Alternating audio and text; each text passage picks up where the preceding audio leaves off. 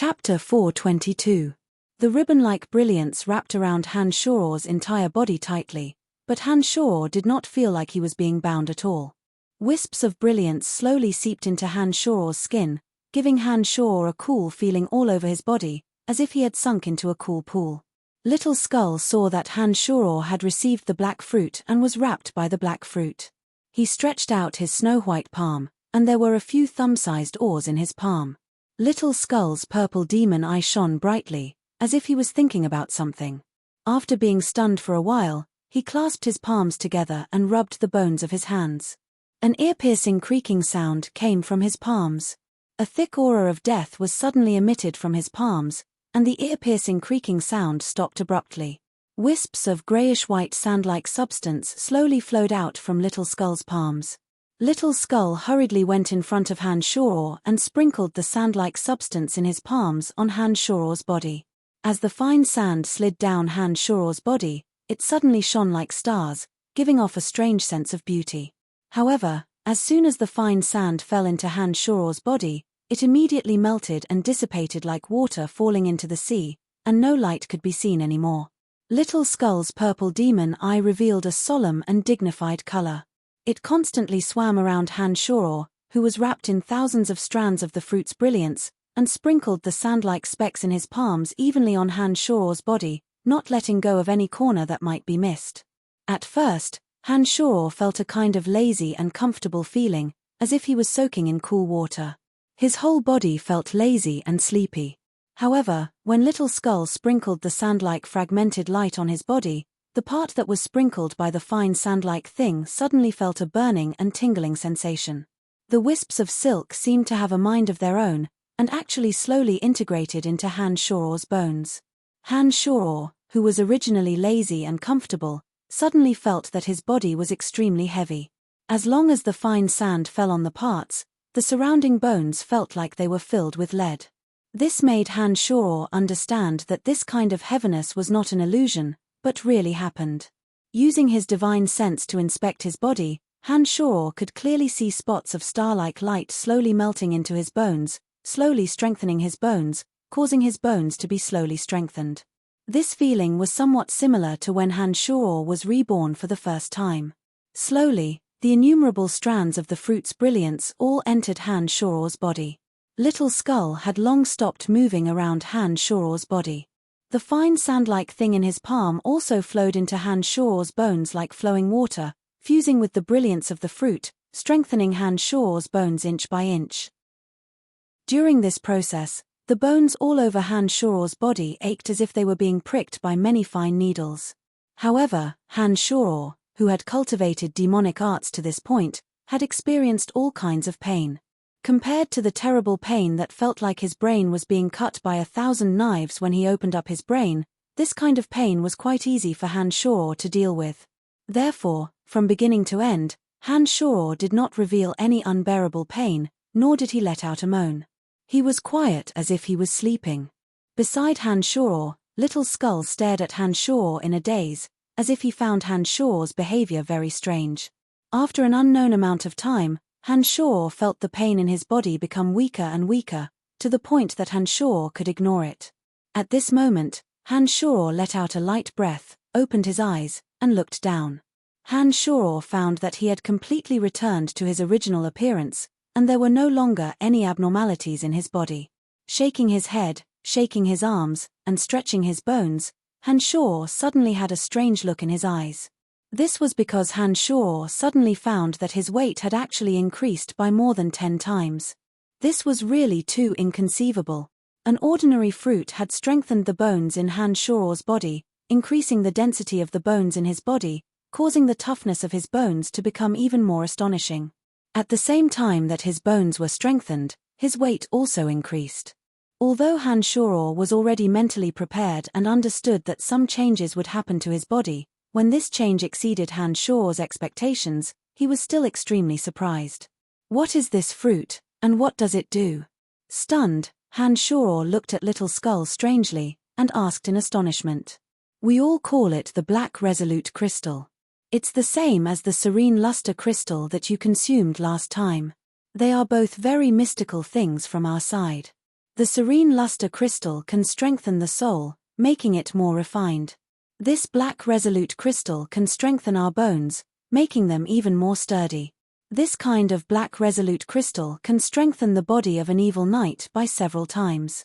I had also used a black resolute crystal before, and at that time it was so painful that I hovered between life and death. However, after absorbing the power of the black resolute crystal, I felt that my bones had become even more sturdy. Little Skull explained for Han Shaw. He paused for a moment, and then exclaimed in admiration, "Father is really amazing, to actually not be afraid of this kind of pain at all. So it was actually a good item that was as precious as the serene luster crystal. No wonder it had such a mystical effect." Last time when he made a trip to the Netherworld, Han Shaw had personally seen those undead creatures fight to the death for a serene luster crystal. He understood that this black resolute crystal was most likely the object that all the undead creatures fought over in the Netherworld. Such a precious treasure, yet Little Skull did not keep it for himself to increase his strength, and instead gave it to him without hesitation. This made Han Shaw feel very moved. Looking at the seemingly ordinary Little Skull in front of him, Han Shaw was about to praise it a little when he suddenly remembered something. In the past, every time his body underwent a transformation, time would unknowingly elapse. This time when he used the black resolute crystal to strengthen his bones, he didn't know if a long time had passed as well. In the current Ossen City's most chaotic period, time was the most precious thing. As a person who could see through everything, Han Shaw could not disappear at this crucial time. "How much time has passed?" Frowning, Han Shaw hurriedly asked Little Skull. "I don't know," Little Skull calmly replied. Han Shaw immediately reacted. The cemetery of death was the same as the Netherworld, it had no concept of time.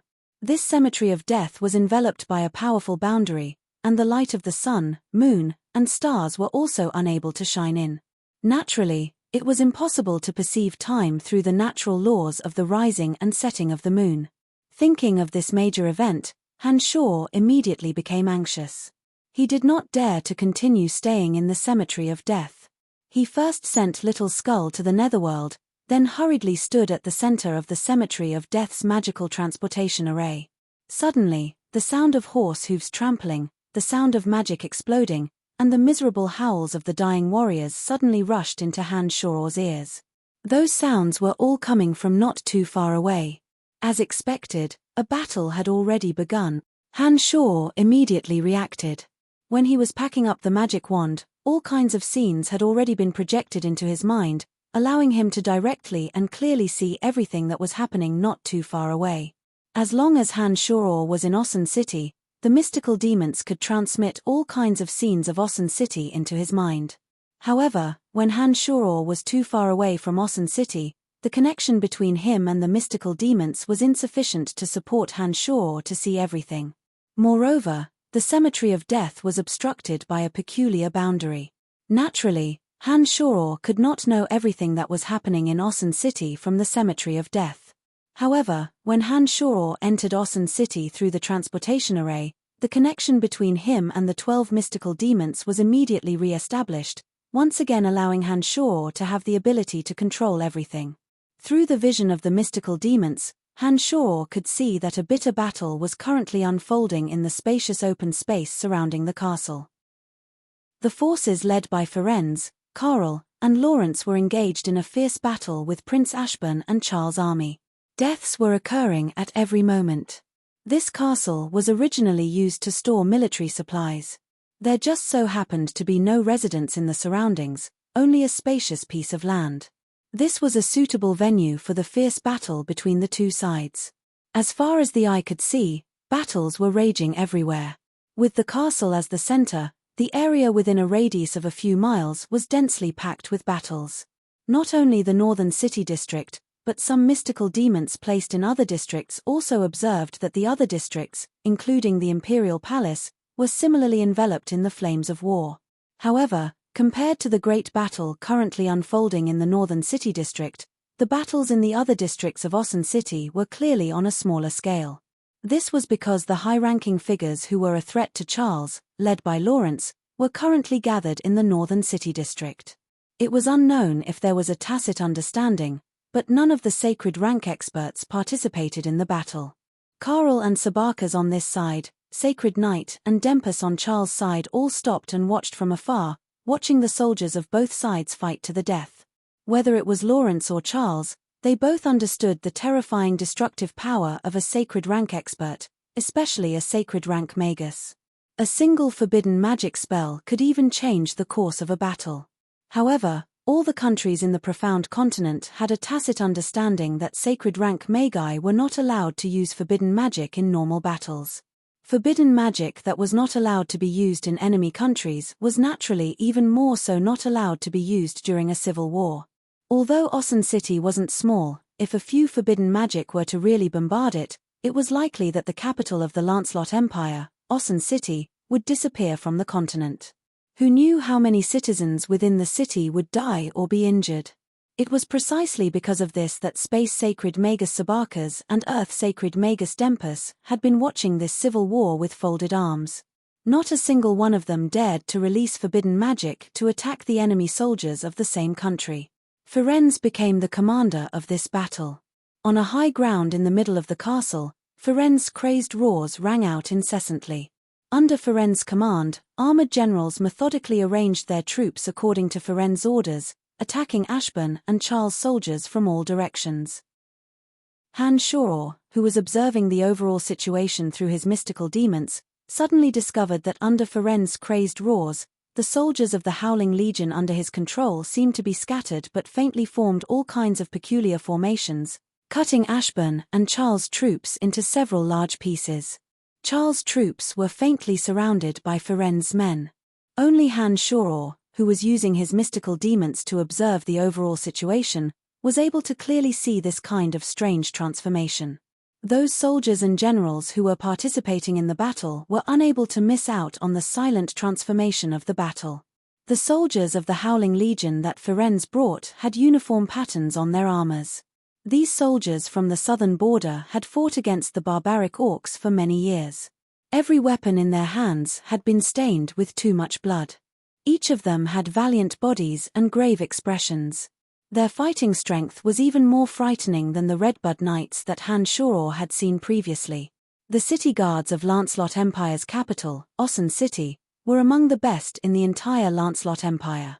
However, now that they were fighting against Firenze's Howling Legion, it was obvious that they were inferior to Firenze's Howling Legion. Apart from having slightly better equipment, they were far inferior to the Howling Legion in terms of combat experience, teamwork and individual strength. Suddenly, Han Shoror discovered that the city guards of the Northern City and Firenze's Howling Legion, under his seemingly crazy command, were actually gradually gaining the upper hand. Unknowingly, they were gradually nibbling away at the troops brought by Charles and Ashburn. This lunatic was able to stand tall in the southern border for so many years, causing the barbaric orcs to be unable to break through the southern border's defensive line. His reputation was indeed well-deserved.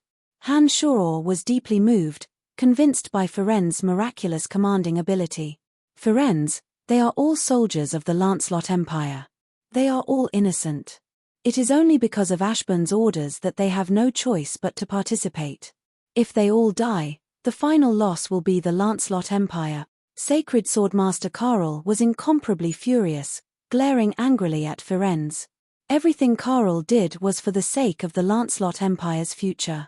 Under Firenze's command, the northern city district had completely turned into a battlefield. Corpses were strewn all over the northern city district. Those who died were all loyal and devoted soldiers of the Lancelot Empire. It was only because their respective masters were different that they had no choice but to kill each other. It was obvious that Karl wasn't willing to see such casualties on his own side. Even Dark Mantle Elder Sabarkas was extremely pained as he watched the increasing casualties. He hesitated for a moment before advising Firenze, who had fallen into a state of madness. Firenze, if this goes on, even if we win, the Empire's vitality will be damaged.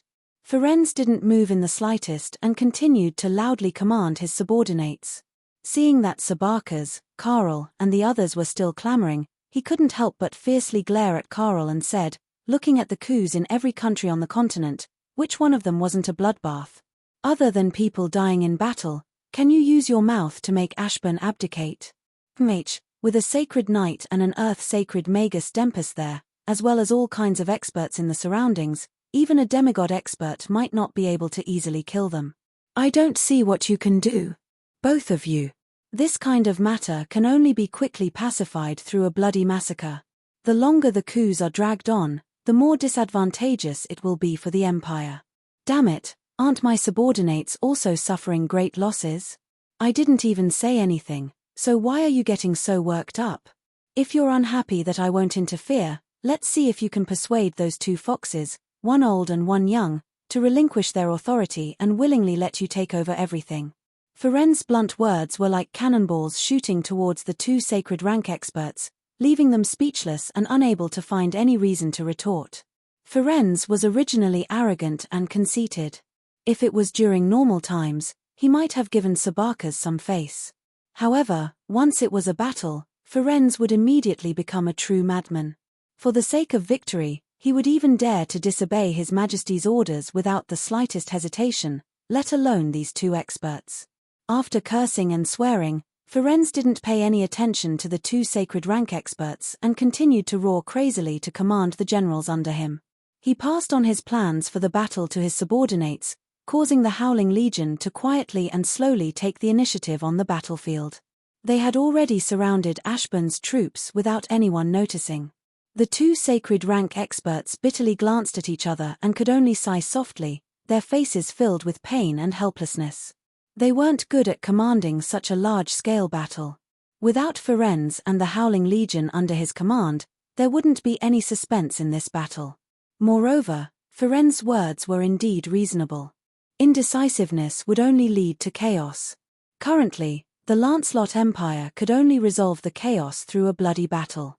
Otherwise, once the various parties escaped from Ossen City and occupied the various provinces, it would be a devastating blow to the Lancelot Empire. Therefore, even though the two sacred rank experts were mercilessly scolded and cursed by Ferenz, they could only swallow their bitterness. They didn't dare to contradict the current Ferenz, lest this fellow would act even more crazily. Han Shoror couldn't help but heave a sigh of relief after taking in the various scenes.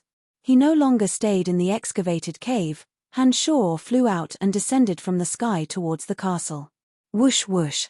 Crossbow bolts with extremely long range pierced through the sky towards Han Shoror. Han Shoror was startled. He looked down and saw a few soldiers of the Howling Legion glaring at him with grave and stern faces. They had actually discovered his tracks from afar and shot their crossbow bolts at him. His evaluation of the Howling Legion rose by another level. Han Shoror chanted an incantation and a pure white flower bud bloomed in the sky. The white bone shield formed and blocked all the crossbow bolts. Han Shoror wasn't injured in the slightest as he arrived at the center of the castle where Ferenz was. Chapter 423. Little bastard, we've already been fighting for 2 days. Where the hell did you go? Ferenz couldn't help but curse loudly when he saw that it was Han Shoror. During the battle, Han Shoror could be considered as an important figure. His sudden disappearance for 2 days had frightened everyone, especially Phoebe, Fanny, and Emily. They thought that Han Shoror had gone into hiding to avoid punishment and were so anxious that they didn't know what to do. Fortunately, the Dark Mantle organization displayed an astonishing ability. During the 2 days that Han Shoror had disappeared, the Dark Mantle members that were hiding within Ossen City continuously transmitted all kinds of information, helping Ferenz, Old Han, and the others to make the correct decision when it came to deploying troops. This allowed them to gain the upper hand in the battle against Ashburn and the others. Some private matters. Han Shoror also didn't expect that a black resolute crystal would actually cause him to stay in the Cemetery of Death for 2 days. Originally, Han Shoror only wanted to take a look at the Earth Elite zombies' injuries before returning. How could he have known that he would stay for such a long time? Now that Ferenz was scolding him, Han Shoror also had nothing to say. Alright, enough with the nonsense. Since you're here, tell me about the situation in the other districts. This time, we must settle the situation in one battle to prevent Ashburn and the others from escaping. Otherwise, once Ashburn and the others leave Ossen City, there will be even more battles in Lancelot City. Ferenz wasn't the slightest bit courteous towards Han Shoror, hastily urging Hanshaw to report more comprehensive information to him. At such a crucial time, Hanshaw didn't say much.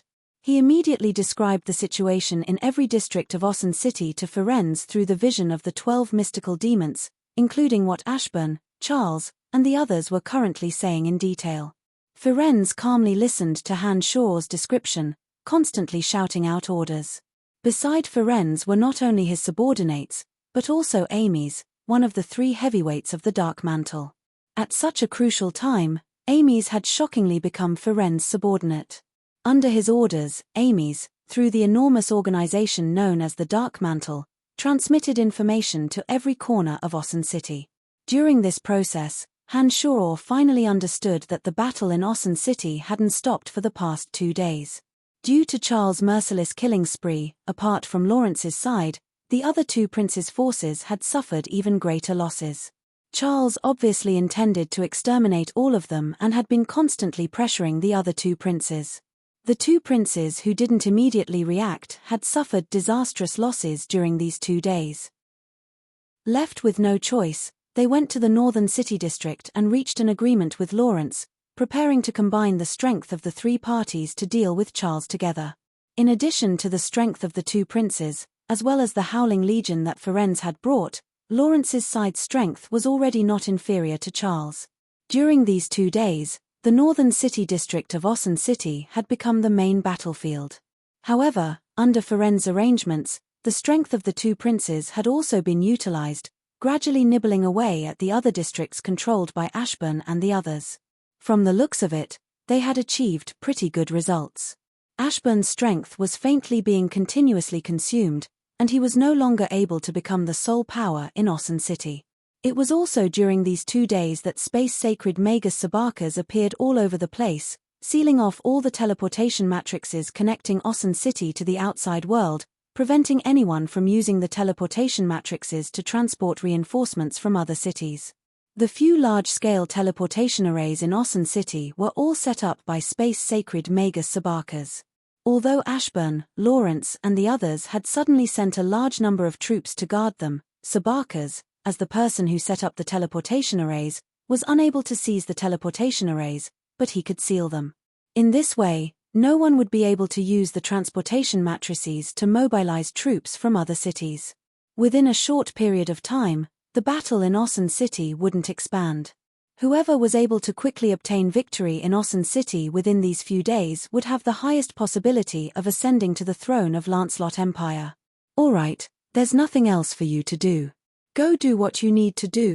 When Hanshaw described the situation in each region of Ossen City to Ferenz, and after Ferenz had passed down the orders according to Hanshaw's narration, Ferenz impatiently urged Hanshaw to leave. Hanshaw stared blankly for a moment before nodding his head without saying anything else. He headed in the direction where Fanny and the other 2 ladies were. Fanny and the other 2 ladies were currently staying in a hall on the 2nd floor of the castle.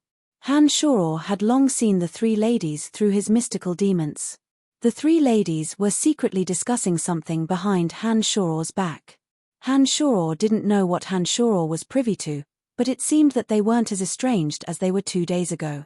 Although they couldn't be said to be getting along well, they weren't quarreling with each other anymore. Honestly speaking, even now, Hanshaw was still apprehensive in his heart and somewhat didn't dare to face the 3 ladies. However, Hanshaw knew that there were some things that he couldn't avoid. Since he had appeared after disappearing for 2 days, it wouldn't make sense if he didn't come to visit the 3 ladies. Therefore, he could only brace himself and go to the hall on the 2nd floor where the 3 ladies were. When Hanshaw's deliberately heavy footsteps resounded outside the hall, the 3 ladies who were chatting casually suddenly focused their gazes on Hanshaw, who had already appeared at the door. The gazes of the 3 ladies were like fiery thorns that pierced into Hanshaw's body, causing Hanshaw to feel uneasy from head to toe. After letting out a dry cough, Hanshaw awkwardly smiled and said, they're all here." Phoebe unhappily glared at Hanshaw and said, "Yeah, we're all waiting for a big shot like you. We don't dare to be like you and play missing during the war. If it weren't for the fact that we already know of your criminal record, someone might have already left the castle to look for you." As she said this, Phoebe's bright eyes wandered back and forth between Emily and Fanny, obviously hinting at something. Emily was calm and composed as she looked at Han Shoror with an amused smile. She wasn't the slightest bit affected by Phoebe's words. However, Fanny's face was obviously a little tender, or perhaps because she wasn't too familiar with Phoebe and Emily, her face unconsciously blushed. I also don't know. I just left for a while and 2 days have passed. However, it seems that when I'm not in the castle is actually operating better. Aren't we gradually gaining the upper hand on our side? Han Shoror let out a self-deprecating chuckle and said to the 3 ladies in a relaxed manner. When you're not in the castle, we have to rely on the organization to obtain information for everything. The members of the organization have been as busy as dogs these past 2 days, and all of them have been extremely careful, afraid that they'll be caught and used as cannon fodder for a change in power. However, to be honest, Fanny's father is indeed an extraordinary person. With him overseeing things, the situation on our side has slowly improved. Emily said to Han Shoror with a smile. Among the 3 ladies, Emily knew the most about Han Shoror's secrets and also understood that Han Shoror held the secrets of the Cemetery of Death. She roughly guessed that Han Shoror had perhaps used the transportation matrix to arrive at the Cemetery of Death. She didn't express too much concern about Han Shoror's sudden departure and instead continued to persuade the other 2 ladies. He only knows how to fight. When Fanny heard Emily praise her father, she didn't reveal the slightest bit of joy. Instead, she resentfully complained. Previously, from Fanny's mouth, Han Shoror knew that Firenze was still fighting on the battlefield even when Fanny's mother was gravely ill. Firenze wasn't by her side until her mother passed away. This caused Fanny to take it to heart, and it seemed that she still hadn't forgiven him until now. He did it for the Empire and the southern border. If your father didn't fight on the battlefield, who knows how many families in the southern border would have been destroyed. Younger sister Fanny, it actually wasn't easy for your father. Emily sighed softly and tactfully persuaded Fanny. I also know that. It's just that I saw my mother constantly talking about him before she passed away. She didn't even have the chance to see him one last time. As she spoke, Fanny's tone gradually became softer, as if a sad memory had been evoked. A trace of helplessness climbed up her brows. All right. Let's talk about happier things. Don't be immersed in the grief of the past. Phoebe also spoke a word of comfort. It seemed that the relationship between the 3 ladies was still harmonious and they didn't oppose each other as Han Shoror had guessed. Just as he was about to say something, Han Shoror suddenly felt the Demon Slayer edge within his body stir. This startled him. He closed his eyes and pondered for a moment. Han Shoror suddenly understood and immediately said with joy, "It seems that I have to cultivate for a while." During these 2 days, Osun City was in constant battle, especially in the northern city district. In an extremely short period of time, tens of thousands of soldiers had died in this battle. Every city guard in Osun City was the elite of the Lancelot Empire. The Howling Legion under Firenze's command was even more powerful. These soldiers who died on the battlefield had left behind soaring killing intent and the resentment and anger of their souls in the past few days.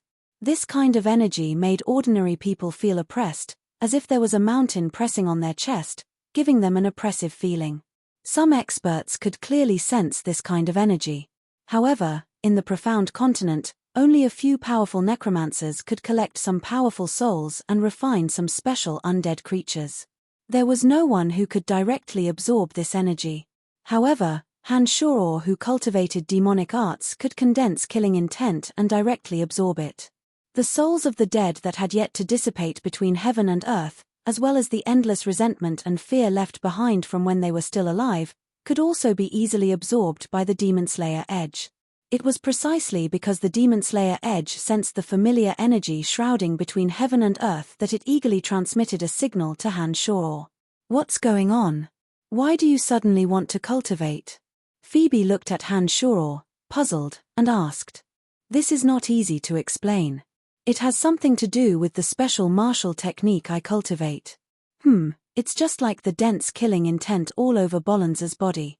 That's because he had killed many people when he was an assassin and it unknowingly attached itself to his body. He can use the killing intent to intimidate people. Oh, right, This energy is also useful to Bolans. As long as I help him, he can also take the opportunity to absorb a bit of the killing intent that filled the battlefield. Alright, I won't talk to you guys anymore. I'm going to look for Bolans first, Han Shaw casually explained. Soon after, he suddenly thought of Bolans and hurriedly walked out. That bastard. Phoebe couldn't help but curse when she realized that Han Shaw had already disappeared. In the past 2 days, Bolans's calm and callous heart had become somewhat unstable. Han Shaw's miraculous martial technique had unfolded in front of Bolans's eyes. Bolans, who would soon be able to cultivate this martial technique, would become excited whenever he thought about it. At Bolans's age and level, his pursuits weren't as chaotic as those of the younger generation. Only some substantial benefits would make him feel excited. Bolans, who had been an assassin for many years, had always thought of himself as extremely calm. But after being convinced by Han Shaw's string of miraculous martial techniques these 2 days, his calm heart became excited. It's been 2 days. I hope little senior brother is fine. In this world, perhaps only little senior brother can point me in the right direction. Bolans inwardly thought. He was truly worried for Han Shaw, fearing that the only guiding light in this world would be extinguished. Whoosh! A soft sound entered his ears. Bolans was suddenly startled. His killing intent abruptly retracted and tightened as he coldly said, "Who is it?" "Hehe, it's me." Han Shaw replied with a light smile and immediately landed beside Bolans. Bolans couldn't help but feel joy in his heart. However, he didn't show the slightest bit of it on his face. He bowed towards Han Shaw and respectfully said, "Senior brother." During the war, Bolans, who wasn't good at commanding battles, was alone in a remote room on the 3rd floor. There were too many experts around Ashburn, Charles, and the others. No matter how formidable Bolans was, he wouldn't be able to assassinate Ashburn. Now that the castle was similarly filled with experts, Lawrence basically didn't need to worry about his own safety. Thus, Bolans suddenly became idle and stayed alone in this remote room. "I have an important matter to discuss with you. Come, let's go to the highest roof of the castle." Han Shaw didn't waste any words and directly instructed with a smile. Bolans didn't say anything further and immediately nodded in agreement. He flew out together with Han Shaw and headed towards the highest clock tower of the castle. Before entering the sect, Han Shaw had already told Bolans some rigid rules. Bolans had firmly remembered these rules. One of the rules that he couldn't disobey an elder's orders had been repeatedly emphasized by Han Shaw. As the senior brother who would impart martial skills to him, Han Shaw was naturally his elder. Bolans hadn't lived in vain for so many years and clearly understood that Han Shaw's orders were the most important. When the war was in full swing, Han Shaw brought Bolans directly to the clock tower. After landing, Han Shaw looked at Bolans with a smile and said, "Originally, I should only impart martial skills to you after entering the sect. However, the flames of war are incessant and the entire Ossen city is shrouded in many special energies. Perhaps you are able to sense these energies. If I impart martial skills to you now, I can help you absorb these energies before they disperse. This way, your strength will advance by leaps and bounds." Before Han Shaw finished speaking, Bolans's heart was already filled with ecstasy. He had yearned for this day and night for a long time. When he heard that Han Shaw was going to impart the martial skills that he yearned for day and night, the excitement in his heart was simply uncontrollable. His body actually couldn't help but slightly tremble. When Han Shaw mentioned that martial skills could absorb this kind of energy, Bolans was so excited that he almost fainted. He asked in a trembling voice, "Senior, are you saying that the oppressive energy shrouding Ossen City can be absorbed through martial skills?" Nodding his head, Han Shaw smiled and said, "Of course. In this world, any kind of energy can be used and absorbed. The aura of death can be used, the murderous aura can be used, and so can the energy of the soul. Hehe, I believe you have also sensed that the surging murderous aura of those warriors has yet to disperse between heaven and earth. As long as you have mastered the god-slaying devil path, you can directly absorb this kind of energy. Yes, I can feel the omnipresent murderous aura on the battlefield. However, that kind of energy doesn't belong to me. I can't even familiarize myself with the murderous aura on my body. Naturally, I won't make use of others, Bolans said honestly. Hold your breath and concentrate. I will help you familiarize yourself with your new energy, Han Shuro said softly. Soon after, he went behind Bolans and a strand of demonic yuan suddenly rushed into Bolan's body. After so many years of messy cultivation, Bolans had some vague understanding of the usage of murderous aura. The meridians in his body were filled with murderous aura. This kind of murderous aura could be transformed by the god-slaying devil path into his unique energy. It was just that he didn't know how to make use of it. When Han Shuro's demonic yuan suddenly rushed into Bolan's body, it started to help the already relaxed Bolans get back on his feet. First, he used the demonic yuan to slowly absorb the murderous aura that wasn't pure enough and circulated it around his meridians. In Han Shuro's mind, the meridian circulation diagram of the god-slaying devil path had already appeared clearly. Han Shuro revolved the murderous aura in Bolan's body according to the direction in his memory, bringing it along with him as it slowly flowed along a peculiar path. Remember this circulation method. It can make your strength even stronger, Han Shuro said softly and injected another strand of demonic yuan into Bolan's body. While doing this, Han Shuro's demon slayer edge had already flown high up into the sky. It continuously revolved according to Han Shuro's will, forming a thick layer of blood cloud. It slowly absorbed the various negative energies that lingered around Osun City and caused the ordinary people's minds to be in turmoil. Chapter 424. When Bolans heard that this method of circulation could make him stronger, he immediately focused his attention, not daring to relax in the slightest. A large amount of killing intent filled Bolans's body. It was guided by the demonic yuan and slowly circulated within his meridians, gradually forming a standard and perfect path. Every time a round of circulation ended, Bolans could feel that there seemed to be something extra in his body. However, Bolans could only try his best to remember the circulation method of the killing intent, but was unable to control the circulation of the killing intent himself. Pay attention, this is a mnemonic chant. Only by remembering this mnemonic chant and being able to understand how to use it, will you be able to control the circulation of the killing intent in your body without the guidance of my demonic yuan, Han Shuro said in a low voice beside Bolans's ear. Bolans's mind trembled, not daring to move an inch as he waited for Han Shuro's narration of the mnemonic chant. To him, everything Han Shuro did for him was so novel, and every word Han Shuro said was so profound and mysterious. Bolans knew nothing about this unknown martial art, but he had already learned of the wonders of this martial art from Han Shuro. Seeing that the opportunity was right before his eyes, he didn't dare to relax no matter what. Han Shuro's deep voice sounded beside Bolans's ear. Bolans no longer let his imagination run wild. When Han Shuro's voice sounded again, he abandoned all distracting thoughts and listened attentively to Han Shuro's narration. Regardless of whether he could immediately understand it or not, the first thing he needed to do was to memorize the mnemonic chant.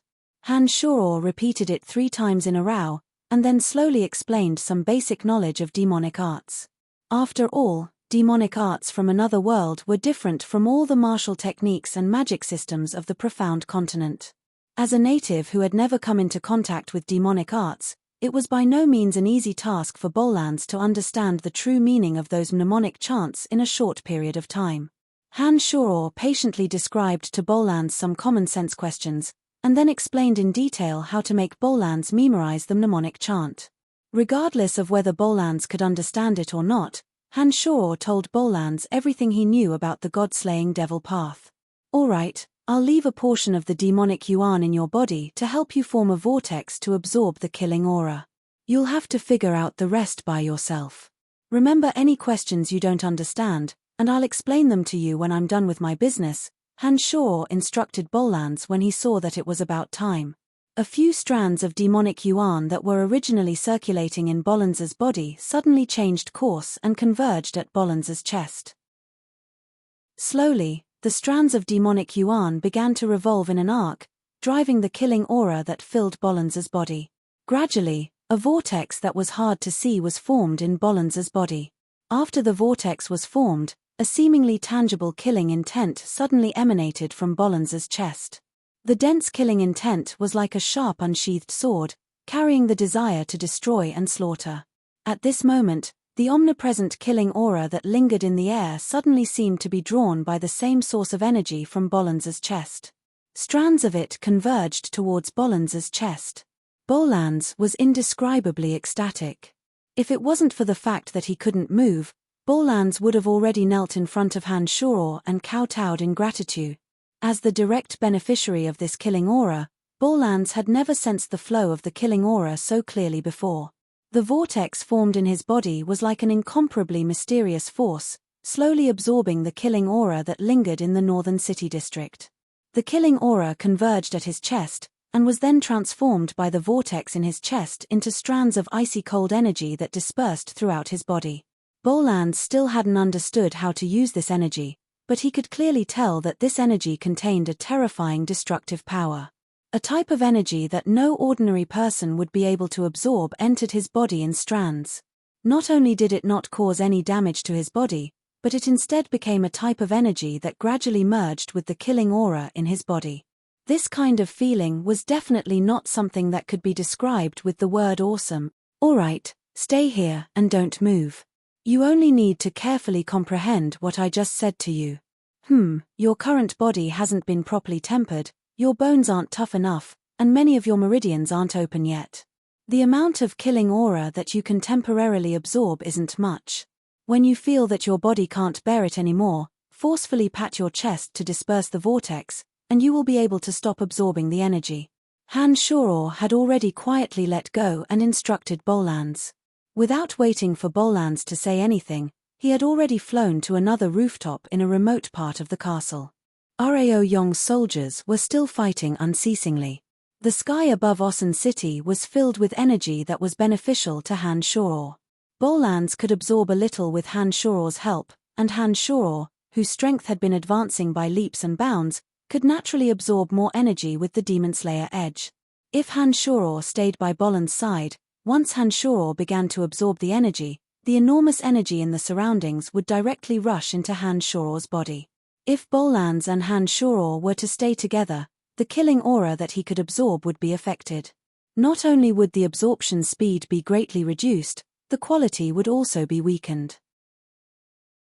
It was precisely because of this that Han Shoror wanted to leave Bollands' side. The demonic yuan within Han Shoror's body circulated wildly, forming an enormous whirlpool in the sky above Han Shoror's head. Compared to the whirlpool within Bollands' body, the whirlpool formed outside Han Shoror's body was thousands of times larger. Supported by demonic yuan, the whirlpool began to slowly revolve.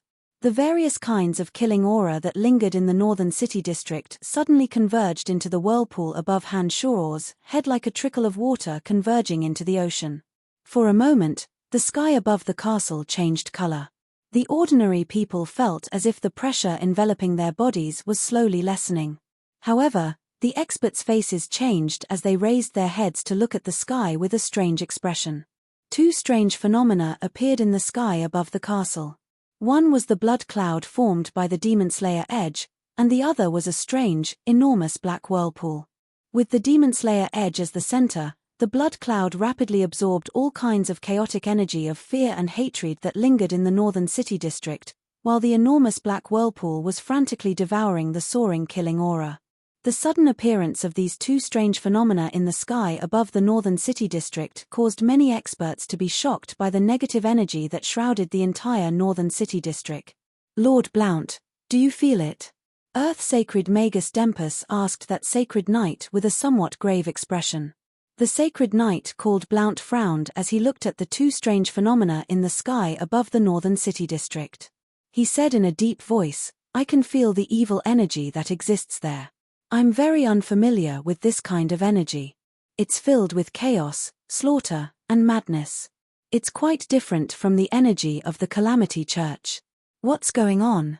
Seeing that sacred knight Blount, who had extraordinary experience, didn't even know, Dempus was somewhat astonished. He muttered to himself, "My mental strength allows me to feel that this energy originates from the soldiers who died in battle. However, isn't the energy of the soldiers supposed to return to heaven and earth?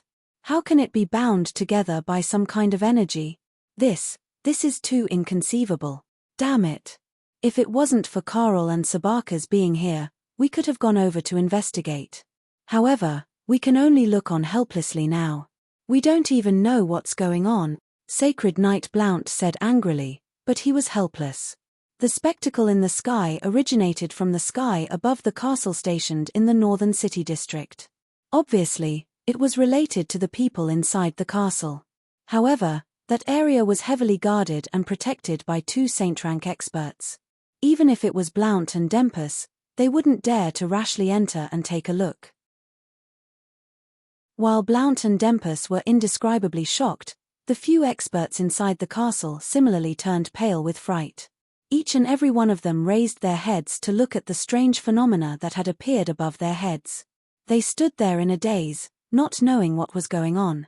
The blood clouds emitted by the Demon Slayer Edge formed a bewitching blood-red color under the illumination of the sunlight, enveloping the entire area around the castle. After the sunlight was blocked by the blood clouds, it completely turned the ground into a blood-red color, mixing with the blood that was everywhere on the ground. The battlefield had completely turned into a world drenched in blood. This kind of glaring and bewitching blood-red color seemed to have the power to incite endless hatred from the bottom of one's heart on the battlefield. Both parties who were fighting became even more reckless. Everyone seemed to have turned into killing machines, crazily unleashing savage attacks on the enemy. The losses on both sides were increasing. The enormous whirlpool formed by Han Shoro's demonic yuan was like a crazy black abyss, rapidly devouring the killing intent that soared into the sky above the northern city district. Some grand magi and great swordsmen could feel the change in energy. The two sacred rank experts, Sabakas and Carl, could even more clearly sense it. The two of them had astonished expressions, frightened by the strange phenomena in the sky. The changes in the sky above their heads had occurred above the castle. The two of them thought that the enemy was carrying out a destructive attack against the castle, causing them to be at a loss of what to do. You must immediately destroy these two strange phenomena. This is definitely the enemy's move against us. Ferenz was also somewhat flustered. He had heard of the destructive might of some forbidden magic. If the phenomena above their heads were the prelude to the brewing of two destructive forbidden magic spells, then this area would most likely be plunged into an abyss of misery. Even if Ferenz was good at leading troops, it would be absolutely impossible for him to escape from such a large area of effect attack. The two sage rank experts glanced at each other with a look of surprise on their faces. Sabakas hesitated for a moment and said doubtfully, "The energy formed by the two spectacles above us is a little strange. I don't think it's something that the Church of Light or Dempus can create. This energy is filled with chaos and slaughter and is as different as night and day from their energy. Something isn't right." I also don't think so. If Ashburn's side had the help of the Calamity Church, then I can believe that this is a terrifying magic attack against us. However, this energy clearly carries an evil aura. Furthermore, the Calamity Church will definitely not work together with the Church of Light. Therefore, this can be ruled out. If that's the case, then it's really a little strange. Carl's face was also filled with doubt as he slowly explained with his own understanding. After listening to the two of them, a thought suddenly flashed through Amy's mind and he said, "Could it really be the doing of the Calamity Church and their goal is to attack Ashburn's group? That, the Church of Light's sacred knights are there. The Calamity Church and the Church of Light have always been mortal enemies. Could it really be them who took action?" Actually, there was another reason that Amy's didn't say. As one of the three heavyweights of the Dark Mantle, Amy's understood Han Shoror more than anyone else. He knew that Han Shoror seemed to have some connection with the Calamity Church. Usually, the Church of Light's mortal enemies would be targets that the Church of Light would do their utmost to rope in. Since the Church of Light wanted to make Han Shoror their mortal enemy, then the Calamity Church would definitely try to win over Han Shoror and build a good relationship with Han Shoror. However, saying this would damage Han Shoror's image. To people like Amy's, Carl, Bokas, and Sabakas, regardless of the Church of Light or the Calamity Church, they were merely a religion. They weren't like ordinary people who revered and loathed the two organizations, nor would they have any prejudice against Han Shoror because of what Amy said. However, some of the ordinary nobles of the Lancelot Empire instinctively rejected the Calamity Church. In order to prevent these people from having a bad impression of Han Shoror, Ames didn't say this reason. Sabakers, Carl, and the others were suddenly startled when they heard Amy's explanation. Shortly after, the two of them looked at each other before Carl opened his mouth and said, "That's also possible. Humph. What if this is really an attack aimed at us? If you don't take action and deal with it, the large-scale destructive magic will descend upon us. At that time, there will be no need for us to fight this battle. We'll have fun together," Ferenz shouted at the two of them. After hearing Ferenz's words, Carl and Sabakers became hesitant and didn't know what to do. If they made a mistake in their judgment, then an unpredictable situation would occur. Even the two of them wouldn't be able to bear the consequences. Just as everyone was hesitating, Emily walked over from the second floor. Emily heard the chattering of the crowd from afar and came over to cover her mouth and laughed tenderly, saying, "It's definitely Brian's doing. You guys don't have to be nervous." Everyone was stunned when they heard this. Ames immediately asked, "How can you be so sure?" Only he can control this kind of power. I've seen him do it before. You guys don't have to worry, it's definitely him.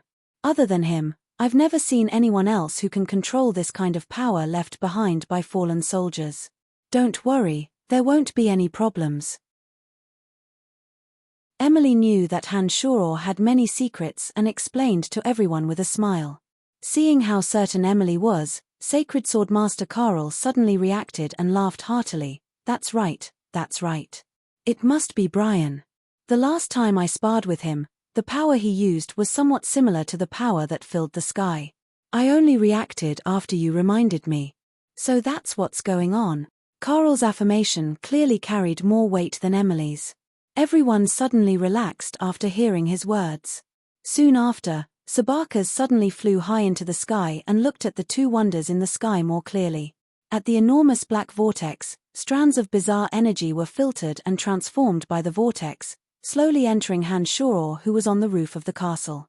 With this, Sabakers completely understood what was going on. He once again landed in front of everyone and explained with a smile, as expected, "It's Brian's doing. Yes, he said that he wanted to train for a while before suddenly leaving our hall. It seems like his training that martial technique of his. You guys don't have to worry," Emily explained. Everyone looked at each other after hearing Emily's words, feeling astonished. They were shocked by the mysterious martial technique that Han Shoror had grasped. As the subject of everyone's discussion, Han Shoror had encountered a thorny problem at this time. He was gradually losing control of the various chaotic energy changes within the Demon Slayer Edge.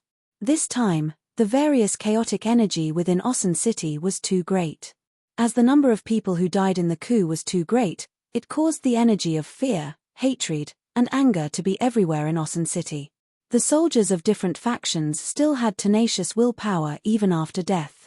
As there were too many of these energies, they were unable to quickly fuse together, causing the energy within the Demon Slayer Edge to become extremely chaotic.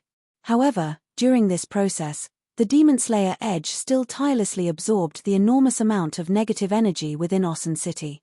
The blood cloud it formed became thicker and thicker, causing Han Shoror to feel that he was losing control.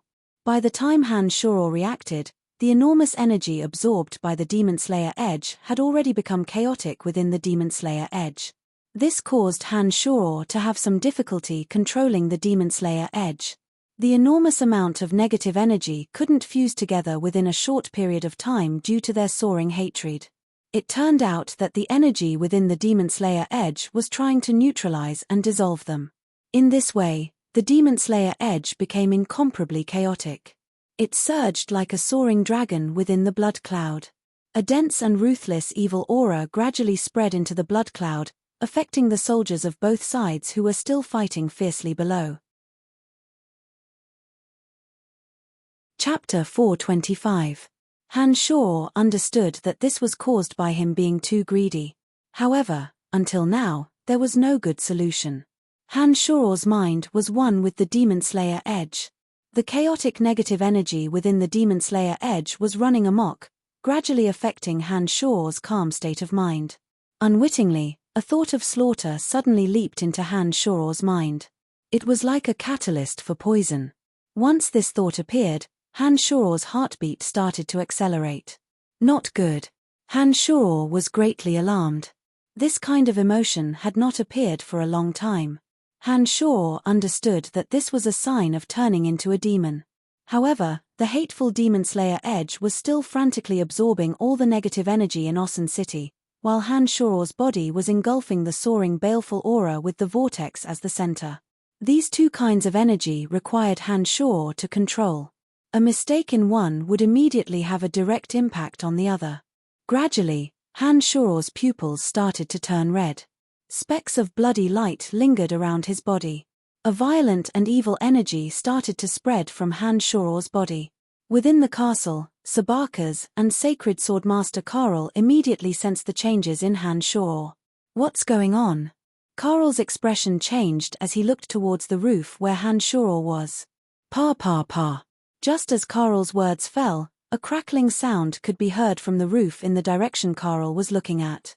Streaks of scarlet radiance shot out, shattering the rubble of the house in that area. Sabaka's stared blankly for 2 seconds before immediately teleporting to the area where Han Shoror was sitting cross-legged. Suddenly, he saw Han Shoror's malevolent and distorted face, appearing extremely terrifying. Within the enormous vortex above his head, strands of energy formed streaks of bloody light that flowed into Han Shoror's body like electric currents. A terrifying evil and ruthless energy suddenly erupted from Han Shoror's body. With Han Shoror as the center, the surrounding buildings collapsed one after another. Some of the soldiers in the castle were caught off guard and were immediately affected by this energy, causing nearly 100 deaths in an instant. Space Sacred Magus Sabaka's expression immediately changed. Without saying anything, he hastily released a defensive boundary. Furthermore, he condensed his mental strength and shouted in Han Shoror's direction, "Brian." Han Shoror, who was about to fall into a demonic state, had his pupils turn into a terrifying scarlet red. It was as though blood was flowing within his pupils, appearing extremely terrifying. The shout condensed from Sabaka's mental strength was like a sharp needle that pierced into Han Shoror's mind. Han Shoror only felt a pain in his head and his mind sobered up for a short period of time. Han Shoror's eyes spun for a moment before he suddenly raised his head and roared towards the sky. An enormous baleful aura soared into the sky amidst the roar. While Sabaka's was indescribably shocked, Han Shoror suddenly flew into the sky from the castle like a bolt of lightning, suddenly disappearing into the blood clouds in the sky. The dreadful roar resounded throughout the entire northern city district. It was as though a heavenly thunder had exploded. Many experts sensed the dreadful energy contained in the roar. Each and every one of them gazed at the area where Han Shoror had left. For a moment, they didn't know what had happened. What's going on? Sacred Swordmaster Karl was a step late and only saw a strand of red light soar into the sky. He hastily asked the startled Sabaka's. "I don't know, I also don't know." Sabaka's reacted and immediately shook his head as he answered in panic. He looked at the blood clouds that were gathering in the sky and said, "However, I have a bad feeling. Brian just now was somewhat frightening. The strength on his body is extremely powerful, so powerful that it made my heart palpitate." Karl was shocked. He understood Sabaka's true strength. Upon hearing Sabaka's say that the strength that Han Shoror suddenly displayed just now made him feel fearful, Karl said solemnly, "I sensed a baleful aura and evil that soared into the sky from Brian's roar. I feel that something is wrong with him. I'm also worried about this. His eyes just now didn't have any emotions and made me feel very unfamiliar. This is completely different from the him we usually see. I'm sure that something that we can't understand must have happened to him." Sabaka's also had a heavy heart as he spoke to Karl. Suddenly, Karl cried out in alarm, "Look, the blood clouds in the sky are moving. The direction is actually where Ashburn is. Gentlemen, what's going on? What happened here?" Ferenz came over and asked with a calm expression. Along with Ferenz were Amy's, Emily, and the rest. They had all heard the terrifying roar and were filled with doubts and puzzlement. They immediately came over to see what was going on. Fanny and Phoebe, who were originally on the second floor, also immediately stopped talking and rushed over in panic. They didn't know why Hanshuro had let out such a terrifying roar, and their hearts were filled with worry and panic. Sabakas didn't answer Firen's question and instead looked up at the sky with a frown. The blood clouds that had been quietly floating in the sky above the castle and continuously absorbing all kinds of negative energy in the northern city district didn't move even though they were getting bigger. But now, the thick blood clouds had started to move. The movement of the blood clouds caused the weather to change. An oppressive pressure as heavy as a mountain pressed down. An incomparably sinister aura gradually left the sky above the castle and moved towards Ashburn and the rest. Emily, do you know what's going on? Amy's frowned deeply and asked Emily in confusion. Among the crowd, Emily was the most familiar with Hanshuro. When Amy's asked, everyone's gazes were cast towards Emily. Each and every one of them were filled with curiosity and doubt. This should be the bedevilment that Brian mentioned. He said that this state would make him crazy and even he himself wouldn't be able to control his actions. It is an extremely dangerous state that will allow his strength to increase explosively. I don't know much about it and have only heard of it from him. Emily also frowned deeply and immediately explained. After Emily's explanation, everyone immediately agreed with Emily's explanation when they saw the dozen or so collapsed houses and some of the castle's soldiers that had died tragically. Even Sabakas and Carl didn't dare to forcibly charge towards Ashburn's direction at this moment. However, Hanshuro had actually condensed a thick blood cloud and rushed over. This kind of crazy behavior was clearly not something that he would dare to do under normal circumstances. Not good. This means that Brian is extremely dangerous. But that place is filled with experts and he has now lost his rationality. What should we do? Carl said worriedly. Sigh, we can only take one step at a time. We have to pay attention to his movements at all times. If something really goes wrong, we can think of a way to save him. Sabakas sighed and said somewhat helplessly. While Sabakas was speaking, a blue crystal ball the size of a human head appeared in his hand. Sabakas chanted a magic incantation and the crystal ball suddenly refracted a gorgeous blue radiance. These blue radiances were like ripples on the surface of a lake when a pebble was thrown into it. They kept swaying non-stop. As Sabakas continued to chant the incantation, the swaying blue radiance in the crystal ball gradually calmed down. When Sabakas had finished chanting, a clear scene suddenly appeared in the crystal ball. Within the crystal ball, Hanshuro's entire body was circulating with blood and electricity.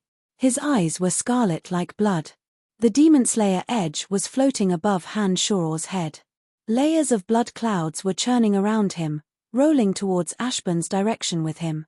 Sabakas' 5 fingers that were dragging the crystal ball moved a little. The scene within the crystal ball continuously enlarged and changed, revealing the appearances of Ashburn, eldest Prince Charles and the rest. Among them, the Sacred Knight and Earth Sacred Magus Dempus had shocked expressions as they looked at the dense blood clouds that were gradually rolling towards them. This crystal ball was given to me by Madame Grace. Although it cannot predict the future, it can see the scene within a certain range. However, it cannot hear anything. Sabakas explained. You obviously have a good item but you keep hiding it and not using it. What a selfish fellow. Firenze said unhappily. Sabakas coughed dryly and explained with a bitter smile, using this crystal ball consumes a lot of mental strength and the range of vision is also very limited. It also cannot hear anything. It can't be compared to Brian's miraculous ability. That's why I kept it a secret, not because I was selfish. All right. Let's see if something will happen to Brian. Carl impatiently said to Firenze as he concentrated on the changes in the scene within the crystal ball in Sabakas' hand. While Sabakas and the rest were staring at the changes in the crystal ball with sparkling eyes, some of the weaker nobles on Ashburn's side were suffering unspeakably. They were almost unable to breathe due to the heavy pressure from the blood clouds. Damn it, what's going on? Why is there a red cloud floating over all of a sudden? Eldest Prince Charles also felt his heartbeat quicken, as though there was a mountain pressing down on his body. His whole body was indescribably uncomfortable and he couldn't help but curse as he looked above his head. Saints, Do you know what's going on? Although Ashburn was a Grand Duke of the Lancelot Empire, he didn't cultivate in martial arts or magic. He could clearly feel this kind of pressure and actually had the impulse to kill crazily in his heart. For Ashburn, who needed to calmly deal with all situations, this kind of impulse was undoubtedly fatal.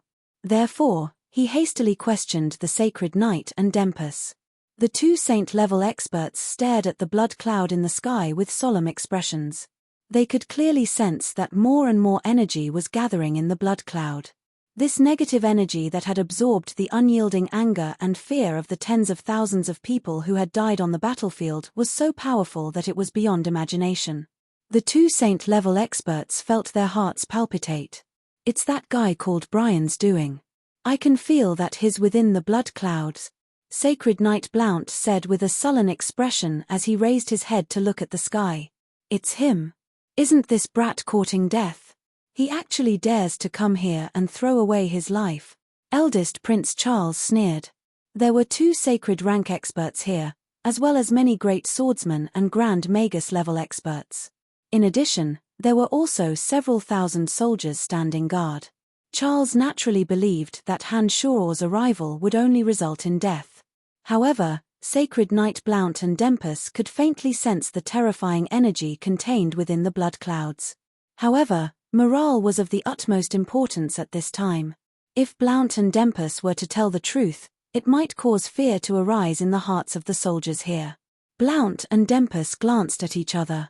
Dempus suddenly started chanting a magic incantation, setting up a barrier around Ashburn's location. This was to prevent them from being affected by the energy within the blood clouds and developing fear in their hearts before the battle had even started. Wind mags, use the whirlwinds and tornadoes to sweep away the blood clouds. Sacred Knight Blount instructed some of the mags beside him, making them immediately take action. The blood clouds in the sky grew thicker and thicker. Blount could clearly sense that the energy came from the negative energy condensed by the blood clouds. Although Dempus was an earth-sacred magus, he was somewhat helpless against the blood clouds in the sky. Only a few wind mags were able to display the full extent of their power. Under Sacred Knight Blount's instructions, the wind mags on Ashburn's side started chanting incantations one by one. The wind element suddenly became dense, and tornadoes of various sizes slowly took shape, directly sweeping towards the blood clouds that were enveloping them. However, some things were always miraculous beyond one's expectations. The layers of thick blood clouds didn't scatter even under the fierce blows of the wind magic. They still followed the predetermined trajectory, enveloping the heads of Ashburn's group. Just as the wind mags were indescribably astonished, a sharp-eyed mage suddenly pointed at the blood clouds and cried out in alarm, "Look! There's a person in the middle." As the mage's cry rang out, the sharp-eyed mags all noticed the center of the blood clouds. They saw an imposing figure covered in blood-red radiance interweaving like lightning, as though it was able to control the power of the blood clouds. It suddenly roared crazily as it pressed downwards like the blood clouds. Suddenly, an evil energy as frightening as a mountain shrouded the entire area.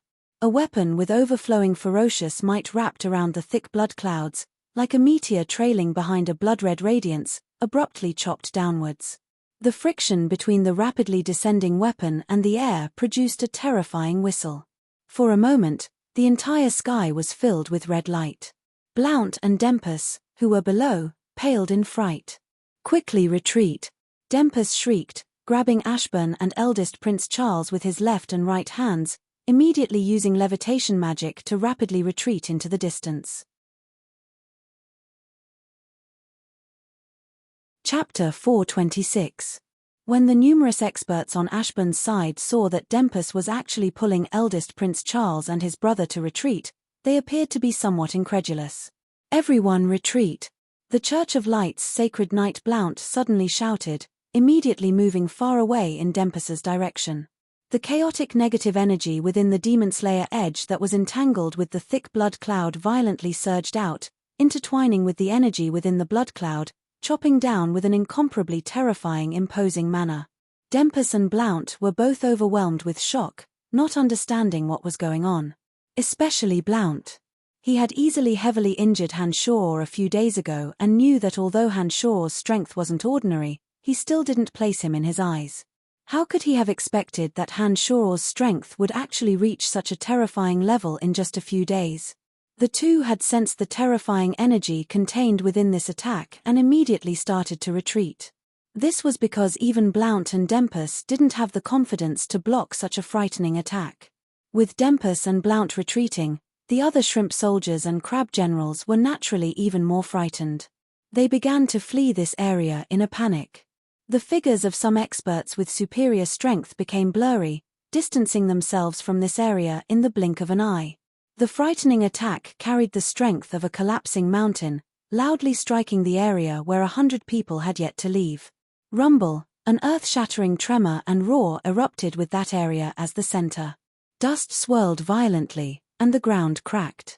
The hurricane swept up debris in all directions. All kinds of bloodlight exploded like fireworks, and ghostly wails and wolf-like howls rose and fell one after another. Those soldiers who had yet to leave were instantly blasted into dregs by this attack.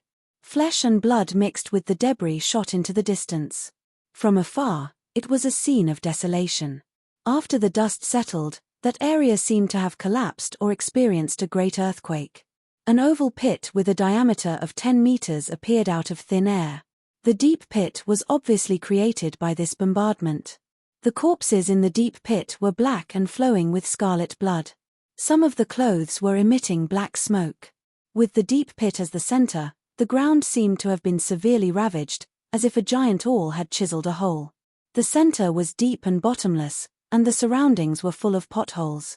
The might of this attack shocked everyone present.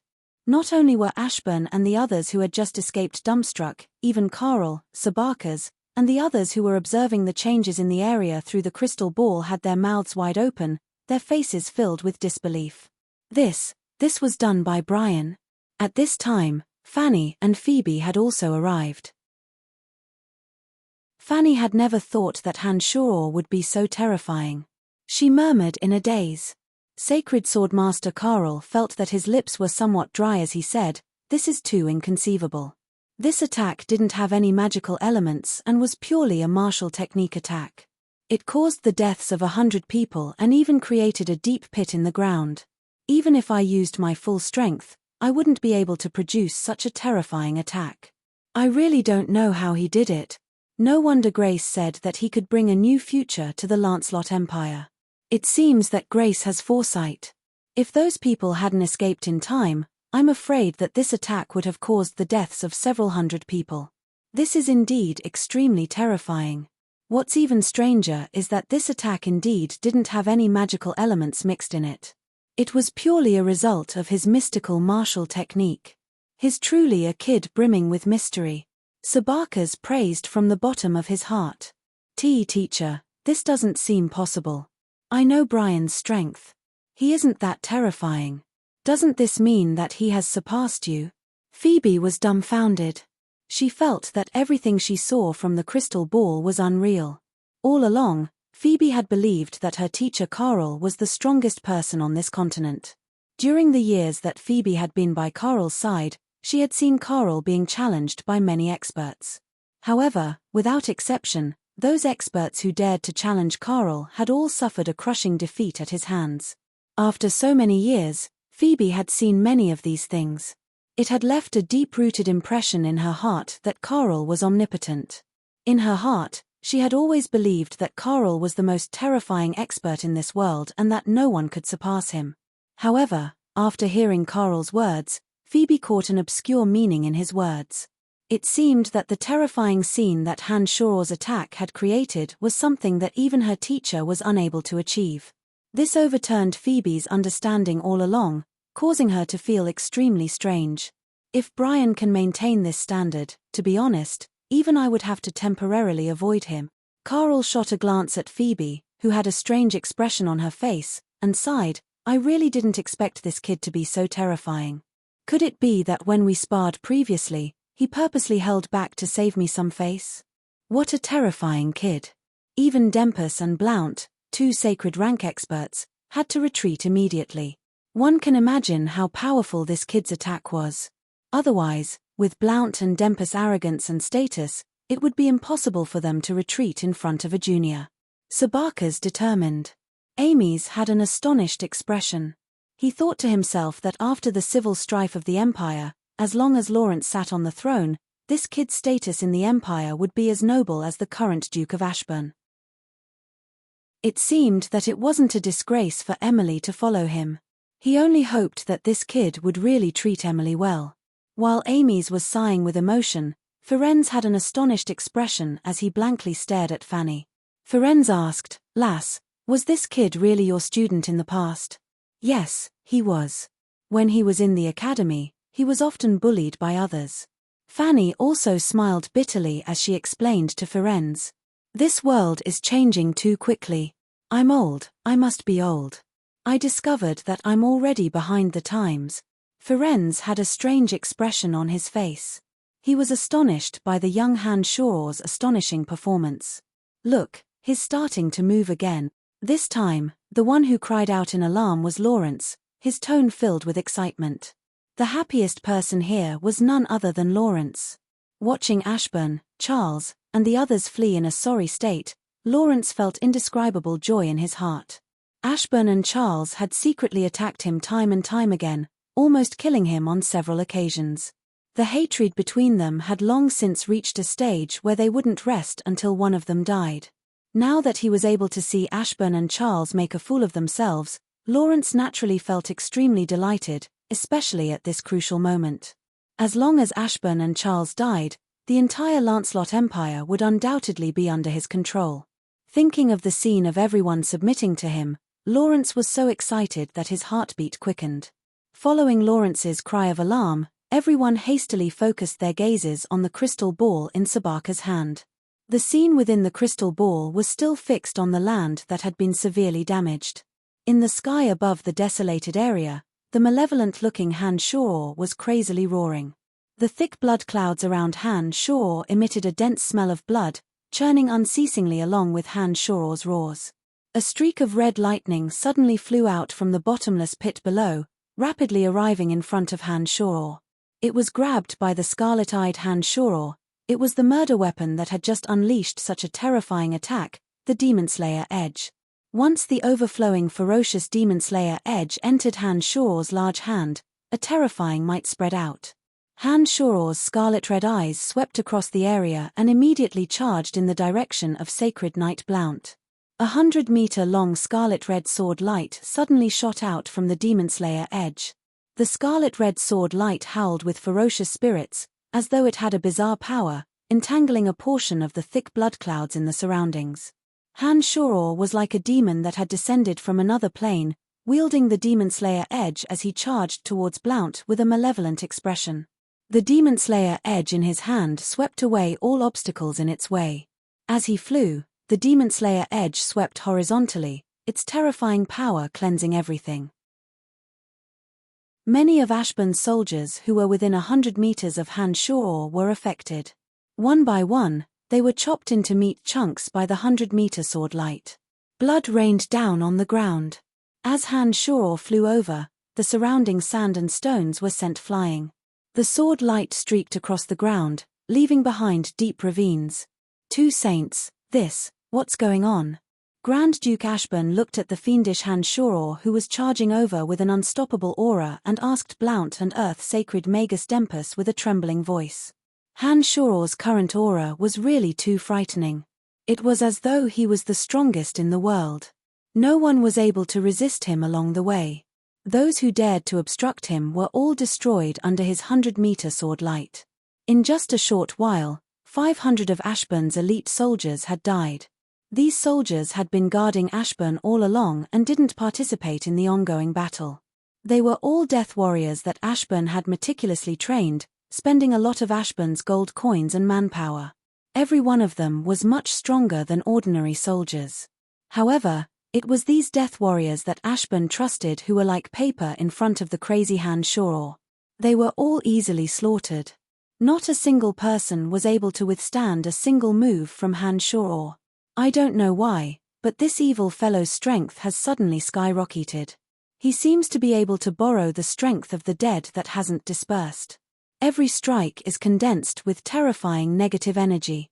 I really don't know how he did it. Sacred Knight Blount said to Ashburn with a heavy expression. What do we do? What should we do? His charging over. Eldest Prince Charles was the most unbearable. His voice trembled as he screamed. He was obviously intimidated by Han Shor's malevolent appearance and terrifying strength. There's no other way. We can only retreat. Currently, no one can stop him, Earth Sacred Magus Dempus immediately replied. Although this decision made him feel incomparably sullen, he really had no other choice. What did the two of you say back then? You said that we wouldn't be afraid even if it's a sage rank expert. Now, you can't even stop such a young fellow. You're too useless. Where else can I retreat to?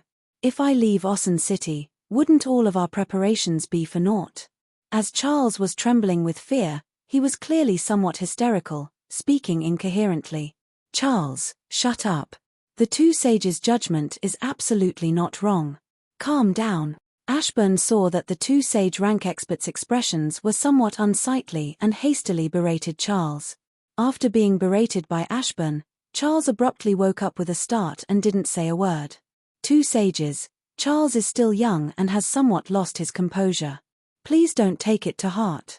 We will listen to the two sages. Ashburn lectured Charles and immediately apologized to Blount and Dempus. Even though Ashburn was the Grand Duke of Lancelot Empire, he still had to treat this kind of sage rank expert with caution. Furthermore, they currently needed to rely on two sage rank experts. If they were to anger these two people, then Ashburn and the others would be in an even more disadvantageous situation. Therefore, Ashburn had no choice but to apologize humbly. Sacred Knight Blount coldly snorted, shooting a glance at the silent Charles and said, "Be more careful next time. I'm only helping you this time out of respect for my good friend Cos. Otherwise, I wouldn't care about your life and death." Charles was secretly hating in his heart, thinking that he would definitely teach Blount a lesson after he gained power. However, he didn't dare to show any displeasure at this moment and had no choice but to nod in agreement with a smile. "Lord Blount, for the sake of the God of Light's radiance spreading throughout Lancelot Empire, please don't haggle over it." Lancelot Empire's Church of Light's Red Archbishop Cos smiled and said to Blount, "Forget it. Everything is for the God of Light." Blount lightly shouted and immediately said to Dempus, "You bring them away from here. I'll lure that fellow away. I can feel that this fellow's main target is me. It seems that he hates me for injuring him last time. Thank you, Mr. Blount. Take care." Dempus stared blankly for a moment before saying in admiration. Ashburn and Charles looked at each other. Charles cursed in his heart, thinking, since you know that his target is you, why do you still want to stay with us? Isn't this clearly trying to harm us? You old fart, you really aren't anything good. Cos, my old friend, I'll have to trouble you to stay with me. This fellow is a Grand Magus Necromancer. Only the divine weapon revelation in your hands can render his undead army useless. Blount said to Cos. Of course. Cos nodded in agreement. Chapter 427. After Blount's speech, Dempus led Grand Duke Ashburn and Charles, as well as a group of experts protecting them, and rapidly retreated in a certain direction. Blount, Cos, and a few temple knights and white priests of the Church of Light stayed together, heading in the opposite direction of Dempus and the others. Blount's guess was completely correct. Currently, in Han Shoror's heart, he firmly remembered the holy aura on Blount's body. Previously, when the Earth Elite zombie was injured, Han Shoror's hatred was a sore point in Han Shoror's heart. Before he entered demonization, he had already locked onto Blount and set a target for him, not letting go. As expected, when Blount, Cos, and the other followers of the Church of Light left in one direction, Han Shoror flew over like a fiend. His eyes were fixed on Blount, and he persistently chased after him.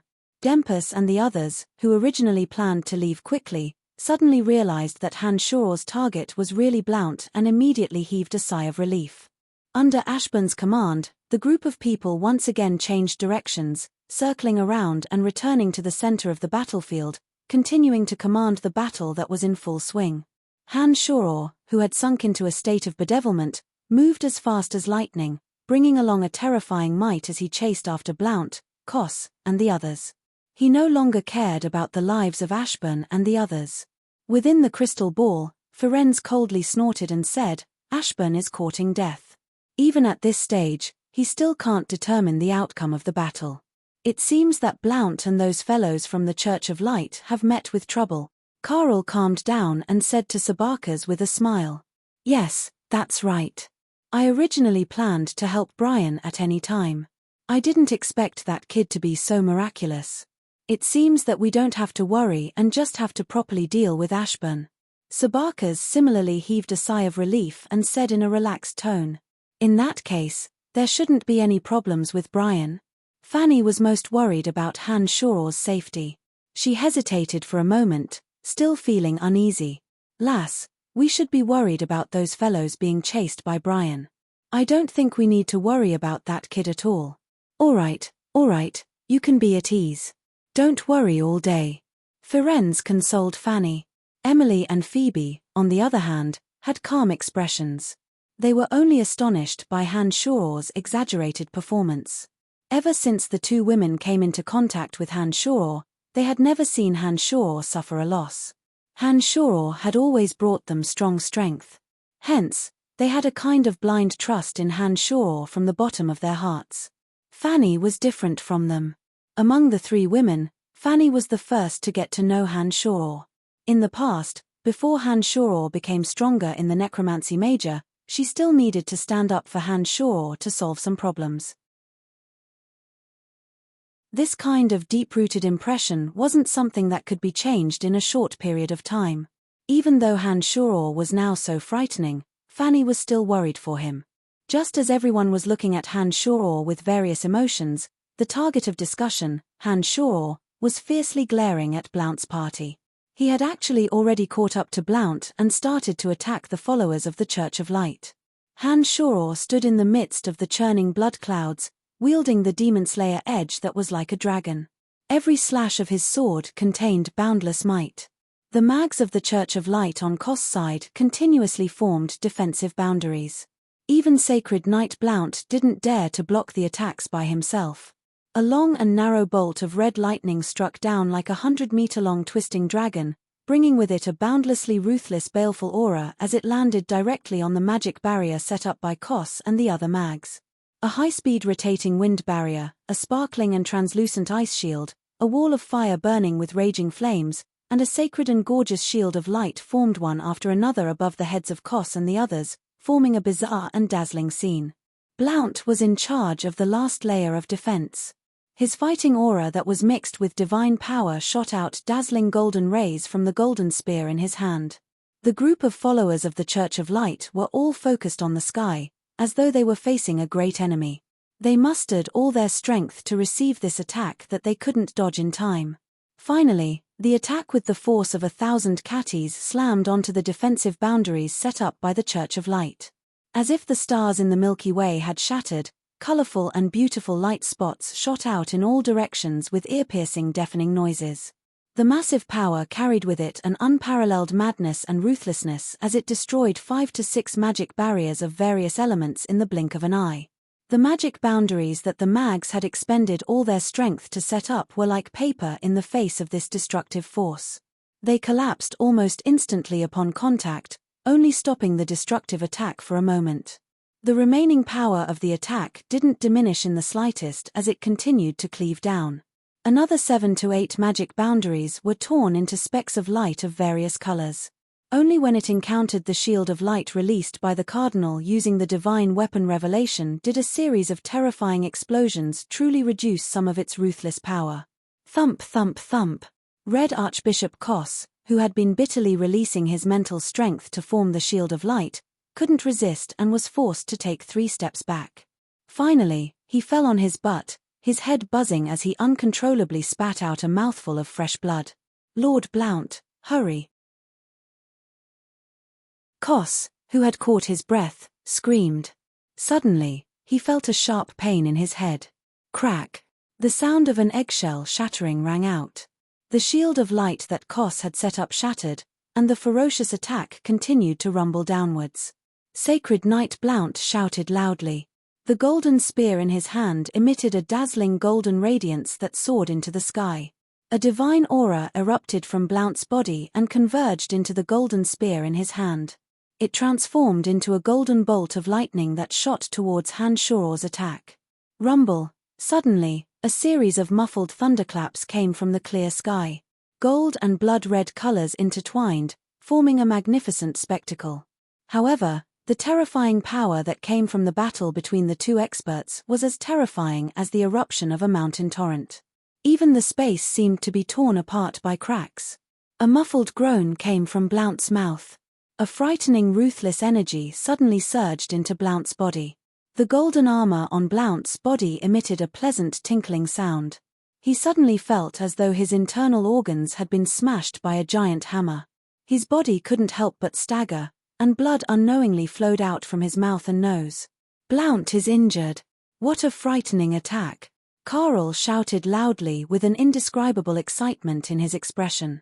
Through the crystal ball in Sabaka's hands, Lawrence and the others could clearly see the situation. They could clearly see the blood flowing out from Blount's mouth and nose. Those with sharp eyes like Carl, Sabaka's, and the others even saw Blount's body momentarily stagger unsteadily.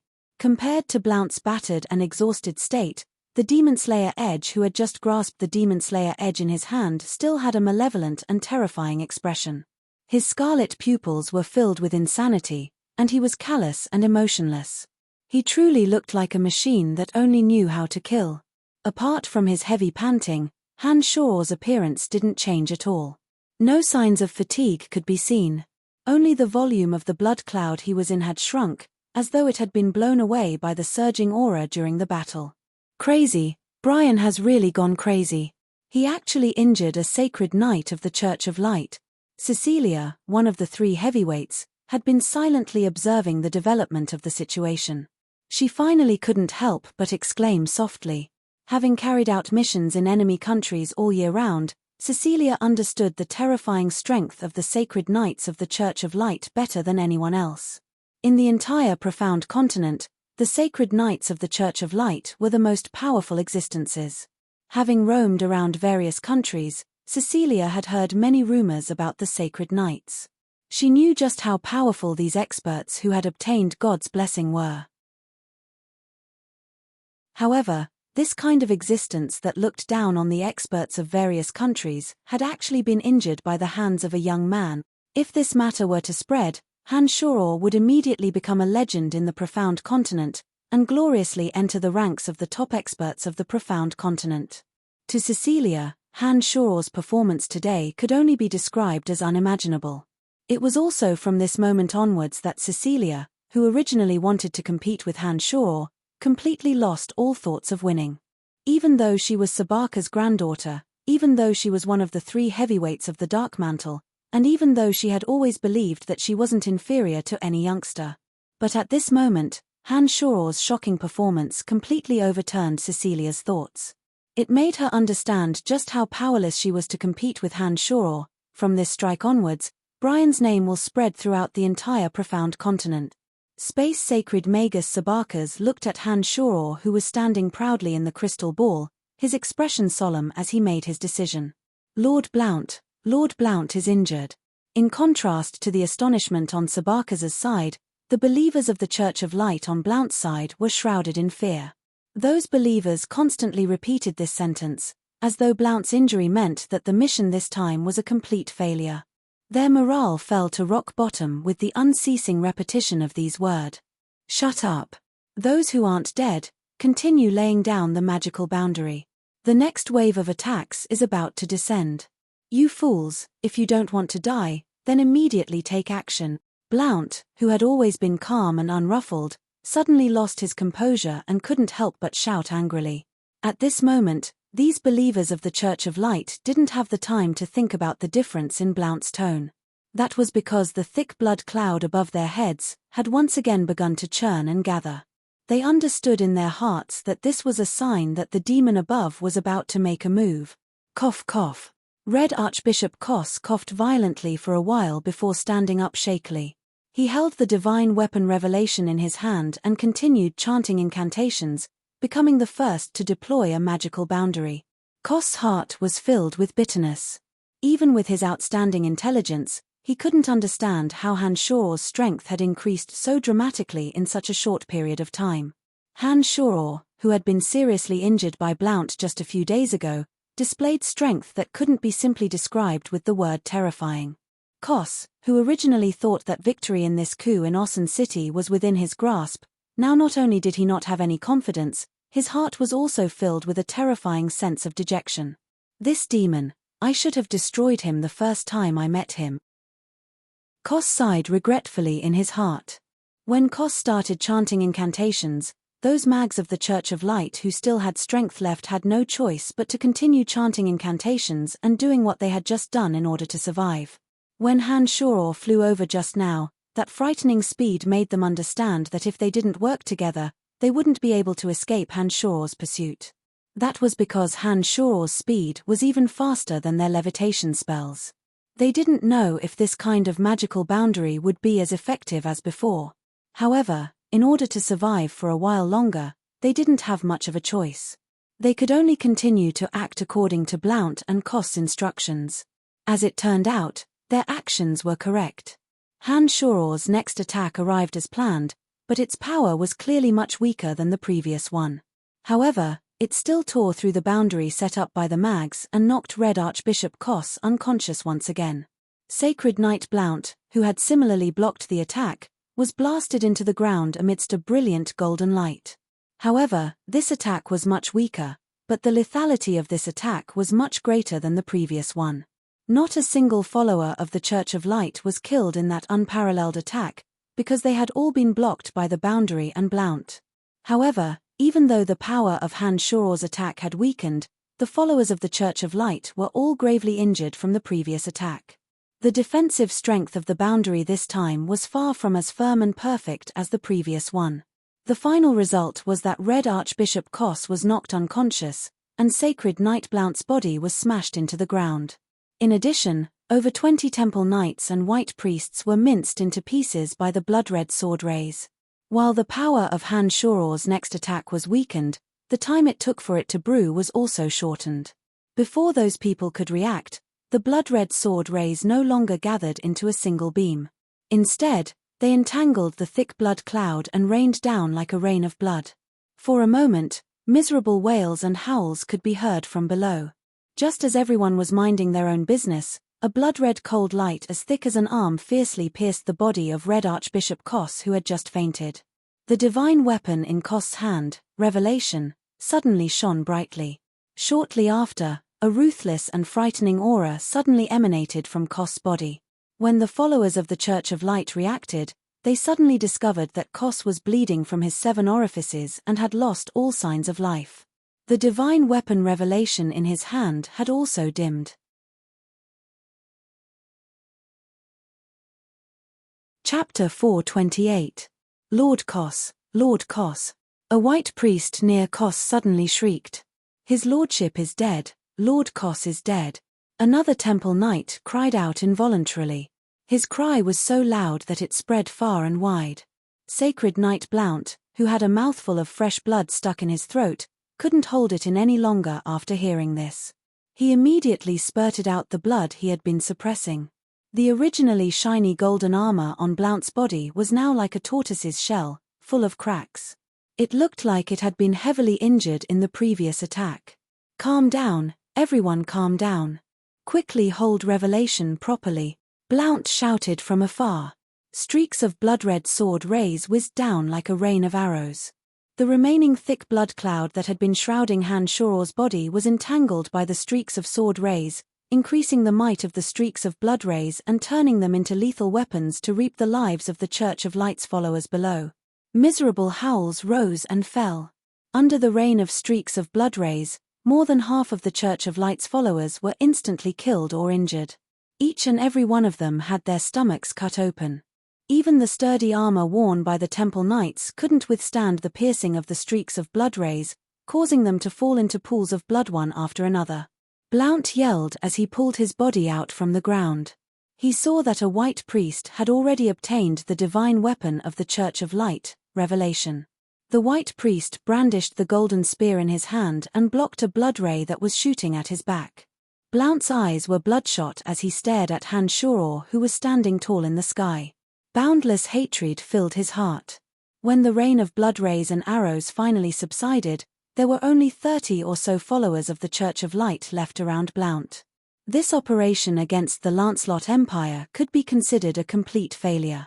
Even the person in charge of the Church of Light in the Lancelot Empire, Red Archbishop Cos, had been killed on the spot. The losses were far greater than Blount had imagined. The thick blood clouds around Han Shoror, who was standing tall in the sky, had already disappeared. Han Shoror, whose eyes were red and his expression was ferocious, had actually returned to normal. At this moment, he looked down at the devastation below with a cold expression and did not take any action. In Han Shoror's hand, there was a crimson weapon with a scarlet edge.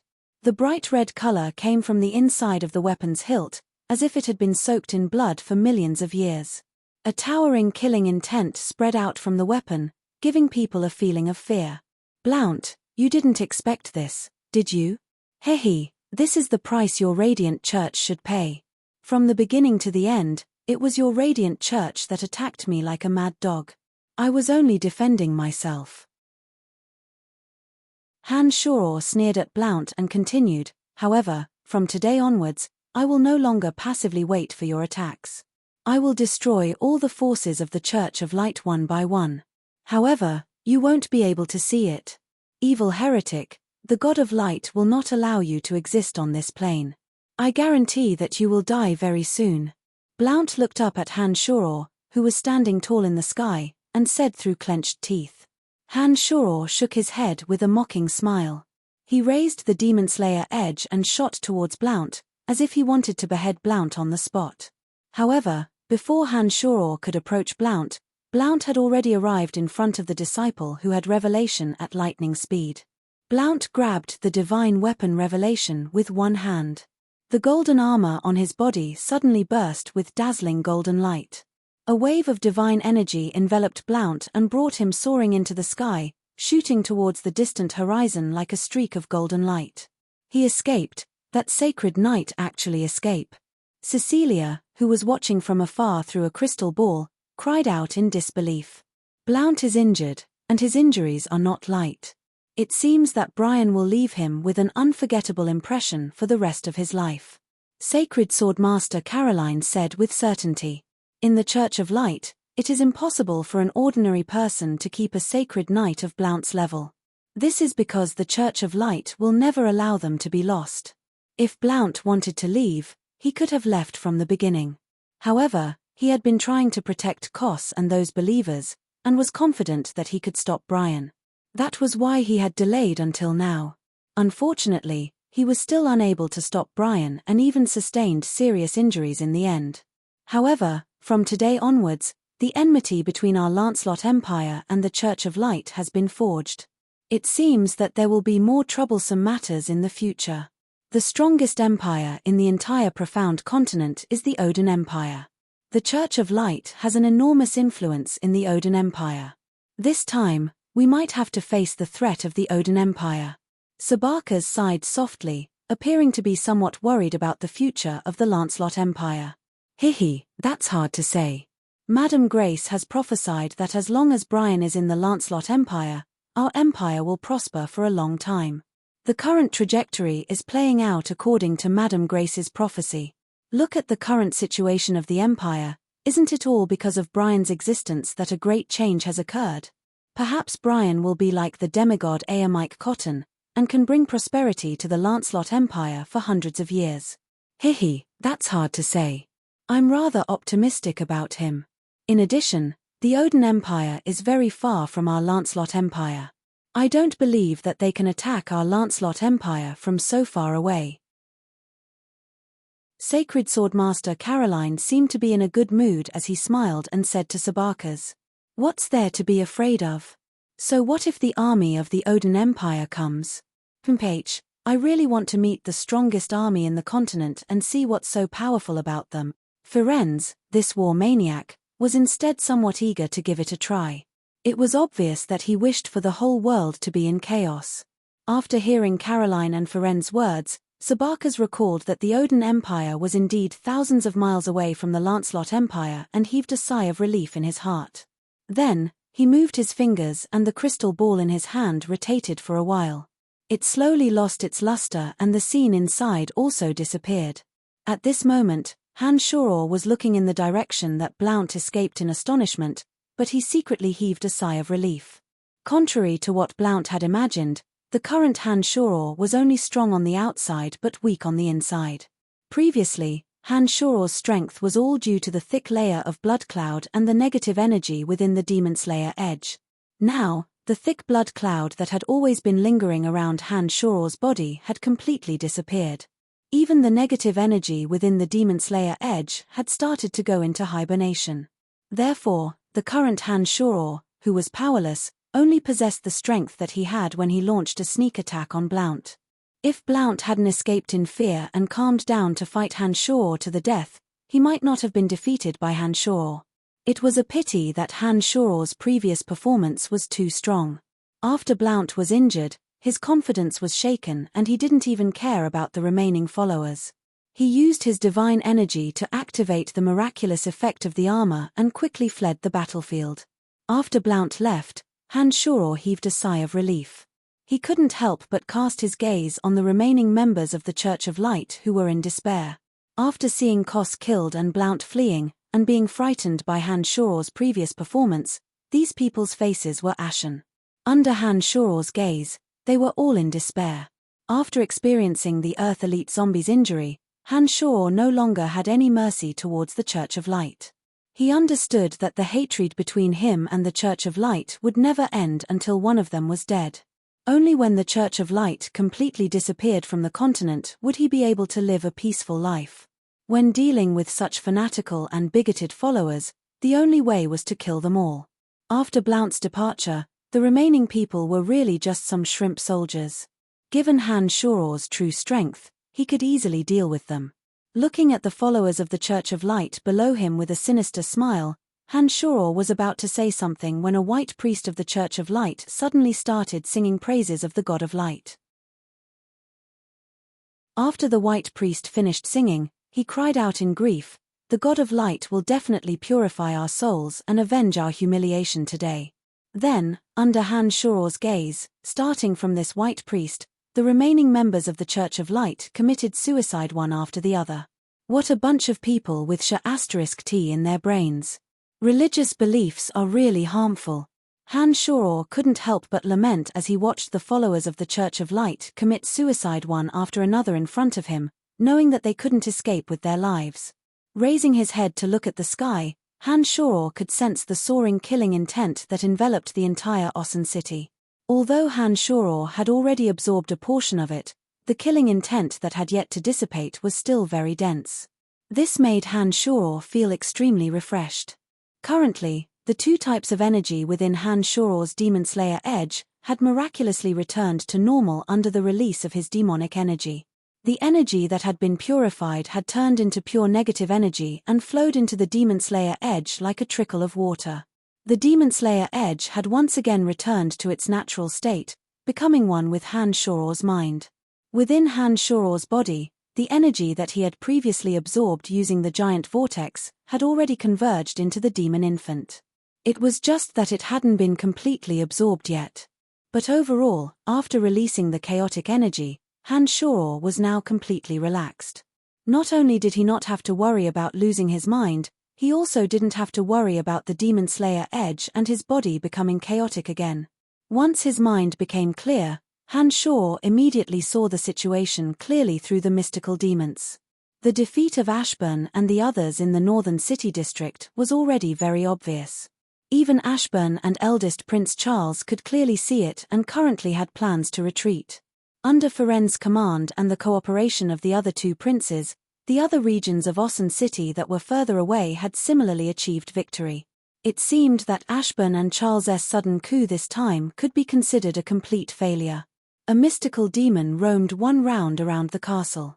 Han Shoror discovered that the people there were gathered together and discussing spiritedly. The target of their discussion was none other than him. Han Shoror didn't know whether to laugh or cry because from their discussion, Han Shoror discovered that his status had suddenly risen at an astonishing rate. On top of the clock tower, Bollands's body was trembling incessantly, as though he was having an epileptic fit. Bollands's face was flushed red, as though his body was no longer under his control. His eyes were filled with a crazed killing intent. Han Shoror stared blankly for a moment before coming back to his senses. He inwardly cursed Bollands for his recklessness and flew towards Bollands at high speed. A blood-red rainbow streaked across the sky. With a loud whistling sound, Han Shoror arrived in front of Bollands. He stretched out his left hand and pressed against Bollands's chest. With a sudden push, Bollands, who was trembling as though having an epileptic fit, suddenly returned to normal. Cough, cough. Like a drowning man who was suddenly able to breathe again, Bollands's face was flushed red as he coughed violently. The killing intent in his eyes slowly faded. His left hand once again pressed against Bollands's back. Without waiting for Bollands to react, Han Shoror extracted a portion of the chaotic killing intent in Bollands's body and patted Bollands's back with his large hand. Bollands let out a muffled groan and fell to the ground. Then, his eyes finally returned to normal.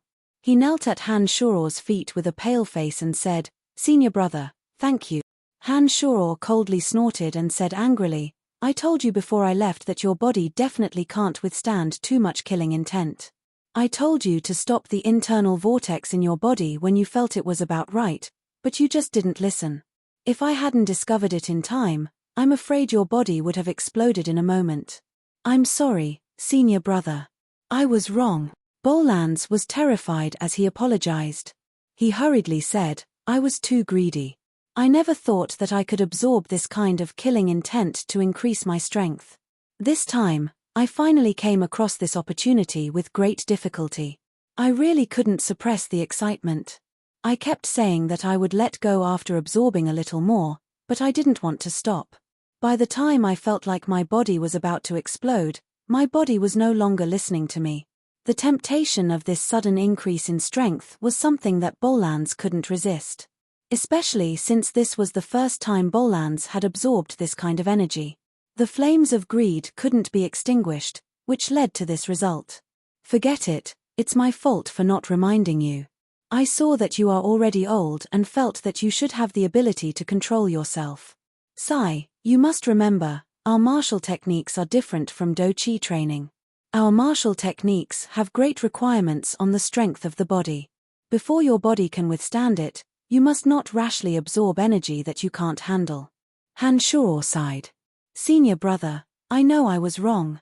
From now on, I won't be so rash anymore." Bollands truly recognized his own recklessness. He knelt in front of Han Shoror and accepted his mistake. Chapter 429. While Han Shoror was teaching Bollands a lesson, Sabakers and the rest rushed over upon hearing the news. "Brian, are you all right?" Fanny looked tenderly at Han Shoror and was the first to ask. Han Shoror shook his head with a smile and said, "Don't worry, I'm fine." Emily and Phoebe were also looking at Han Shoror with sparkling eyes. To Emily and Phoebe, the person whom they had set their sights on displaying his invincible might was even happier than them being in the limelight. This was a woman's deep-rooted nature. "Kid, you did well." Even Ferenz praised Han Shoror. However, he immediately added, "No matter how powerful you are, if you dare to bully my daughter, I will never let you off." "Father, what are you talking about? Brian wouldn't dare to bully me." "Ha, I'm still his teacher. Even if he's powerful now, he's still my student." After a few days, Fanny was obviously no longer reserved and appeared to be much more cheerful and lively. Seeing that Fanny revealed a smile when she saw Han Shoror, Ferenz understood that Fanny's feelings for Han Shoror were indeed very deep. Seeing his daughter's sincere joy, Ferenz didn't want to dampen her spirits. He laughed dryly and didn't continue to say anything. "Brian, I didn't expect your strength to be so terrifying. It seems that you didn't use your full strength during the previous sparring session. Kid, are you doing this because you think that I'm not worth your full strength?" Sacred Swordmaster Karl pulled a long face and said with some displeasure. With a bitter smile, Han Shaw immediately explained, "Mr. Carl, you've misunderstood. Previously, I was only able to injure Blount because I had used other powers. My own strength is far inferior to Blount's. You've also seen that layer of blood cloud that shrouded the sky was the power I relied on. Now that the power within that layer of blood cloud was completely released by me, I've been beaten back to my original form. Last time, it wasn't that I held back, but that I really wasn't that powerful. Please don't misunderstand. So that's how it is. You can actually use the chaotic power within the blood cloud. This martial technique of yours is indeed very miraculous," Han Shaw said in astonishment. Just now, he was also pretending to be angry. In fact, he had faintly guessed in his heart and only wanted Han Shaw to personally confirm that. Bolans had already stood up and was staring blankly at everyone's baffling conversation, not knowing what had happened. Seeing that Bolans had a puzzled expression, Lawrence took the initiative to walk towards him. With a smile, he described Han Shaw's power to Bolans. Lawrence was ineffably excited as he described, while Bolans was incomparably shocked as he listened. He stared blankly at Han Shaw, feeling as if he was getting to know Han Shaw all over again. This wasn't the first time he had such a feeling. Only an expert of Bolan's realm would understand how frightening Sacred Knight Blount and Earth Sacred Magus Dempus were. From Lawrence's description of how Han Shaw made the two sacred rank experts dodge one after another wherever he passed. In the end, Blount was even injured by Han Shaw and had to flee far away. This had a huge impact on Bolans. However, after the shock, Bolan's heart was filled with excitement. To Bolans, the more powerful Han Shaw was, the more advantageous it would be for him. This also meant that Han Shaw's martial technique truly possessed an incomparably miraculous power. Bolans, who was currently practicing the martial technique that Han Shaw had imparted to him, would naturally be filled with anticipation for this martial technique. Everyone, at this moment, the battle in the northern city district has yet to end. I think everyone should continue with their own matters. Han Shaw smiled as he spoke to the group of people who were chattering incessantly about his situation. Due to Han Shaw's previous performance being a little too exaggerated, in addition to the fact that the situation in the northern city district had already been settled, when Sabakas said that Han Shaw had returned to the castle, this group of people immediately swarmed over, wanting to figure out what was going on. The curiosity in their hearts was extremely great. Each and every one of them looked at Han Shaw with a slightly more peculiar gaze. Even Sabakas and Carl were much more amiable when they spoke to Han Shaw. This meant that they had acknowledged Han Shaw's strength. After hearing Han Shaw's words, Ferenz was the first to lightly snort and said, "I'm only accompanying my daughter to take a look. This old man still has to command those idiots in battle. I won't be accompanying you." After saying that, Ferenz straightforwardly turned around and left. "Lawrence, the situation in the northern city district has already been settled. It just so happens that I need to use this period of time to cultivate. However, there's something I want to tell you." Han Shaw looked at Lawrence with a serious expression and said in a deep voice. Currently, Lawrence found Han Shaw pleasing to the eye no matter how he looked at him. He also understood that the reason he was able to stabilize the situation in Ossen City and obtain the upper hand in the all-out battle was definitely due to Han Shaw. Therefore, when he heard that Han Shaw had something to say, Lawrence immediately smiled in a very cooperative manner and said, "Hey, if there's anything you want to say, just say it. You know that there's no need to be too polite between us." After hearing Lawrence's words, Han Shaw felt rather comfortable in his heart. After shooting a glance at Fanny, Amy's, and the rest, Han Shaw said in a deep voice, "I want to discuss this matter with you and the two saints in private. All right, let's get busy with our own matters. Everyone, let's go." One of the three heavyweights of Dark Mantle, Amy's, said with an elegant smile and was the first to leave. As one of the three heavyweights of Dark Mantle, with Amy's taking the lead to leave, the people who were originally still there also left one by one with doubts. Even Emily and the other two also left under Han Shaw's signal. In the blink of an eye, those important people who were originally in the castle because of curiosity all left under Amy's signal. Only Han Shoror, Lawrence, Space Sacred Magus Sabakas and Sacred Swordmaster Carl remained in the clock tower. When those people were very far away from the clock tower, Lawrence looked at Han Shoror with some astonishment and asked, "Brian, what's the matter?" Space Sacred Magus Sabakas waved his hand and set up a spatial boundary, enveloping the area around the clock tower to prevent the conversation here from leaking out. He already faintly understood what Han Shoror wanted to discuss with Lawrence. Now that Ashburn and First Prince Charles in Ossen City have already lost, if nothing unexpected happens, you will definitely be able to become the new king of Lancelot Empire. Previously, His Majesty and I had a secret discussion. You have always been curious about what His Majesty said to me. I feel that I can tell you now. Han Shoror looked at Lawrence seriously and said in a deep voice. Oh! Lawrence's curiosity was suddenly piqued. His eyes glistened as he looked at Han Shoror and asked, "Brian, what exactly did my royal father talk to you about? Why did His Majesty begin to fully support me the moment you walked out of the palace?" Glancing at Space Sacred Magus Sabakas, Han Shoror smiled and said, "Mr. Sabakas, I think you should know about this matter, right?" Sabakas nodded with a smile and said gently, "That's right, I do know about this matter." When Lawrence's puzzled gaze turned towards him, Sabakas explained, "The old astrologer, Madame Grace, predicted that whichever Prince Brian helped would be able to become the new king of Lancelot Empire and bring new prosperity to the empire. It is only natural that you would become the lucky one because of your good relationship with Brian. Madame Grace has been making predictions for the Lancelot Empire for so many years and has never disappointed His Majesty. Therefore, His Majesty believes that you will become the new emperor and bring new prosperity to the empire. That is why he is supporting you with all his might."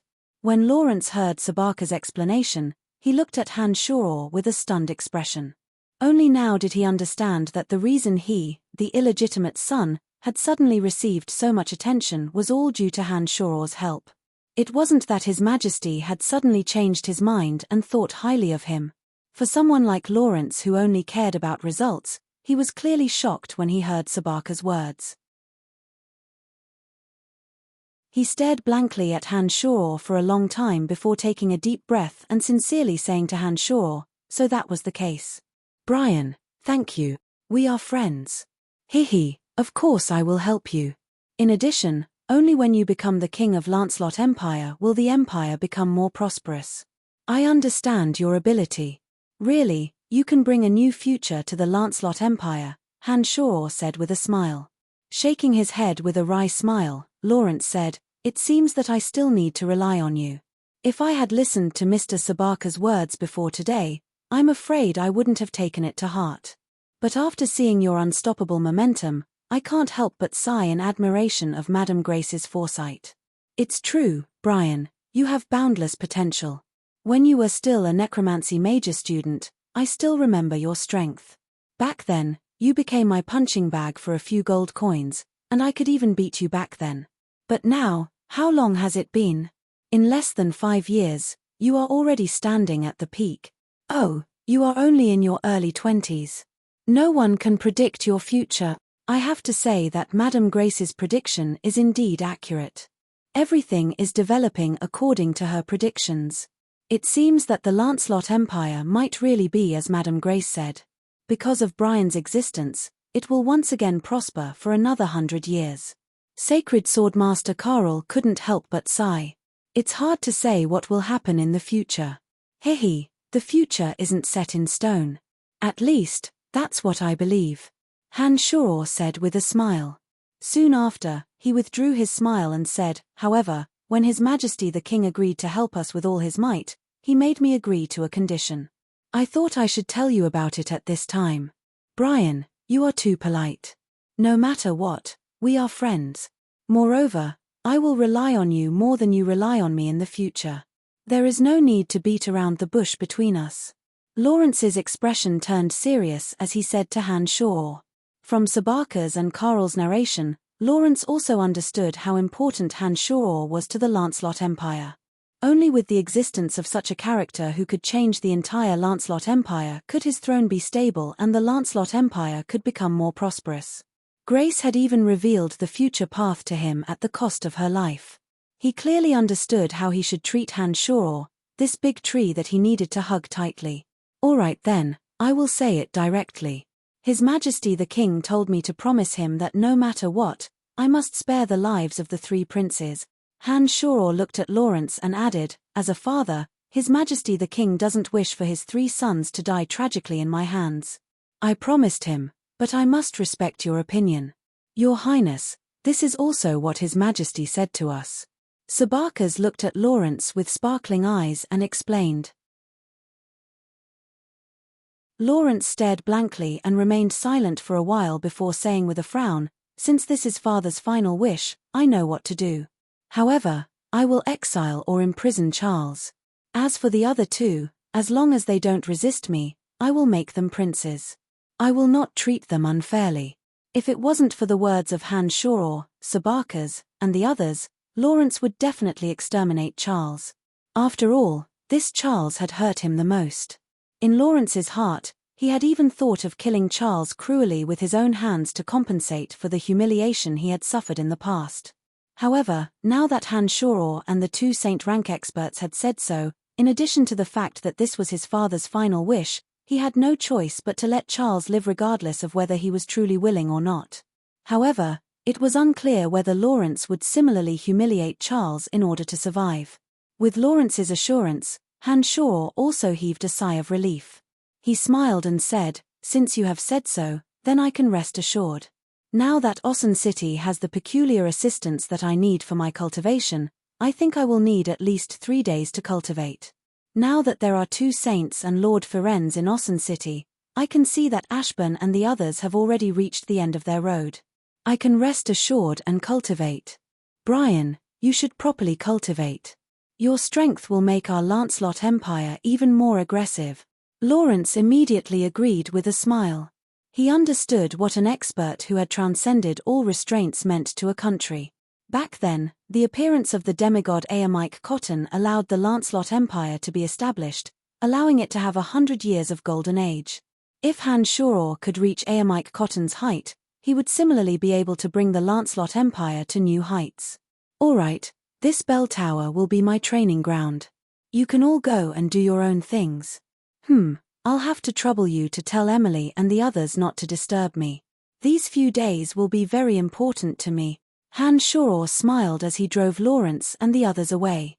After Lawrence and the other 2 left, Han Shoror closed his eyes and sensed the remnant energy of the deceased enveloping the entire Osun City. He had a look of enjoyment as he muttered to himself, whether I can truly break through to the next realm will depend on these few days.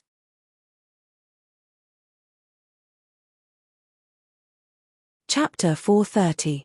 The struggle for power within Osun City was still in full swing. Wherever there was war, there would definitely be deaths. Including the deaths from the previous 2 days, the number of soldiers that had died within Osun City was no less than 40,000. The soaring baleful aura enveloped the entire sky of Osun City, causing people to feel stifled, as if a large rock was pressing down on their chests. Some experts even felt that the omnipresent magical elements seemed to be affected by this energy. On the clock tower of the castle in the northern city district, Han Shoror stood proudly on top of the clock tower, looking at the blue dome of heaven. An enormous vortex was formed once again, slowly devouring the omnipresent baleful aura within Osun City. The Demon Slayer edge once again soared into the sky, forming a layer of blood cloud that floated in the sky. This time, Han Shoror was much more cautious.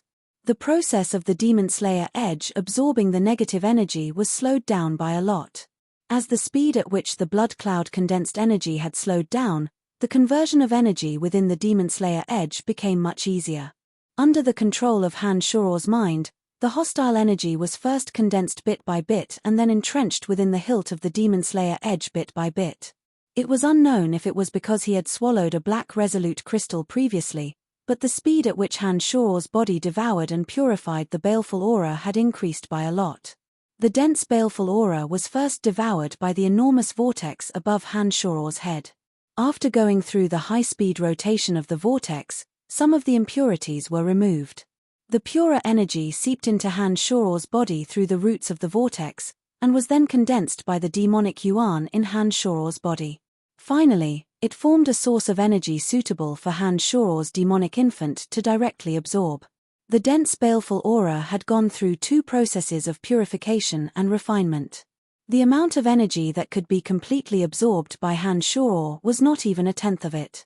However, due to the heavy casualties in Osun City this time, the benefits to Han Shuor from converting such a huge amount of energy into a tenth of it was also astonishing. With the previous experience of falling into a demonic state, Han Shuor had been very careful this time. He was not impatient for quick results, nor was he greedy.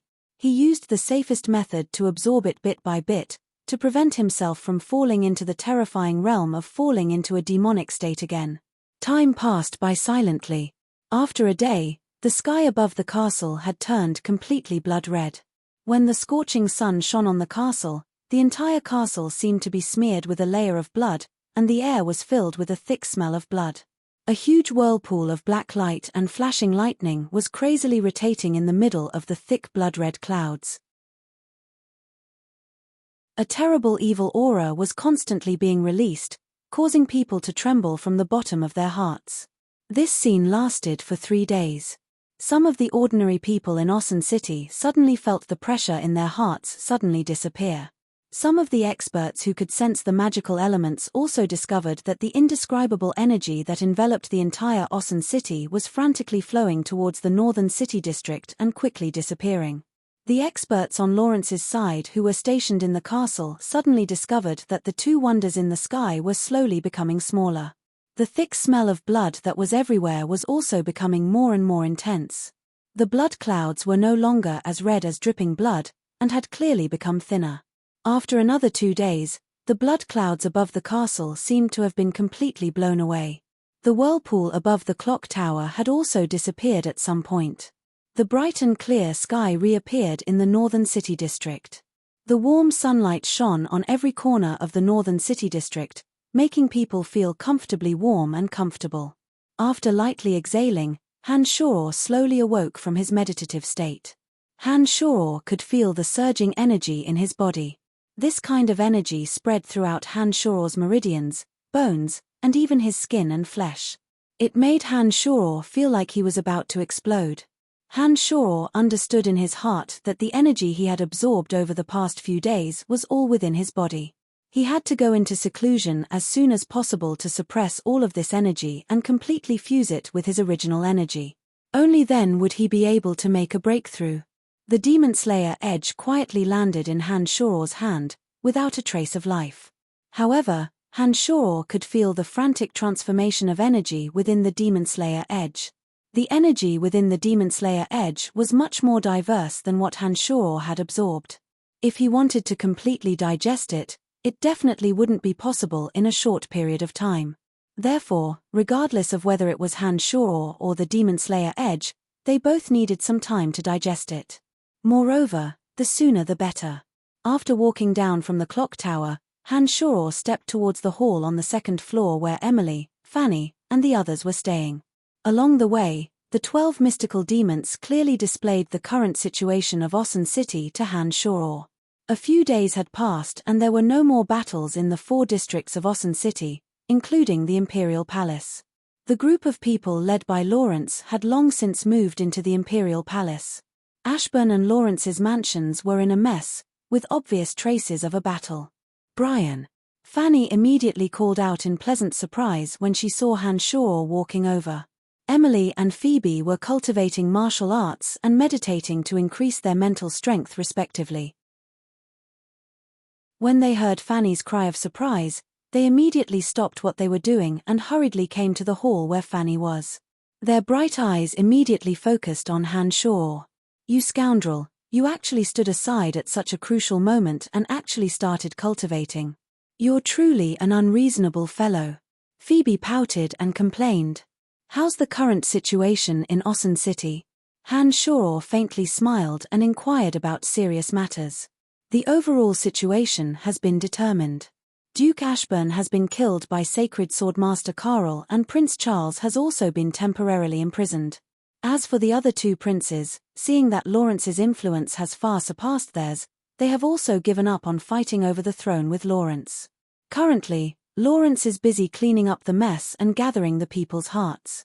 I reckon that it won't be long before he officially ascends to the throne. Emily gently explained to Han Shaw. From the looks of it, the civil strife in Lancelot Empire should be considered over, Han Shaw said with a smile. Nodding her head, Emily continued, indeed, there's no longer any suspense. Currently, the entire Ossen city is under Lawrence's control. In addition, so many military forces are in Lawrence's hands and the eldest prince has also been imprisoned. There's no one in the entire Lancelot Empire that can threaten Lawrence's throne. Since that's the case, then I can rest assured. Han Shaw said with a faint smile. Soon after, he bitterly smiled at the three ladies and said with some difficulty, however, I reckon that I will need a very long period of time to cultivate. It seems that I will have to temporarily separate from you all. You scoundrel, you've only been out for a while, where do you think you're going? You heartless fellow, don't you know that I'll miss you? When Phoebe heard that Han Shaw was going to leave again, her beautiful face was filled with grief as she cried out unwillingly. When Emily and Fanny heard that Han Shaw was going to cultivate again and that there was still a long period of time, they panicked in their hearts. Their bright eyes focused on Han Shaw, revealing a reluctant expression. There's no other way, I need to immediately go into seclusion to consume that energy. If I don't do it in time, it might affect my realm and even cause me to fall into a state of madness. Han Shaw explained with a bitter smile. Then how long do you need to cultivate this time? Emily's black brows were deeply furrowed as she inquired. I can't say for sure. If it's fast, it'll be a year and a half. If it's slow, it'll probably be 2 to 3 years. Sigh, cultivating my martial technique in seclusion is indeed a very time-consuming matter. I have no way of predicting it either. Han Shaw sighed. When they heard that it would take at least a year and a half, the hearts of the three ladies were thrown into disarray. The worry and grief in their eyes became even more intense. Brian, I have something to discuss with you alone. Phoebe pouted as she looked at Han Shaw and said angrily. However, after she said this, for some reason, Phoebe's face suddenly turned red. Emily originally had something to say as well. Just as she was about to open her mouth, she suddenly heard Phoebe say the same thing as what she wanted to say. She couldn't help but look at Phoebe in astonishment. When she saw Phoebe's pretty face turn red, Emily immediately thought of something and cursed in her heart. Her face also turned red. Han Shaw was surprised at first. When he saw Phoebe's pretty face turn red, he suddenly thought of something. He chuckled and said, "All right, I'll talk to you first. I'll talk to Emily later." When she heard Han Shaw's chuckle, Phoebe knew that he definitely knew something. She clenched her teeth and fiercely glared at Han Shaw. Then, she went straight to her room without saying a word. "I'll talk to Phoebe for a bit." Han Shaw hurriedly threw down these words and quickly went to Phoebe's room. He left behind a red-faced Emily and a confused Fanny. "Sister Emily, what do they have to talk about? Why do they have to talk alone?" Fanny had some doubts in her heart and asked Emily. "Hihi, of course they have to talk about something private. Hihi, I wonder how long this little hussy, Phoebe, can last." Emily laughed a little wanton. She winked at Fanny with interest. Fanny was stunned. Then, she suddenly heard Phoebe's low gasp. Fanny immediately reacted. Her cheeks flushed red, and it quickly spread to her neck. "Bah!" Fanny scolded in a low voice. "Hee, now Sister Fanny knows what they're talking about, right? Hee, Sister Fanny. Brian, that little pervert, hasn't he eaten you yet? Why do you look so shy?" Emily chuckled and teased Fanny. She looked very happy. "Sister Emily, you're really..." Fanny was so embarrassed that she didn't finish her sentence. She stomped her feet and walked to her room with her head down. The room was very spacious. Apart from the spacious living room in the center, there were 5 or 6 other rooms. Boris had specially arranged for them to stay in order to make it easier for him to communicate with the 3 women. Seeing Fanny shyly return to her room, Emily laughed even more happily. Both Emily and Fanny were magicians, and the 3 rooms were very close to each other. Naturally, she could hear some of the sounds. When Fanny left, only Emily was left in the living room. Low moans echoed in Emily's ears. For some reason, Emily's heart suddenly beat faster, and her body suddenly became unbearably hot. For some reason, Emily secretly looked around. With a blushing face, she tiptoed to the room where Phoebe and Han Shuro were. She lightly leaned against the door to eavesdrop on the sounds coming from inside. "Oh!" Phoebe's voice was soft and trembling, as if she was crying. Han Shuro, who had finally stripped Phoebe of all her clothes, wandered his big hands on Phoebe's smooth body. Every time his fingers moved, Phoebe couldn't help but tremble. Phoebe's white skin gradually became more rosy under Han Shuro's big hand's caress. Under the emotion of parting, Phoebe's almond-shaped eyes were blurred. Under Han Shuro's teasing, her body faithfully reflected the joy and excitement in her heart. Lost in Han Shuro's caresses, Phoebe panted lightly to take off Han Shuro's clothes. Whether it was because Phoebe was too excited or a little confused, her action of taking off Han Shuro's clothes was obviously a little rough, and one of his clothes was torn by her. Han Shuro had also held back for a long time. He didn't even think of setting up a soundproof enchantment. Panting heavily, he suddenly pressed on Phoebe. "Ah!" Phoebe screamed. Her two hands suddenly pushed against Han Shuro's chest, and her bright eyes suddenly regained clarity. Phoebe's scream was a little too loud. Even Fanny, who was far away, could hear it clearly. Inside her room, she cursed Phoebe's shamelessness in a low voice. Emily, who was eavesdropping outside, was even more shocked. She deliberately concentrated her mental energy to eavesdrop, but her ear still felt a faint pain. "You little hussy, why are you screaming so loudly? Are you trying to kill me?"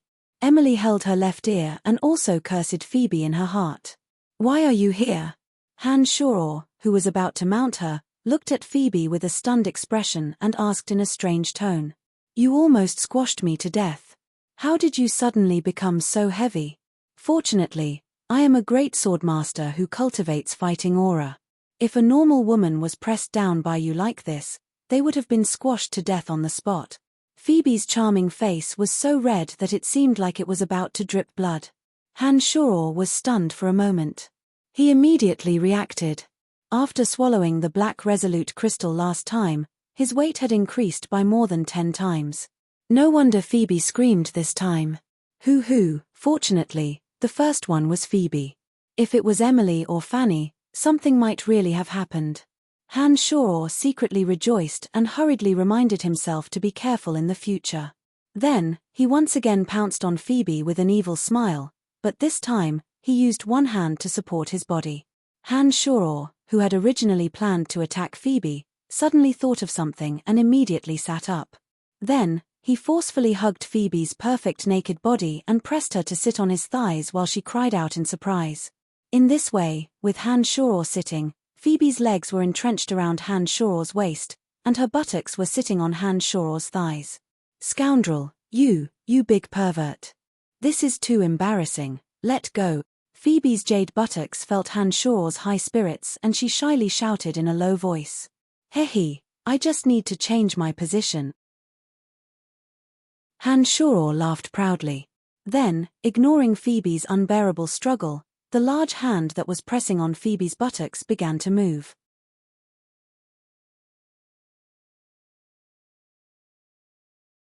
Chapter 431. Outside the door, Emily listened to the panting sounds of the two people in the room. Unconsciously, her body was getting hotter and hotter, and she became more and more powerless. Her own breath also began to become restless.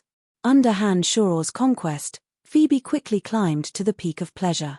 Her body was floating and powerless, and she had already completely lost her posture in the absent-minded state. Her moans gradually became louder.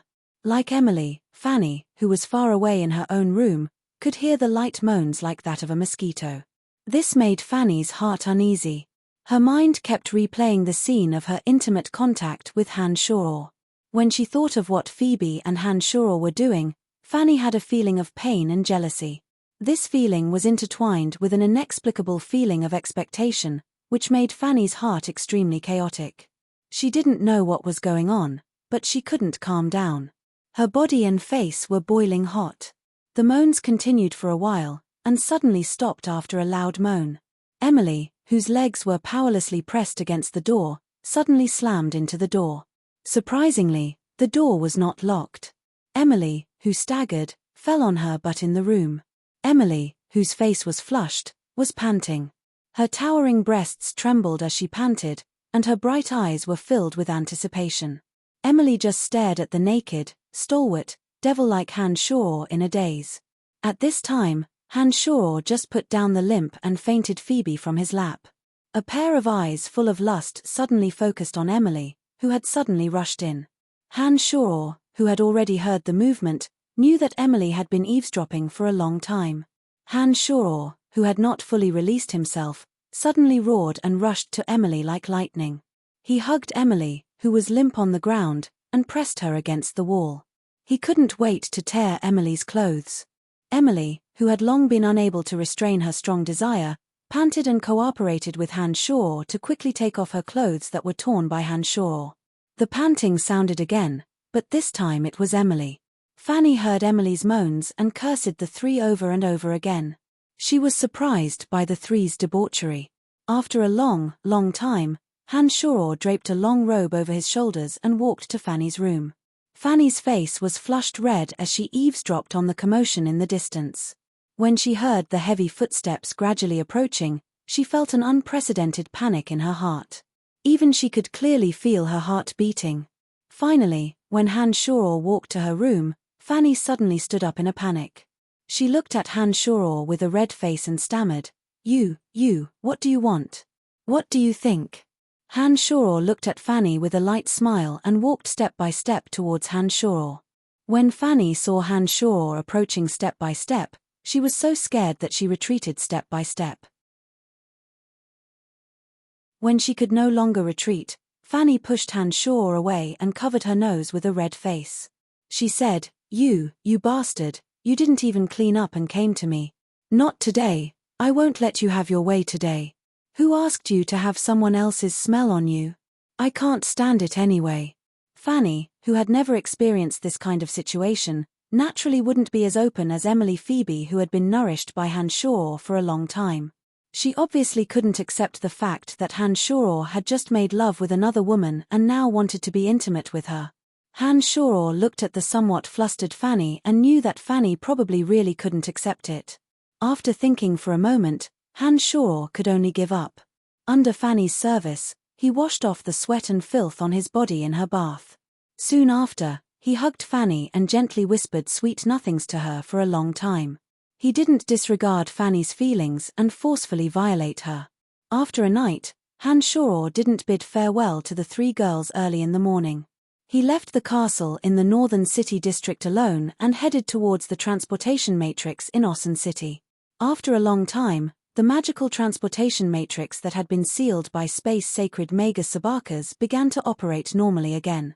After experiencing the previous coup, Han Shaw's status in the Lancelot Empire had risen once again. If it wasn't for the fact that Han Shaw had been cultivating and absorbing energy for the past few days, it was likely that Lawrence's conferment would have long since landed on Han Shaw. However, even though Han Shaw had disappeared for a few days, some of the bigwigs in the entire Ocean City had also learned of the shocking things that Han Shaw had done during the coup. Especially the matter of him single-handedly forcing two sacred rank experts to retreat and severely injuring Sacred Knight Blount. This news had spread throughout the entire Lancelot Empire. Unknowingly, Han Shaw's name had resounded throughout the entire Lancelot Empire. He had even faintly surpassed Sacred Swordmaster Carl and Space Sacred Magus Sabakas, becoming one of the strongest experts in the Lancelot Empire. Therefore, when Han Shaw arrived at the transportation matrix, when the guards saw Han Shaw appear, their gazes were filled with deep admiration and excitement. Marquis Brian, it's Lord Marquis Brian. Ah, it's really Lord Marquis. Ha, I see Lord Marquis. My lord, may I ask if you wish to use the transportation matrix? The soldiers guarding the transportation matrix were all incomparably enthusiastic and respectfully asked Han Shaw. Some of the merchants in the distance suddenly became indescribably excited when they heard the guards' exclamations. They also began to swarm over, wanting to witness Han Shaw's glory. Seeing the crowd rapidly swarming over like a tide, Han Shuro hastily said, "I want to use the transportation matrix to see Mist City. Please help me make the adjustments." "No problem, my lord, please enter. I will immediately help you operate the transportation matrix." The leader respectfully replied, bowing and inviting Han Shuro to enter the transportation matrix. Suddenly, Han Shuro knew that because of the battle a few days ago, his status in the Lancelot Empire had reached a new height. Just from the eyes of these soldiers and merchants, Han Shuro knew how much they revered him. Not daring to stay here any longer, Han Shuro hastily stood in the middle of the transportation matrix. Under the operation of the transportation matrix began to mobilize the energy of the magic crystals. After a flash of light, Han Shuro had already appeared in Sea Mist City. As soon as he entered Sea Mist City, Han Shuro immediately established a connection with an aura. Han Shuro immediately understood the metal elite zombie had been successfully refined. "That's great, the 5 elite zombies have finally been assembled." Han Shuro was incomparably surprised. He didn't stay in Sea Mist City for even a second longer. After arriving at a remote corner, he immediately utilized demonic arts to fly. Like a bolt of lightning, he streaked across the vast sky, rapidly flying in the direction of Brettel City. After a few months, when he returned to Mount Silk, Han Shuro discovered that the scale of the weapon workshop on Mount Silk was 5 to 6 times larger than the last time. This weapon workshop occupied more than half of Mount Silk. Thousands of weapon workers were in full swing refining armors. Brettel City was rich in minerals. Originally, it was only because Brettel City had always been embroiled in war that no one was willing to stay here. That was why it was difficult to form various weapon workshops. Even their own weapons were purchased from other cities and towns. Now that Brettel City had gone through several major and minor battles, it had become a fortress that was as solid as an iron rampart. Anyone who wanted to invade Brettel City would have to think twice about whether they had the strength to do so. Once safety was guaranteed, with Brettel City possessing manpower and minerals, the establishment of a weapon workshop became a matter of course. After landing on Mount Silk, Han Shuro circled around Mount Silk through the mystical demons and had a panoramic view of the scale of the weapon workshop on Mount Silk. He inwardly nodded, understanding that with the existence of this weapon workshop, at least the soldiers of Brettel City wouldn't have to worry about some armors. Without notifying Ardman who was on Mount Silk, Han Shuro entered the mine alone and went deep into the mine with ease. When he arrived at the area where he encountered the stone men last time, Han Shuro saw a few large wooden signs erected there. On the signs were the words, "No one is allowed to go deep and mine." It seemed that Han Shuro's instructions to Ardman and the others had been engraved in their hearts. They forbade anyone from recklessly touching the mines around the place of extreme metal. Instead, according to Han Shuro's instructions, they would come and harvest some of the ores placed by the stone men after a period of time. In this way, the harmony between both sides wouldn't be harmed and it would be beneficial to both sides. When Han Shuro entered the place of extreme metal, the first thing that entered Han Shuro's eyes was that dazzling golden pillar. Information from Metal Elite Zombie was constantly transmitted into Han Shuro's mind. A few souls that cultivated in the place of extreme metal were flying around Han Shuro, narrating to Han Shuro the situation after Han Shuro left. "All right, I got it. No one will come and touch this place. You guys can still cultivate here in the future. However, you still have to help me with some matters," Han Shuro said to those souls. "We are very happy to be of service to you," those souls replied.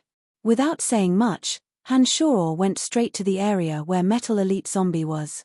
Just like before, Han Shuro removed the formation that gathered the yuan energy of metal in the place of extreme metal and released the Metal Elite Zombie.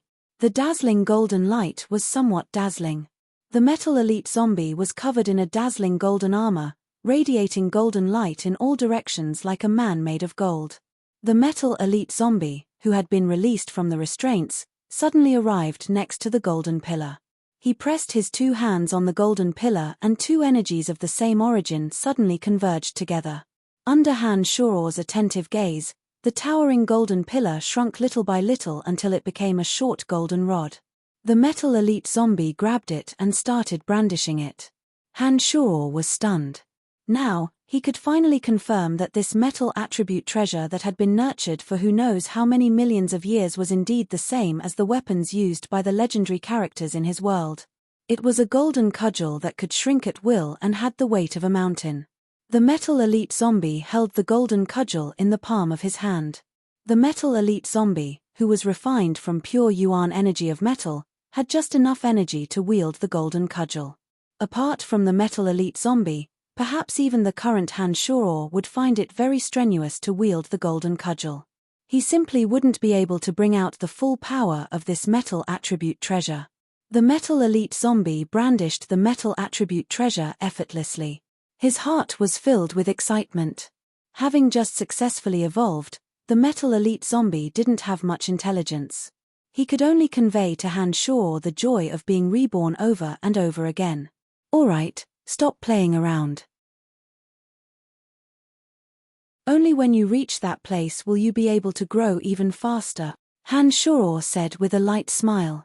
He chanted an incantation and summoned the little skull from the netherworld. As soon as the little skull appeared from the other dimension, he saw the metal elite zombie sparkling with golden light. The purple demon eye of the little skull shone brightly as he transmitted to Han Shuro, "Thank you, father, we have another brother." "Hehe, take him back," Han Shuro said smilingly. "Father, why do little gold and little fire have weapons, but little earth, little wood, and little water don't?" The little skull didn't immediately leave as Han Shuro wished. Instead, he looked at the golden cudgel in the metal elite zombie's hand and asked Han Shuro. "Little earth, little wood, little water, little gold, and little fire." Han Shuro stared blankly for a moment before coming to his senses. It seemed that the little skull had given them names. That's right, they all possess intelligence and are no longer simple undead creatures. They should have their own names, Han Shuro thought. The place of extreme fire and extreme metal have existed for far longer than the other three places. After hundreds of millions of years, they naturally nurtured treasures of the fire and metal attributes. The other three places have probably only been formed for tens of thousands of years and haven't reached the qualifications to nurture treasures of the fire and metal attributes. Han Shuro explained to the little skeleton. "In that case, are there no other places that can nurture such weapons? I can feel that the weapons in Little Fire and Little Gold's hands seem to have been specially made for them. Their strength has become even more powerful because of those weapons. I want to find such weapons for Little Water, Little Earth, and Little Wood." Little Skull transmitted. When the Little Skull said so, Han Shuro's body trembled and he immediately came to a realization. That's right, the profound continent is so vast. Perhaps there are other places of extreme fire. Perhaps there really are places that can nurture earth, water, and wood attribute treasures. After being reminded by the little skull, Han Shuro suddenly brightened up and thought inwardly. "Thank you for your reminder. I will pay attention to it later." Han Shuro smiled and said to the little skull. He then began chanting an incantation, preparing to send the little skull and the metal elite zombie back to the other world. Just as the little skull and the earth elite zombie were about to disappear, the little skull sent a message. "Father, I have given myself a name. I am called Han Hao." Chapter 432. After Metal Elite Zombie and Little Skull were sent back to the Netherworld by Han Shuro immediately left Mount Silk and returned to Brettel City. When Han Shuro returned to Brettel City this time, he didn't say much, nor did he try to understand the situation in Brettel City. He only found a few people in charge and chatted for a while, explaining the situation of his upcoming training for a period of time. Jack and the others had managed Brettel City to a flourishing state in Han Shuro's absence. Everything was developing well. After the 12 mystical demons made a round, Han Shuro understood that Brettel City's situation didn't require him to worry at all. Now that Lawrence was about to take control of the Lancelot Empire, Han Shuro believed that with their relationship, Lawrence would definitely not mistreat his subordinates in Brettel City. From Sabaka's and Karl's words, Han Shuro understood how important he would be to Lawrence. It was precisely because of this that he could cultivate in seclusion with peace of mind. After everything was ready, Han Shor entered the secret room in his mansion in Brettel City and used the transportation matrix to arrive at the Cemetery of Death. The Cemetery of Death, which was shrouded in a dense aura of death all year round, was as gloomy as ever. Han Shor walked straight to the place where the Earth Elite zombie was buried. He discovered that under the nourishment of the Yuan energy in this place of extreme Earth, the Earth Elite zombie's sunken chest injury was no longer as unsightly. It seemed that this place of extreme Earth that nurtured the Earth Elite zombie was indeed very useful for the Earth Elite zombie's recovery. As soon as he entered the Cemetery of Death, Han Shor immediately got in touch with Dark Dragon Gilbert. From Gilbert's steady message, there shouldn't be any situation in the Valley of Sunshine that Trunks couldn't handle. Since this was the case, Han Shor passed on the message to Gilbert that he needed to cultivate for a long time. Of the 9 levels of demonic arts, Han Shor had already reached the separate demon realm. Whether or not he could break through to the carnal realm would depend on whether or not Han Shor could digest the enormous energy in his body and comprehend the state of mind needed to reach the carnal realm. Since demonic arts practitioners focused on the forging of the physical body, their lifespan was much longer than the swordsmen and mags of this world. Even a demonic arts practitioner like Han Shor in the separate demon realm could easily live for several hundred years as long as he wasn't killed or possessed by the devil.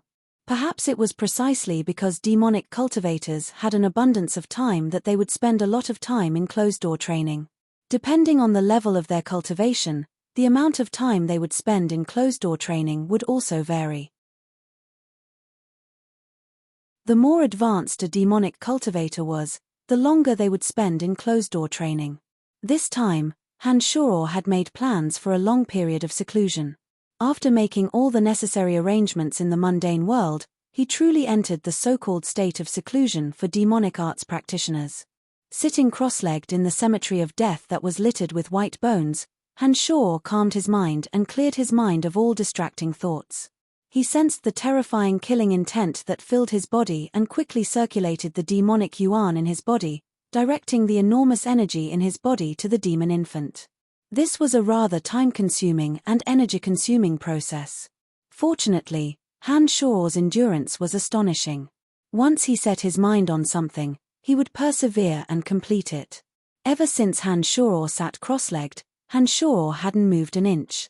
He only held the thought of completely digesting the enormous killing intent in his body and entered the deepest meditative state. The Cemetery of Death was indeed a good place to train. Because of the existence of the boundary, no one would be able to discover its existence. Without a single person in the Cemetery of Death, not a single sound could be heard. The deathly silence here was very suitable for a demonic arts practitioner like Han Shor. When Han Shor began to do this without any distracting thoughts, time had already lost all meaning to him. Gradually, Han Shor's consciousness became empty. He didn't have any other thoughts, and even forgot his own existence. Everything seemed to have come to a standstill, including his consciousness. There were 2 types of demonic arts practitioners entering the demonic path. The active type of demonic arts was like what happened a few days ago, causing the demonic arts practitioner to sink into a frenzied killing spree. At that time, the demonic arts practitioner's heart would only be filled with pure ruthlessness and bloodlust, possessing the madness to destroy everything. In this state, the demonic arts practitioner wouldn't know what they were doing, and they wouldn't feel any pain. Their strength would indeed be more frightening than usual. However, this active type of demonic arts practitioner was extremely dangerous. If they weren't careful, the demonic arts practitioner would forever fall into the demonic path, forever unable to find themselves and turning into the purest killing machine. Last time, before Han Shor entered that state, he had a brief moment of clarity. Due to the hatred buried deep in his heart, Han Shor had set his sights on sacred Night Blount. In addition, Han Shor's previous demonic state was purely due to him being unable to control the energy absorbed by the Demon Slayer edge and the killing intent of his main body. When the energy that caused Han Shor to enter the demonic state was released by Han Shor's frenzied attacks, the energy that originally didn't belong to Han Shor's body disappeared forever. Only then did Han Shor gradually regain his consciousness. If Han Shor's previous demonic state wasn't caused by the energy outside his body, but by some kind of stimulation that caused him to enter the demonic state, causing the demonic infant in his main body to develop the desire to kill, then it wouldn't be so easy to recover from. Compared to the active type of demonic arts that was extremely harmful, the calm type of demonic arts practitioner was very willing to enter the state. This kind of cultivation state of demonic arts that allowed the demonic practitioner to have no distracting thoughts would have an extremely miraculous effect on the demonic practitioner's cultivation. However, this type of demonic arts practitioner was extremely difficult to enter. Some demonic arts practitioners might not be able to enter this state in their entire lives, but there were also those with extraordinary talent who could enter this state multiple times when they had the right opportunity. These kinds of people could generally become ambitious and ruthless people of the demonic Tao. They were people with extremely high talent, perseverance, and great wisdom. To Han Shuo, this wasn't the first time he had entered the demonic state. In a situation where he didn't even know why, he once again entered this miraculous state. It was as if the entire world, including Han Shuo himself, had been expelled from his mind. His consciousness was completely empty, floating in the air. To Han Shuo, time no longer had any concept at all. Sitting cross-legged in the cemetery of death, Han Shuo was in a state of selflessness. Little snake-like black electric currents streaked across the surface of his body, and a terrifying aura spread out from Han Shuo's body. Thick blood-red mist seeped out from his pores, lingering around Han Shuo before being inhaled into his body through his nostrils, forming a cycle. After an unknown amount of time, Han Shuo was startled awake by a series of crackling sounds. When he came to his senses, he suddenly felt as if the demonic infant in his body had turned into a whirlpool, continuously spinning at high speed, releasing strands of energy into his limbs, bones, and organs. The energy filled every corner of Han Shuo's body, once again tempering Han Shuo's inhumanly strong body. Strands of energy surged within Han Shuo's body, and a familiar tearing pain appeared once again, as if thousands of sharp knives were stabbing into his body.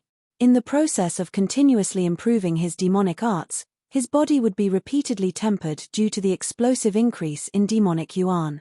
This would allow his body to adapt to the violent circulation of the demonic yuan, allowing his body to reach a state that was in line with his realm.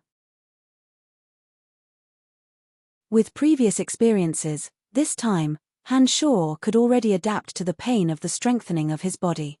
When the energy released by the demonic infant seeped into his limbs and bones, Han Shuo could even sense that his bones were the first to feel it. His bones, which had been forged with black resolute crystal, seemed to have suddenly undergone some kind of mutation under the tempering of the demonic infant's energy. His bones, which were originally as tough as iron and stone, seemed to have been stimulated by strands of energy from the demonic infant. With a thought, Han Shuo suddenly flung his left hand out. Amazingly, the left hand that Han Shuo had flung out actually lengthened by about 10 centimeters according to Han Shuo's will. Han Shuo was immediately stunned. Soon after, his right hand, and left foot were all punched and kicked into the air.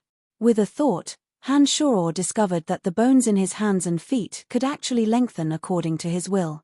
His bones, which were as hard as iron and stone, had an additional layer of miraculous flexibility. What especially surprised Han Shuo was that he could actually control the lengthening and restoring of his bones.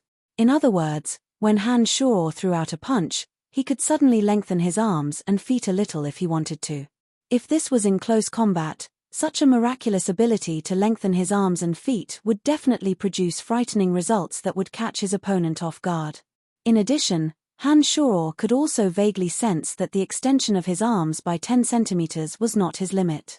It seemed that with practice and the increase of his strength, he could improve further.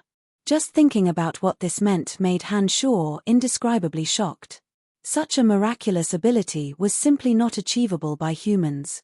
In Chu Kanglan's memories, there didn't seem to be any introduction to this miraculous ability. It was true that demonic arts practitioners could be very tyrannical. When they reached the ultimate realm, they could even regrow their arms if they were chopped off. However, there didn't seem to be any ability to have limbs that were flexible to the point of being able to lengthen and contract. Han Shuo thought carefully for a moment. He understood that it might be due to the mutation that had occurred with the black resolute crystal from the little skull and the demonic arts tempering his body. He thought to himself that it seemed that all demonic arts were created by humans. This wasn't something that was unchangeable and couldn't be cultivated and evolved. Apart from the change in the flexibility of his bones, Han Shuo's internal organs and flesh had been strengthened once again. Especially the tendons and arteries within Han Shuo's body. Under this round of tempering, they had once again received an astonishing expansion. The speed at which Han Shuo's demonic yuan circulated was even faster than before. After inspecting his body with his consciousness, Han Shuo discovered that although his physical body had been strengthened, he still seemed to be one step away from the carnal realm. However, Han Shuo could feel that this step was very close to him. As long as he could comprehend it, Han Shuo would immediately be able to enter the carnal realm. However, such was the training of demonic arts. The comprehension of that realm was the most mysterious. If one could comprehend it, one could comprehend it. If one couldn't force it. The strength of Han Shuo's body was already sufficient, and the demonic yuan was also sufficient for Han Shuo to break through to the next realm. As long as Han Shuo could comprehend the next realm of carnal realm, the demonic infant would immediately undergo a mutation, and his consciousness would take another step forward to the carnal realm. Exhaling lightly, Han Shuo smiled wryly and sat down cross-legged again. He carefully went through the memories left behind by Chu Kanglan in his mind. Unfortunately, although Chu Kanglan's memories were very complicated, there was no definite information regarding the comprehension of this realm. Han Shuo understood that it seemed that he still had to rely on his own comprehension. Now that everything was in place, all that was left was to rely on his own understanding of demonic arts. "Father, I've completely recovered."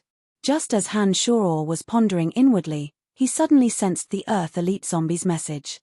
Han Shuo started and immediately reacted. Turning his head to look, he discovered that the silly Earth Elite Zombie had left the place of extreme Earth at some point and was looking at Han Shuo from not too far away. The originally sunken part of the Earth Elite Zombie's chest had returned to normal. It looked like the Earth Elite Zombie had truly completely recovered. "Very good, you've finally recovered. The next time we meet, we'll kill that fellow, I promise." Han Shuo looked at the Earth Elite Zombie and said solemnly, "I know, Father has become much stronger." The Earth Elite Zombie replied, "All right, I'll send you back first. I'll be researching a way to freely enter and exit your world. After you return, I think it won't be long before I can meet you in your world." Han Shuo smiled as he looked at the Earth Elite Zombie. "All right, I also miss my other brothers. Father, come to our world as soon as possible. There are also many interesting things in our world." The Earth Elite Zombie replied, I understand." Han Shuo replied and sent the Earth Elite Zombie back to the Netherworld. After sending the Earth Elite Zombie away, Han Shuo didn't continue thinking about the carnal realm. Instead, he started researching how to use the skeletal staff to freely enter and exit the Netherworld with his soul. A serene luster gem and a black resolute crystal had great effects on Han Shuo's mental strength and physical body respectively. This kind of good stuff that only existed in the Netherworld aroused Han Shuo's interest. It made Han Shuo understand that the Netherworld filled with undead creatures also had some peculiar treasures. The most important thing was that Little Skull and the others were all in the Netherworld. Now that Little Skull had even given himself the name Han Hao, this meant that Little Skull's intelligence was getting higher and higher. Apart from his skeletal form, he was already like any other highly intelligent life form, possessing an independent consciousness and could clearly think and orient himself. Han Shuo was very concerned and curious about Little Skull and the others. Only when souls could freely travel to the Netherworld could Han Shuo understand them better and even help Little Skull and the others evolve faster. Chapter 433. The practice of necromancy magic was also a rather exhausting activity. However, with regards to this necromancy magic that allowed one's soul to freely traverse the Netherworld, Han Shuo did not spend too much time mastering it. Perhaps it was because Hanshoro already had 2 experiences of traversing the netherworld with his soul. In addition to the detailed description of how to traverse the netherworld with the skeletal staff, it only took Hanshoro less than half a month's time to grasp the art of traversing the netherworld. In this half a month, Little Skull, the Earth Elite zombie, and the others frequently sensed Hanshoro's presence in the netherworld. However, Hanshoro was unable to grasp the exact direction when he entered the netherworld, and was often extremely far away from Little Skull and the others. Every time Hanshoro entered the netherworld, he could immediately sense the messages that Little Skull and the others transmitted to him. In the netherworld, Little Skull and the others' presences were even stronger and clearer. Hanshoro could sense their urgent desire to meet up. However, Hanshoro, who had been studying this necromancy magic, was not in a hurry to rush to the area where Little Skull and the others were. It was only after a long while that Hanshoro truly grasped the method of traversing the netherworld with his soul. With the assistance of necromancy magic incantations and the skeletal staff, Hanshoro's consciousness could descend into the netherworld.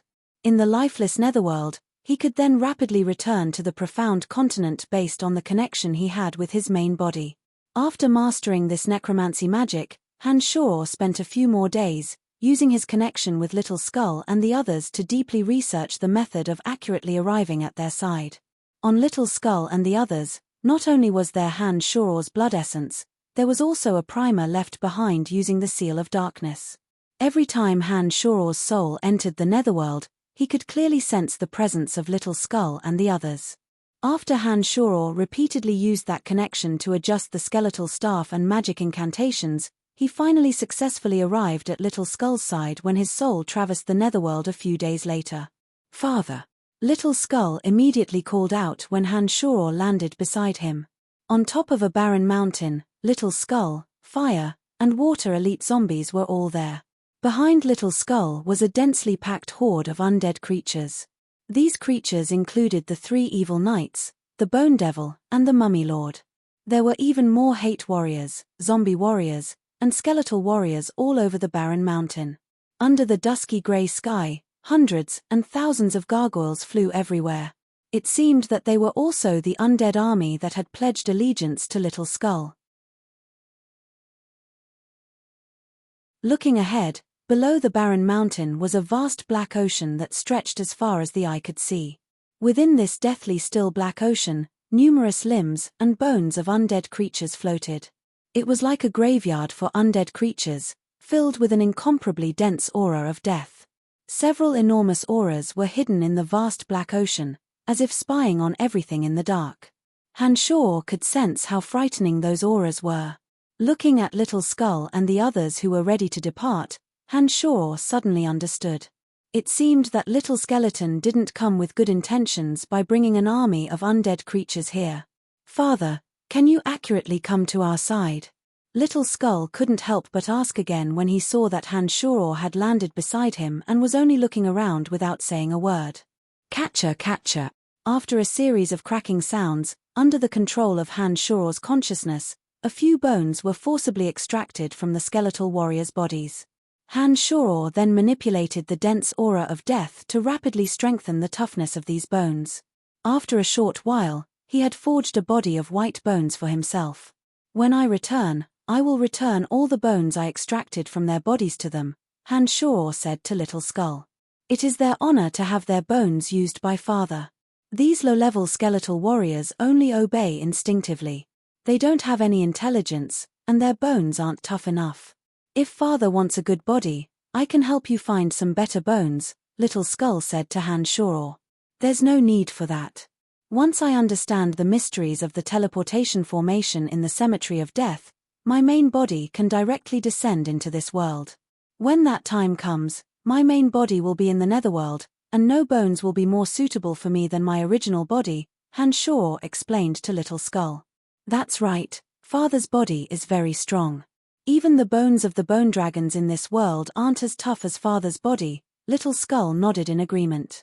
Roar. As Hanshoro and Little Skull were talking, a terrifying howl suddenly came from the endless black ocean in front of them. It was as if a terrifying undead creature was issuing a challenge to Little Skull. Little Skull's purple demon eye suddenly shot out a dazzling purple light. The purple light seemed to be tangible as it pierced through space and actually shot towards the direction of the howl, carrying with it an extremely cold and merciless intent. Pa pa, a series of explosions suddenly came from the direction where the howl came from. The deathly still black ocean suddenly seemed to boil as a few dark pillars abruptly rose and soared into the sky. A terrifying creature with a body as large as an octopus emerged from the black ocean. Its tentacles were covered with sharp bone spurs. It roared angrily towards the sky, "Lowly existence, you actually dare to challenge my dignity. Do you think you can defeat me today?" Following the appearance of the octopus-like creature, grotesquely shaped creatures slowly emerged from the black ocean. From the appearance of these undead creatures, they were very similar to common undead creatures. However, perhaps because they had been in this black ocean for a long time, they weren't quite the same as common undead creatures. Among the creatures that emerged were skeleton warriors, zombie warriors, hate warriors, and even evil knights and other powerful high-level undead creatures. However, these creatures all had fins growing on their bodies, appearing very strange and awkward. There were also some undead creatures that were completely different from the undead creatures that Han Shoror had encountered for a long time. They were basically some kind of fish that had evolved from the profound continent, possessing an ugly appearance. Tumoja, this vast area of the eastern Dead Sea will also become my territory. If you submit to me, I will spare your life. Little Skull once again released his disdainful aura. He sat upright on the bone devil that could fly, and arrogantly said to the bizarre undead creature called Tumoja in the distance. "Ha, shamelessly boastful skeleton. You've already been defeated by my hands time and time again.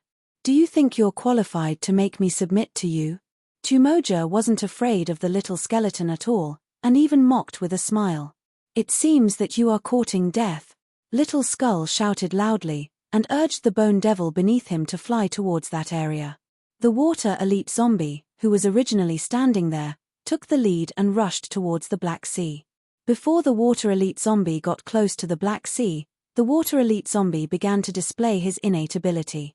Under the manipulation of his energy, the Black Sea suddenly split in front of him, miraculously forming a tunnel that led straight to the bottom of the sea.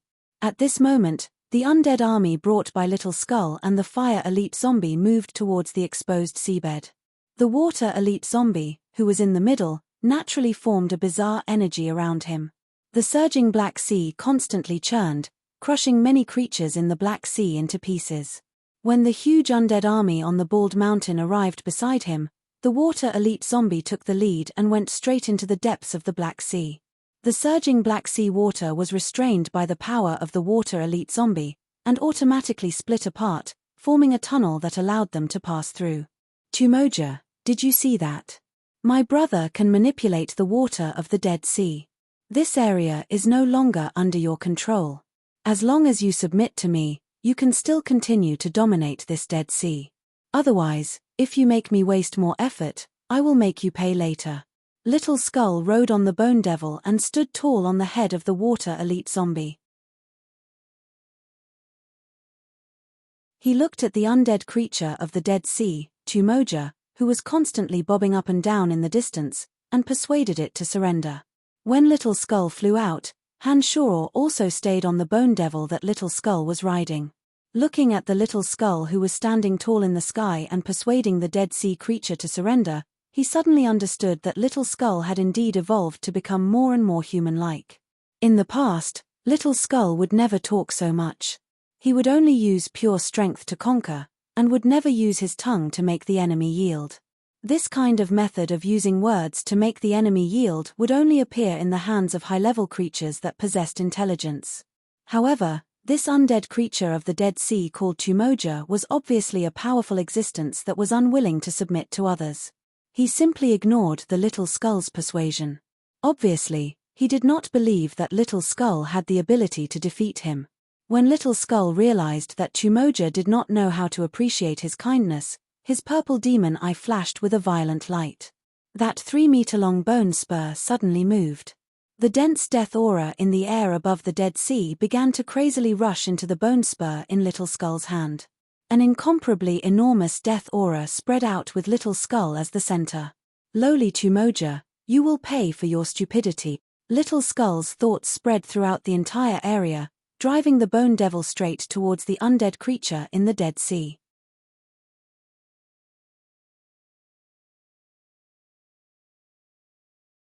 Chapter 434. In terms of size, the Little Skull and the Bone Devil that could fly were not as big as this creature from the Dead Sea called Tumoja. However, when the Little Skull charged towards Tumoja, his indomitable momentum was very frightening, which made Hanshor very surprised. When the Little Skull brought Hanshor and rode the Bone Devil towards Tumoja, the undead army led by the Water Elite Zombie and the Fire Elite Zombie were already fighting against Tumoja's mutated undead creatures in the Dead Sea. The Water Elite Zombie who could manipulate the power of the Dead Sea was like adding wings to a tiger in this place. The surging water of the Dead Sea not only prevented the seawater from approaching the undead army that came along with him, but also caused considerable damage to Tumoja's underlings. The Fire Elite Zombie who held the Fire Lotus in his hand followed closely behind the Water Elite Zombie. From the Fire Lotus in his hand, blazing flames leaped out. In this netherworld that was damp and gloomy all year round, the Fire Elite Zombies' surging flames appeared to be very unusual.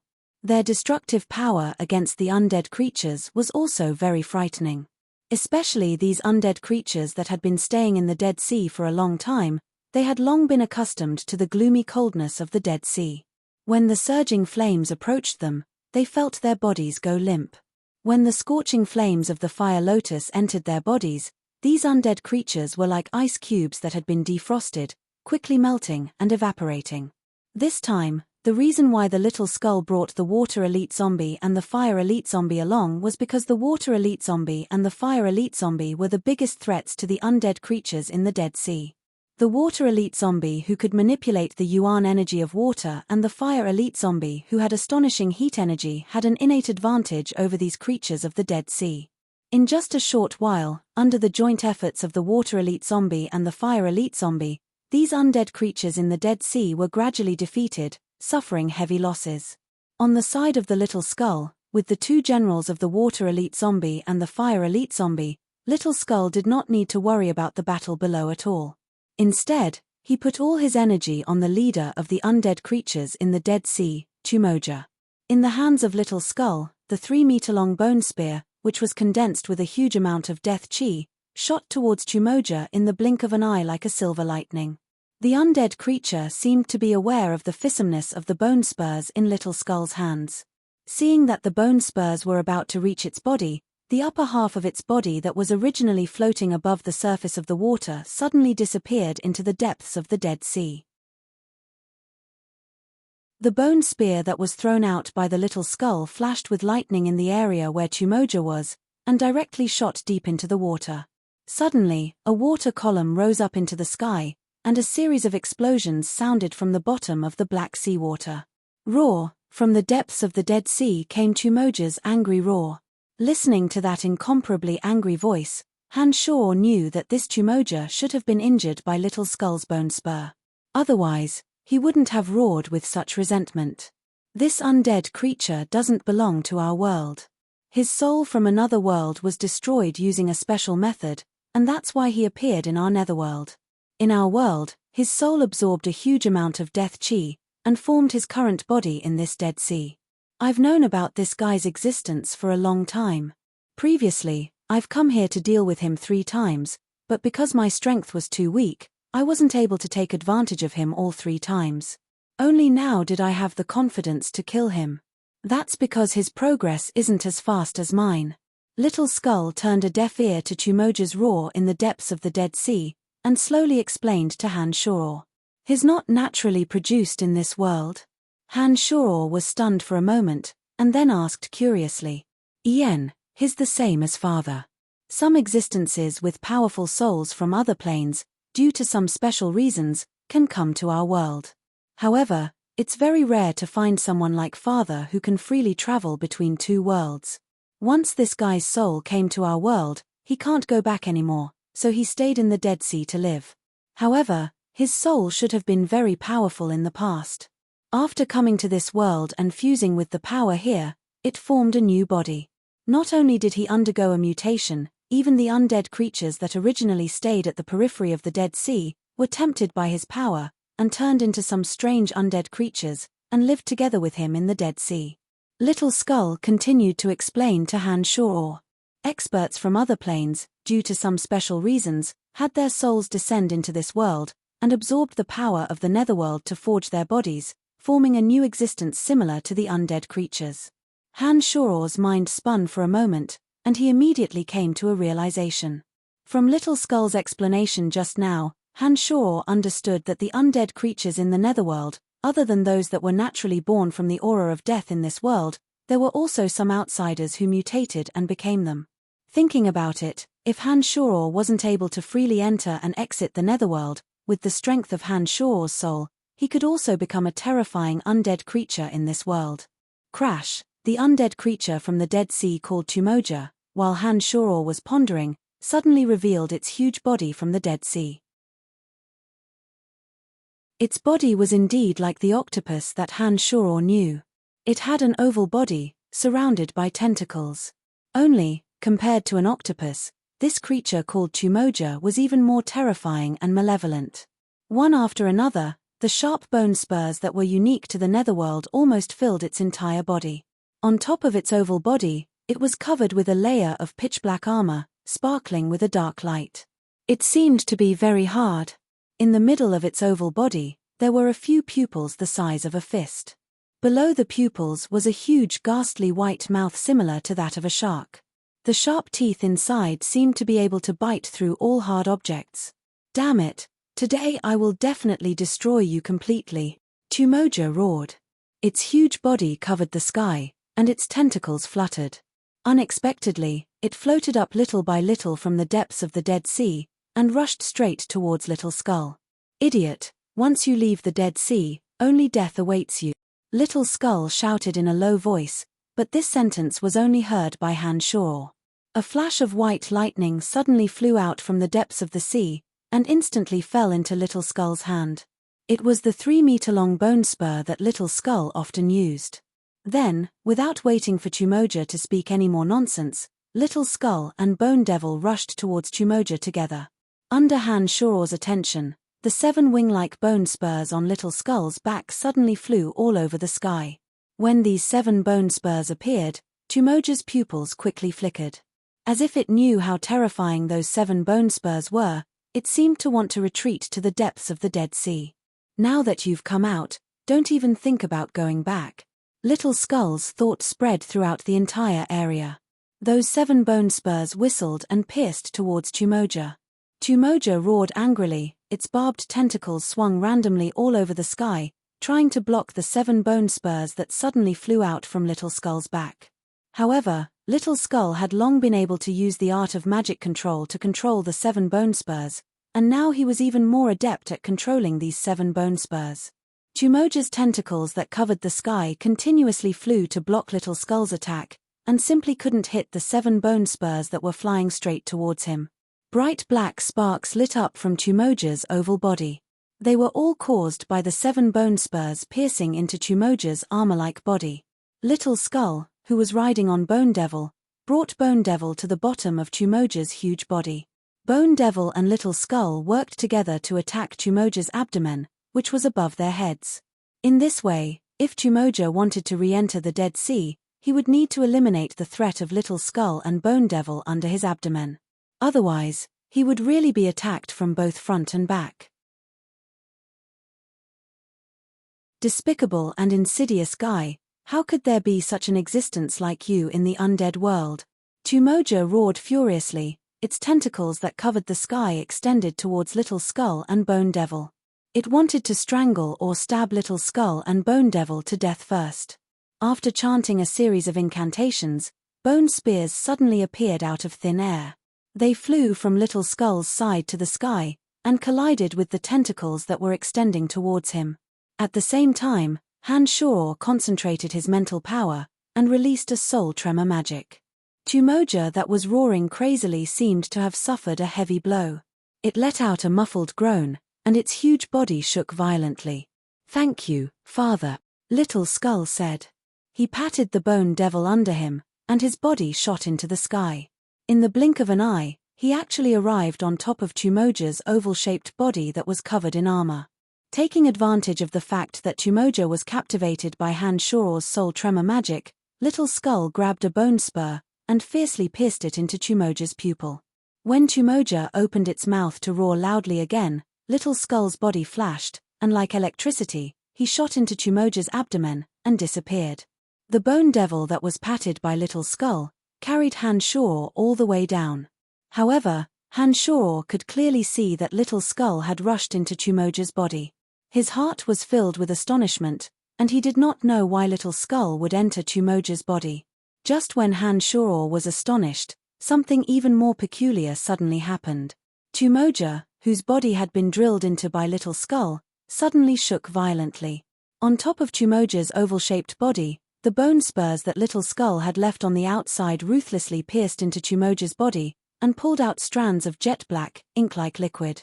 "Damn it, come out, come out." While Tumoja was struggling fiercely, it was still roaring endlessly towards the sky. However, Han Shoro could clearly sense that Tumoja's aura was getting weaker and weaker. Even its huge body was slowly shrinking, as if it had shrunk. On the contrary, Han Shoro could sense that the aura of Little Skull inside Tumoja's body was getting stronger and stronger, as if all of Tumoja's power had been absorbed by it. This process lasted for a very short period of time. Just when Han Shoro was in a daze, he saw Tumoja's body, which had shrunk after a single strike, suddenly inflated like a balloon. The few bone spurs that were inserted on Tumoja's body shone with a purple demonic light in front of Han Shoro. Strands of bizarre energy were extracted from Tumoja's body by the bone spurs. Pu. Tumoja's rapidly expanding body suddenly exploded when it reached its limit. Those thorny tentacles that were fluttering all over the sky flew apart in the midst of the body's explosion. The Little Skull inside Tumoja's body seemed to have been dyed with a layer of ink, and the pure white bones had turned into black crystals. "I surrender. I am willing to surrender to you." Tumoja, whose body was blown to pieces, finally gave up resistance. From that split oval body came the thought of surrendering. "Your body has already been shattered. You, in this state, are no longer of much value to me." The Little Skull responded to Tumoja's surrender and inserted all 7 bone spurs into Tumoja's body. Like blood vessels, the enormous soul power inside Tumoja's body was sucked clean through the connection of the 7 bone spurs. Tumoja's huge body, at a speed visible to the naked eye, quickly melted away. In just a short while, Tumoja, whose entire body's power was sucked dry by the Little Skull, did not leave a trace of his soul in this netherworld, and completely disappeared from the world. After the Little Skull destroyed Tumoja, the 7 bone spurs returned to his back. It was unknown whether it was because the 7 bone spurs had acted as a transmission link, but when the 7 bone spurs returned to his back, the 7 bone spurs actually grew a flesh membrane as thin as a cicada's wing. If not for Han Shoro's special attention, he would have really discovered it. It was precisely because of the existence of that thin layer of flesh membrane that the 7 bone spurs of the Little Skull inserted into his back were more like his wings. When the Little Skull, who had killed Tumoja, fell from a high altitude towards the Dead Sea with his pitch-black body, the 7 bone spurs on his back swayed for a moment. He immediately maintained his balance and steadily fell into the water of the Dead Sea. After flapping around in the depths of the Dead Sea for a while, when the Little Skull suddenly flew out from the water, the pitch-black body on his body had completely faded away, and his bones had once again regained their jade-white color, brimming with a dazzling luster. That disdainful aura that looked down on the whole world became more and more intense. Even from far away, Han Shoro could sense that the Little Skull's power was above all the other undead creatures in the entire region. Han Shoro knew, in this eastern region of the Dead Sea, there was no undead creature that was more powerful than the Little Skull. From today to the day after tomorrow, it might be like this. However, Little Skull will not stop updating. From today onwards, remember the chapters that you have missed out on. When you return home 3 days later, you will make up for the chapters that you have missed out on for the past few days. Brothers, please forgive me. Little Skull is ashamed and apologizes. Please forgive me.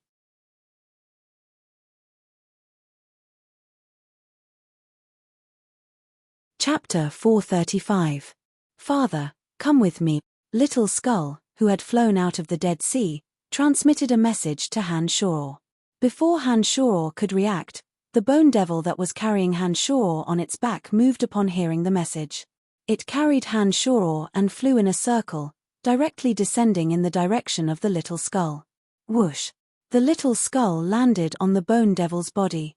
After being possessed by the little skull, the bone devil rushed straight towards the depths of the Dead Sea.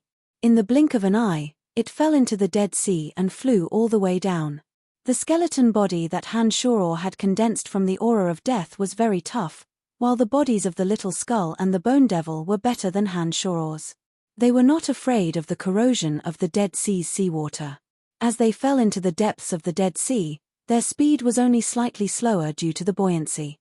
At a glance, the depths of the Dead Sea were all dark and gloomy. In this area, vision could not play any role.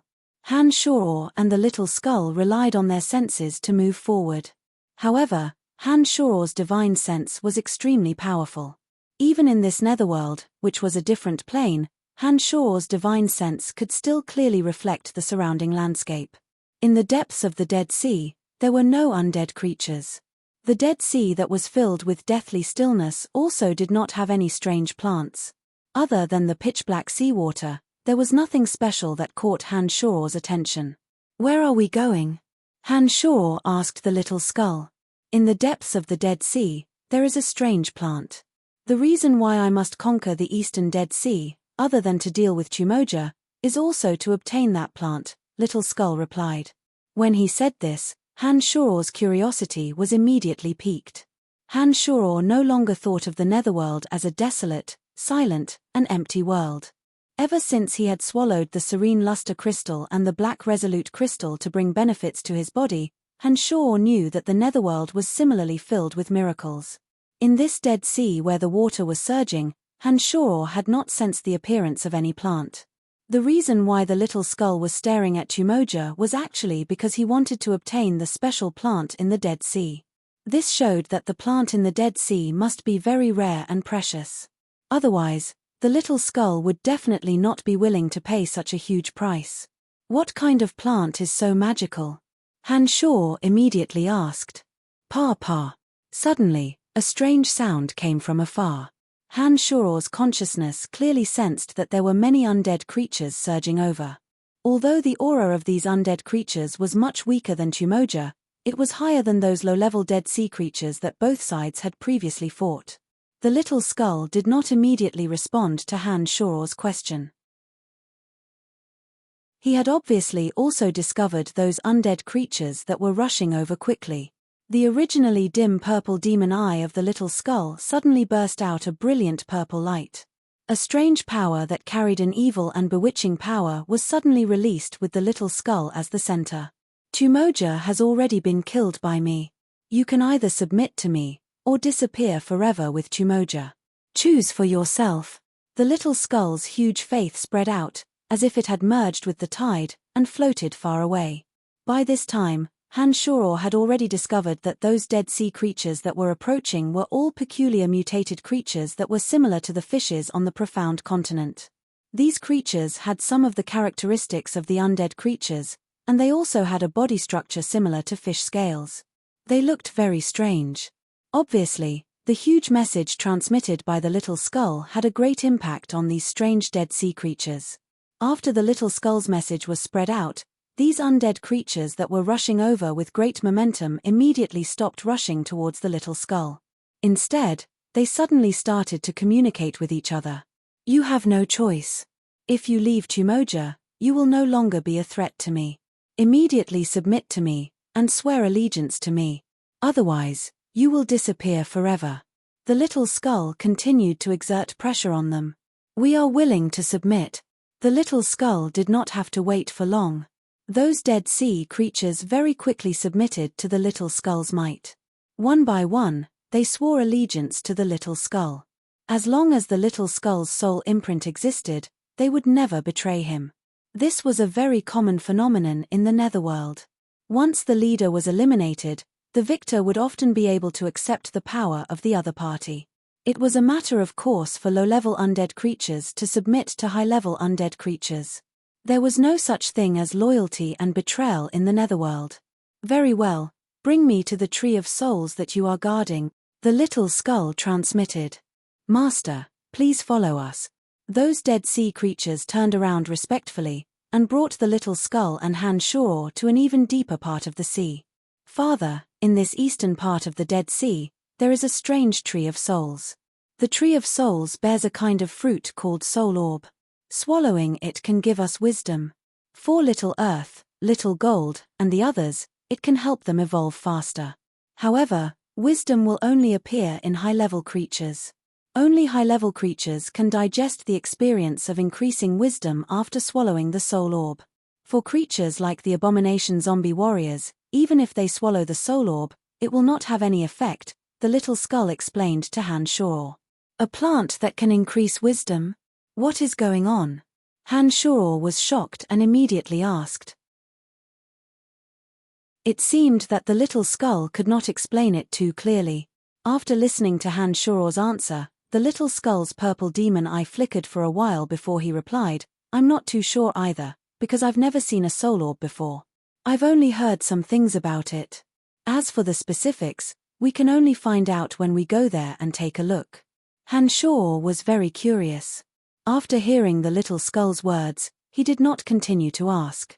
Instead, he used his divine sense to spy on the situation around him while silently guessing how the soul orb could increase the wisdom of the undead creatures. After a while, the group of undead creatures brought the little skull and Han-Shor to an area that was as dark as ink. All kinds of chaotic soul energy suddenly shot out in all directions, tangling with Han-Shor's divine sense. Han-Shor was shocked. This was the first time his divine sense had encountered this kind of power. The binding force on his divine sense made Han-Shor feel extremely uncomfortable. However, Han-Shor had cultivated demonic arts for many years and had some experience in using his divine sense. All of a sudden, his divine sense was cut off from the surrounding like a sharp sword. The power that poured into Han-Shor's mind was immediately eliminated or cut off. Not a single bit of soul energy could affect Han-Shor. Han-Shor turned his head to look and found that the little skull was also in a daze like the Bone Devil. It seemed to be stunned by the influence on the soul. Relying on the connection between Han-Shor and the little skull, a wave of divine sense suddenly rushed towards the little skull. The slightly dazed little skull immediately reacted after the thought of Han-Shor's divine sense entered. The purple demon eye shone brightly, and the dazed mood was swept away. Relying on the connection between him and the Bone Devil, the little skull once again rushed his power into the Bone Devil. The Bone Devil was also awakened by the little skull's call. Its huge body swayed slightly, and the Bone Devil's divine sense immediately transmitted out. Master, these newcomers didn't warn you about the situation here. They seem to be up to no good. The Bone Devil roared to express its anger. It flew towards a dead sea creature not far from its body. Before the dead sea creature could react, it chewed the dead sea creature into pieces. Master, please forgive us. We thought that you, who could kill Tumoja, would be able to easily avoid the power around the Tree of Soul Orb. We are sorry that we didn't warn you in advance. Those dead sea creatures were extremely terrified. They hurriedly sent a message to the little skull. Forget it, forgive them. PH, I think you just want to test my strength. I'll let it go this time, but if there's a next time, none of you will continue to exist in the netherworld. The little skull said. The Bone Devil stopped chasing after them under the command of the little skull. Those dead sea creatures just kept begging for mercy. At this time, the ink-like black seawater suddenly seemed to have disappeared. A strange tree with brown branches tangled together. Its rhizome was buried deep in the center of a rocky area. More than a dozen fist-sized oval-shaped gray fruits were hanging on the branches of this strange tree. The seawater around the tree was a blurry grayish-brown color. Segments of soul power that looked like memories filled all directions of the tree in an incomparably chaotic manner. They were like strands of streamers that flowed into the center of the tree, as if they were nutrients that the tree needed. Around the Tree of Soul Orb, there are some floating memory powers that the Dead Sea has absorbed. The tree of soul orb condenses those segments of emotions and memories into the body of the tree, forming soul orbs. These soul orbs can be consumed directly, allowing some slow-witted high-level undead creatures to possess higher intelligence. The undead creatures of the Dead Sea explained to the little skull. "Father, these are the soul orbs. Legend has it that they can increase one's intelligence. You can try it," the little skull explained to Han Shor. With great curiosity, Han Shor walked towards the tree of soul orb. He plucked a soul orb and placed it into his consciousness. He used the power of his consciousness to break the hard shell of the soul orb. All of a sudden, all kinds of messy emotions, including some memories and realizations, suddenly surged into the depths of Han Shor's mind. The soul orb was filled with a large amount of realizations. It was unknown if these realizations came from the undead creatures. Many of them were things that Han Shor could not explain. However, some of them were novel ideas that Han Shor had never heard of before. Just as Han Shor's mind was in a mess, a memory regarding the control and indulgence of desire suddenly leaped into Han Shor's mind. Han Shor, who was troubled by the difficulty of breaking through the carnal realm, fell into a state of stupor as if he had an epiphany.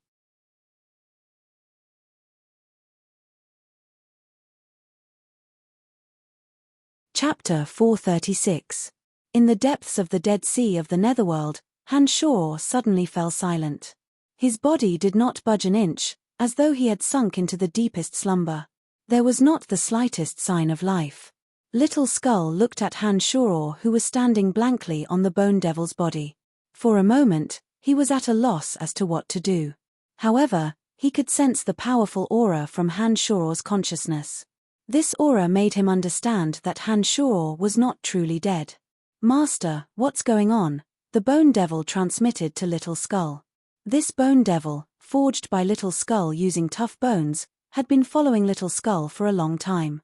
Little Skull's strength made him instinctively fearful.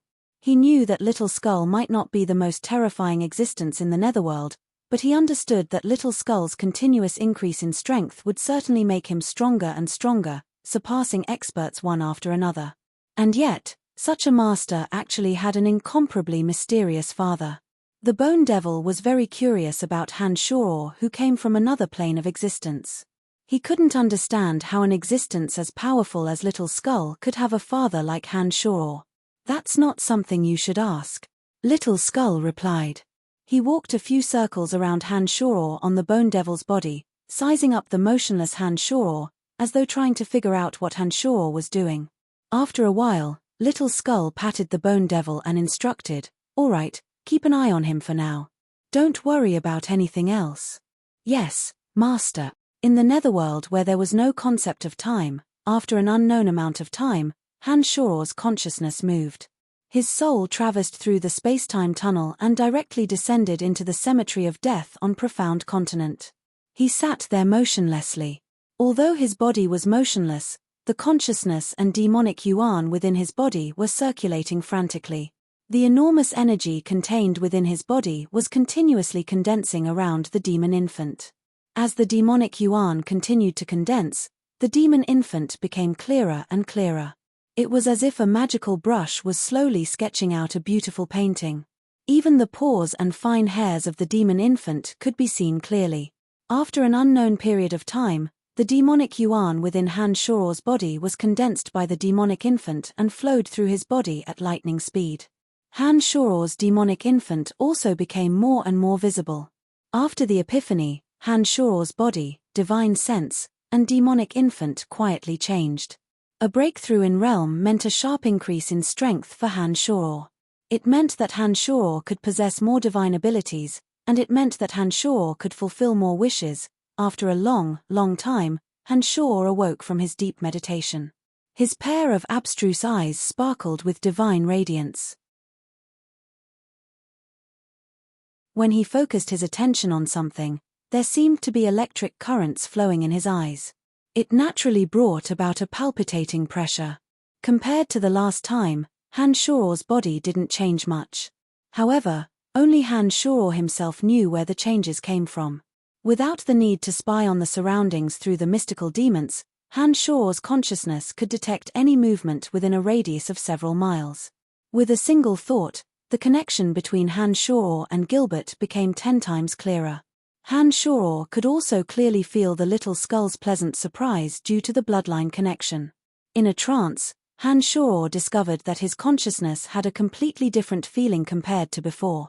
This feeling was extremely novel, and Han Shore enjoyed it with joy. Han Shore joyfully felt the difference in his body. Now that he was in the carnal realm, all kinds of desires came one after another, as if urging him to quickly fulfill the desires in his heart, allowing those desires that had been buried in the depths of his heart for many years to be released. After another period of time, Han Shore adapted to the new state of his body. After successfully practicing a few demonic arts, he finally opened the boundary of the Cemetery of Death and let Dark Dragon Gilbert in. "Master, my great master, you haven't called me for 3 years." As soon as Dark Dragon Gilbert entered the Cemetery of Death, he immediately yelled loudly at Han Shore. "What? 3 years?" Han Shore was greatly shocked. He lightly cried out and immediately asked Dark Dragon Gilbert. "Correct. To be precise, it should be 3 years and 4 months.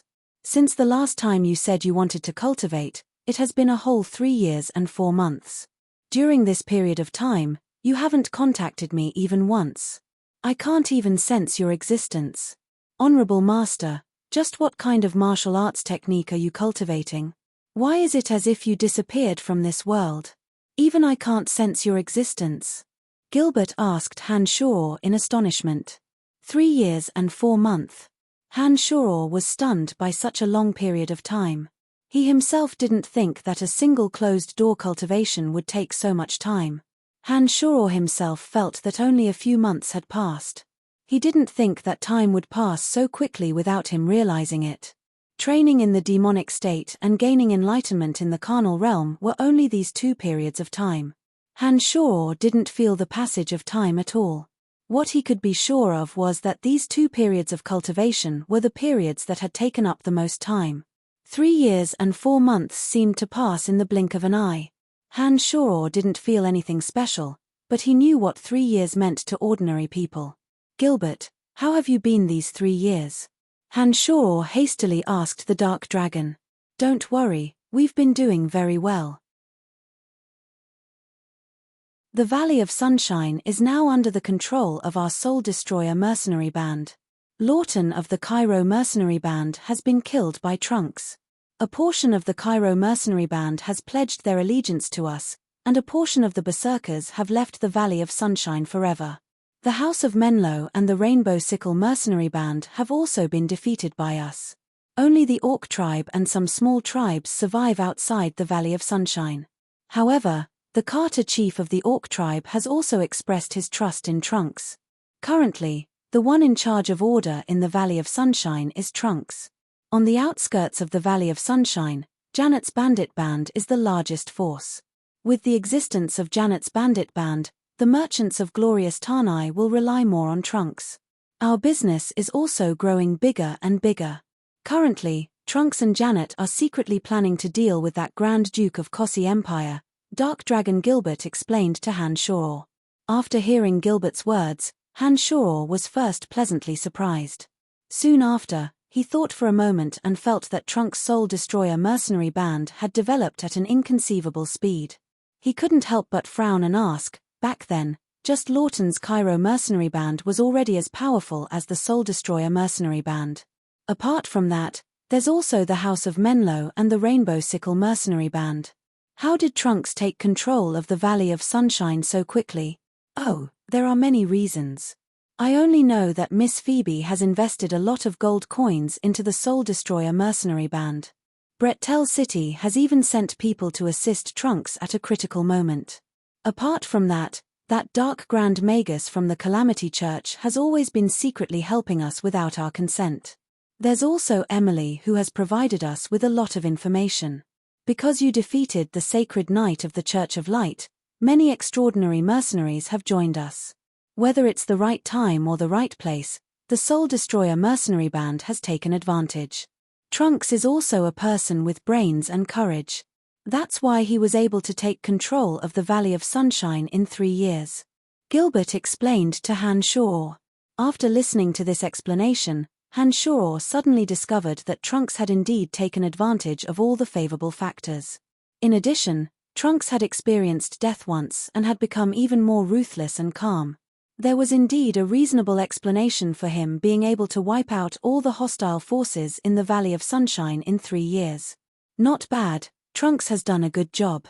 Oh right, how is the current situation in the Lancelot Empire? Han Shoror first praised Trunks, then immediately inquired about the current situation in the Lancelot Empire. Lawrence has become the new emperor of the Lancelot Empire. He is an extraordinary king. Under his leadership, the rebellion in the Lancelot Empire was quickly quelled. Before other countries could invade the Lancelot Empire, Lawrence had already stabilized the internal affairs and strengthened the strength of the army. Oh, right, Lawrence has taken great care of Brettel City.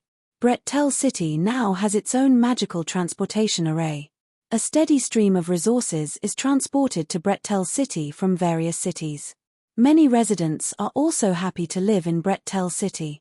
That war maniac called Dorcas has become the hottest general in the Empire.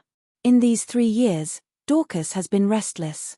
He has taken advantage of the 7 Grand Duchies at war to burn, kill, and loot the 7 Grand Duchies, raking in a lot of wealth for Brettel City. He is a war maniac like Firenze and has never stopped invading the 7 Grand Duchies for a single day. However, this fellow has a very good grasp of the situation. The 7 Grand Duchies have yet to unite and attack Brettel City. With Gilbert's introduction, Han Shoror slowly gained a certain understanding of the current situation in Lancelot Empire. From Gilbert's words, Han Shoror learned that all the people and forces that were on good terms with him had been put in important positions due to Lawrence's control. Lawrence attached great importance to Han Shoror's existence. He did not mistreat Han Shoror's people just because he wasn't around. Instead, he used all means possible to rope them in.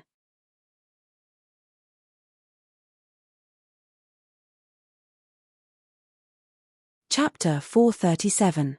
3 years was neither long nor short, but it was enough for a city to change a lot. The originally barren Brettel City had long since become a prosperous city in the eastern part of the Lancelot Empire. With Brettel City as the center, many workshops for weapons and protective gear emerged from the 5 surrounding mines. All kinds of civilian and military weapons were forged from the 5 mines. Not only were they sufficient for the soldiers and civilians of Brettel City, they were also sold to the 7 Grand Duchies and the major cities of the Lancelot Empire. Walking on the streets of Brettel City with Gilberto, looking at the endless stream of people and the dazzling array of shops on both sides of the street, Han Shoror found it hard to imagine that this was the same dilapidated city from before. This time, Han Shoror and Gilberto returned to Brettel City. They didn't use the transportation matrix in the Cemetery of Death, but used the magical transportation matrix in Zajoski City to directly reach Brettel City. Han Shoror wanted to test if the transportation matrix in Brettel City was as good as the one in Brettel City. Han Shoror was very satisfied with the result. Master, that magical transportation matrix just now was personally set up by Space Sacred Magus Lord Sabakas. It can lead to any city in the Lancelot Empire. However, we can directly use the transportation matrix in the Cemetery of Death to enter Brettel City. Why do you insist on taking the unnecessary step? Black Dragon Gilberto asked Han Shoror.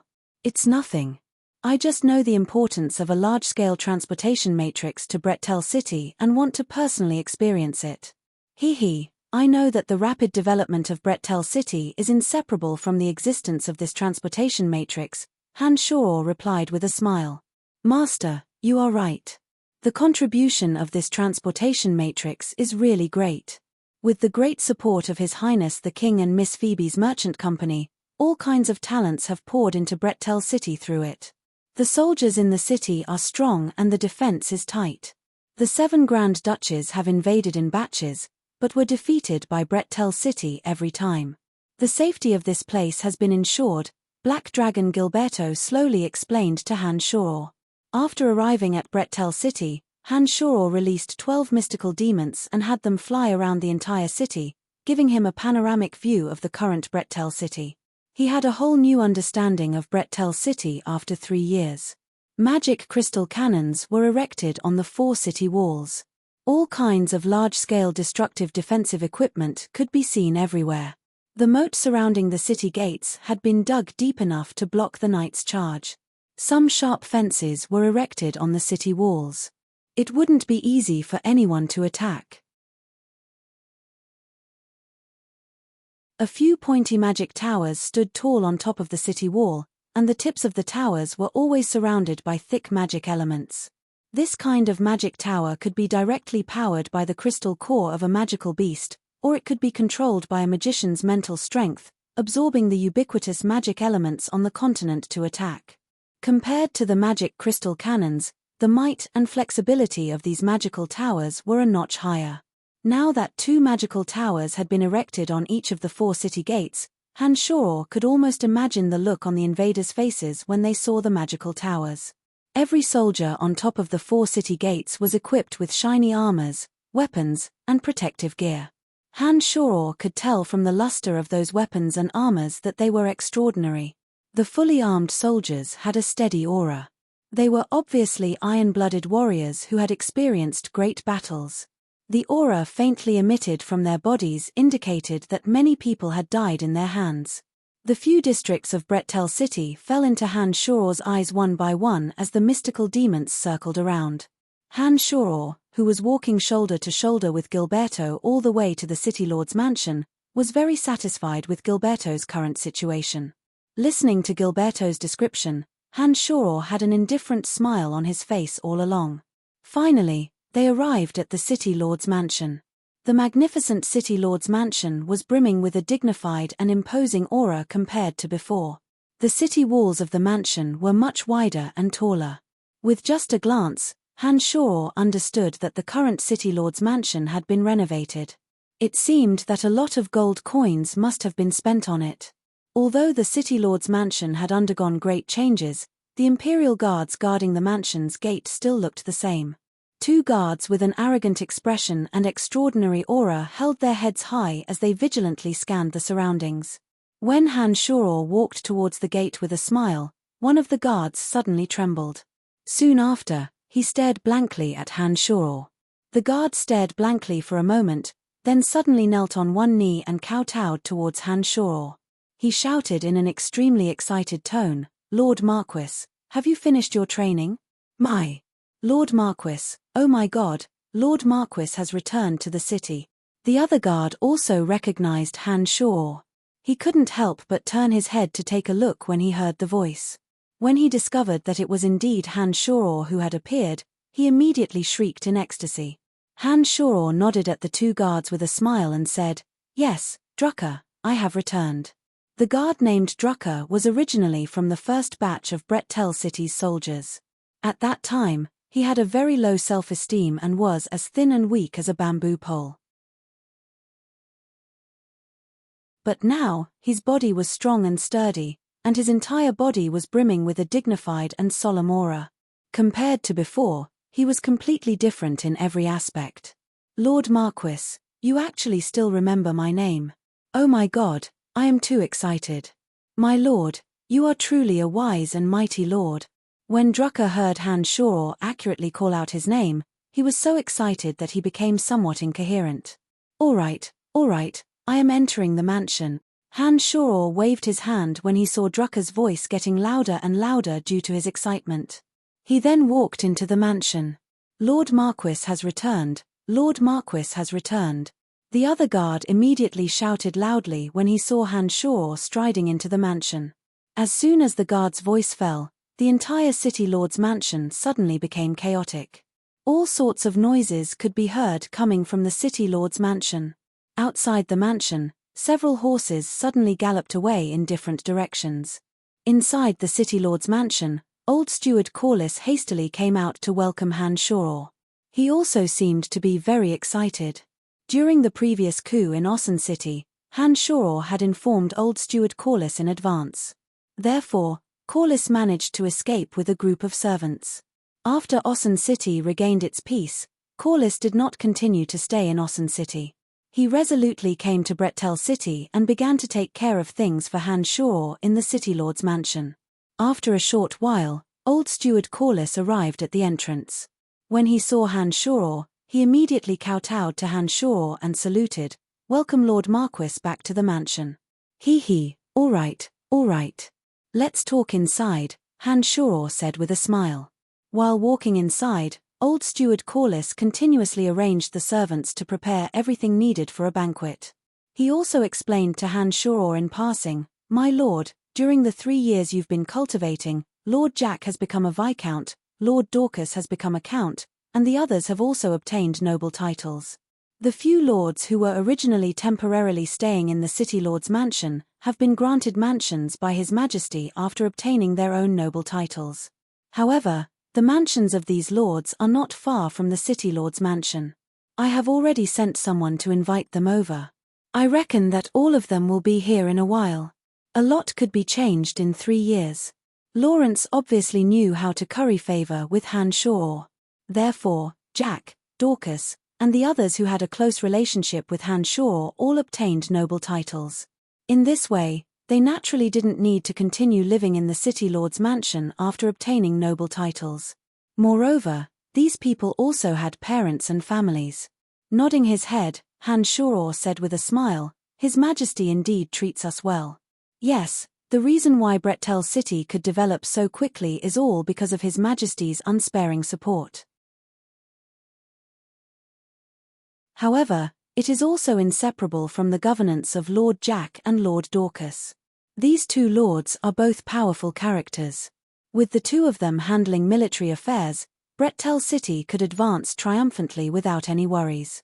Corliss didn't forget to put in a good word for Jack and Dorcas. Han Shoror had already learned all of this from Gilberto. He had a clear idea of Jack and Dorcas' political achievements. One of them was a civil official, the other a military official, and held great power in Brettel City. Jack handled the government affairs and finances, making Brettel City's economy and various fields more and more prosperous. Dorcas, on the other hand, wielded great power in the army. Not only did he make Brettel City impregnable, he also vigorously attacked the 7 Grand Duchies and fished up a lot of huge profits from them.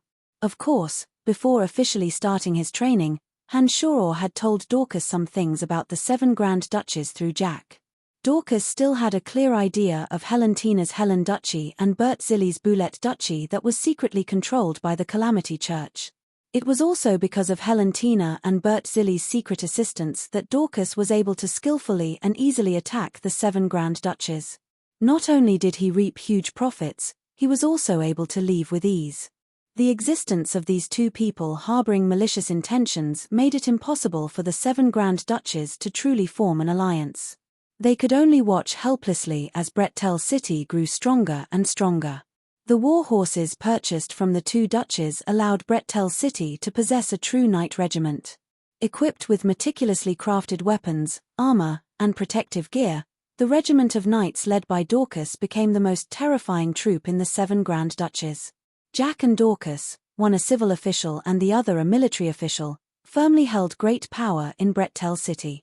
In addition, Darkmantle's Dick, with great financial support, spread the Darkmantle's influence throughout the 7 Grand Duchies like a spider's web, providing the two with accurate and vast intelligence information.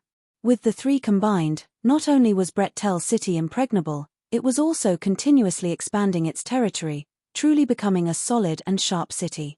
Through our Brettel City, many goods from the 7 Grand Duchies circulate to the Lancelot Empire. Some of our Lancelot Empire's goods also enter the 7 Grand Duchies. Many nobles in the 7 Grand Duchies have also acknowledged the culture of our Lancelot Empire. Although our relationship with the 7 Grand Duchies has always been that of enemies, the merchants only care about profit. Our Brettel City has always been friendly to merchants.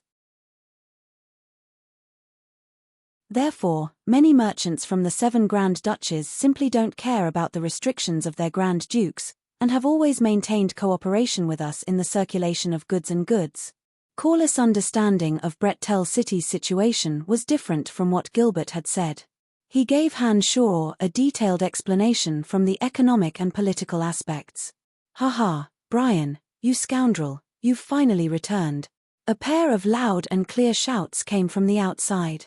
Jack chuckled as he walked in with a bashful young girl, full of vigor. 3 years had passed. Little Fatty Jack had become Big Fatty Jack.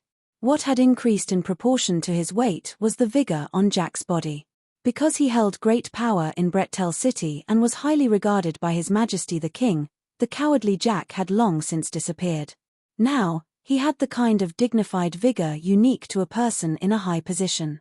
Han Shoror and Jack had been friends for many years. When he heard Jack's familiar laughter and scolding, he felt warm in his heart. He walked towards Jack and looked at Jack's well-tailored noble attire.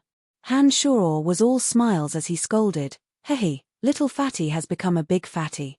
Not bad, not bad. It looks like you've been eating well these past 3 years. Get lost. You bastard, not caring about your own city and leaving everything to us. You almost tired me to death. Now that you've returned, not only did you not comfort me, you even said that I've become fat. You're really inhumane." Jack glared at Han Shoror and scolded with a smile. "This is..." Han Shoror cast a glance at the bashful young girl Jack was holding and asked with a smile. "This is Jessica, I've mentioned her to you before." Jack winked at Han Shoror and proudly introduced her to Han Shoror. "Oh, I remember now. Hey, nice to meet you." Han Shoror remembered that the reason why Jack wanted to stay in Brettel City was because of this girl named Jessica. Now that Han Shoror saw that Jack had brought the beauty home, he was sincerely happy for him. Jessica was obviously a little reserved when facing Han Shoror. She shyly and respectfully bowed to Han Shoror, and said with a little fear, "Greetings, Lord Marquis." "My lord, you've finally returned." Dorcas walked in from outside. Compared to before, Dorcas hadn't changed much. It was just that there were more traces of hardships on his face, making him appear more calm and seasoned. Dick, Fork, and a few other mountain chiefs also arrived one after another. Everyone gathered together. Under the guidance of Steward Corliss, they went to the banquet hall and drank to their heart's content. The few people who were in charge of everything in Brettel City once again explained the situation of Brettel City to Han Shoror.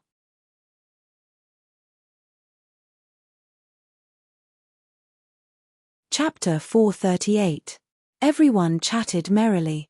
Dorcas and Jack introduced the current situation of Brettel City to Han Shoror in detail. Dorcas and Jack naturally wouldn't hide anything from Han Shoror and told him everything. Gilberto must have frequently visited Brettel City in the past 3 years. He seemed to be very familiar with the people here. At the banquet, he was talking cheerfully and wittily with Dick and the others. He wore a straightforward smile on his face and appeared very calm. From Dorcas and Jack's words, Han Shoror learned more about the difficulties Brettel City had encountered. He understood that under the seemingly limitless glory, there were also hidden dangers within Brettel City. The current Lancelot Empire was stable internally. Lawrence wielded great power and authority. After a round of cleansing, there were no longer any voices of resistance within Lancelot Empire. Therefore, what Lancelot Empire faced was no longer internal problems, but the threats from the surrounding countries.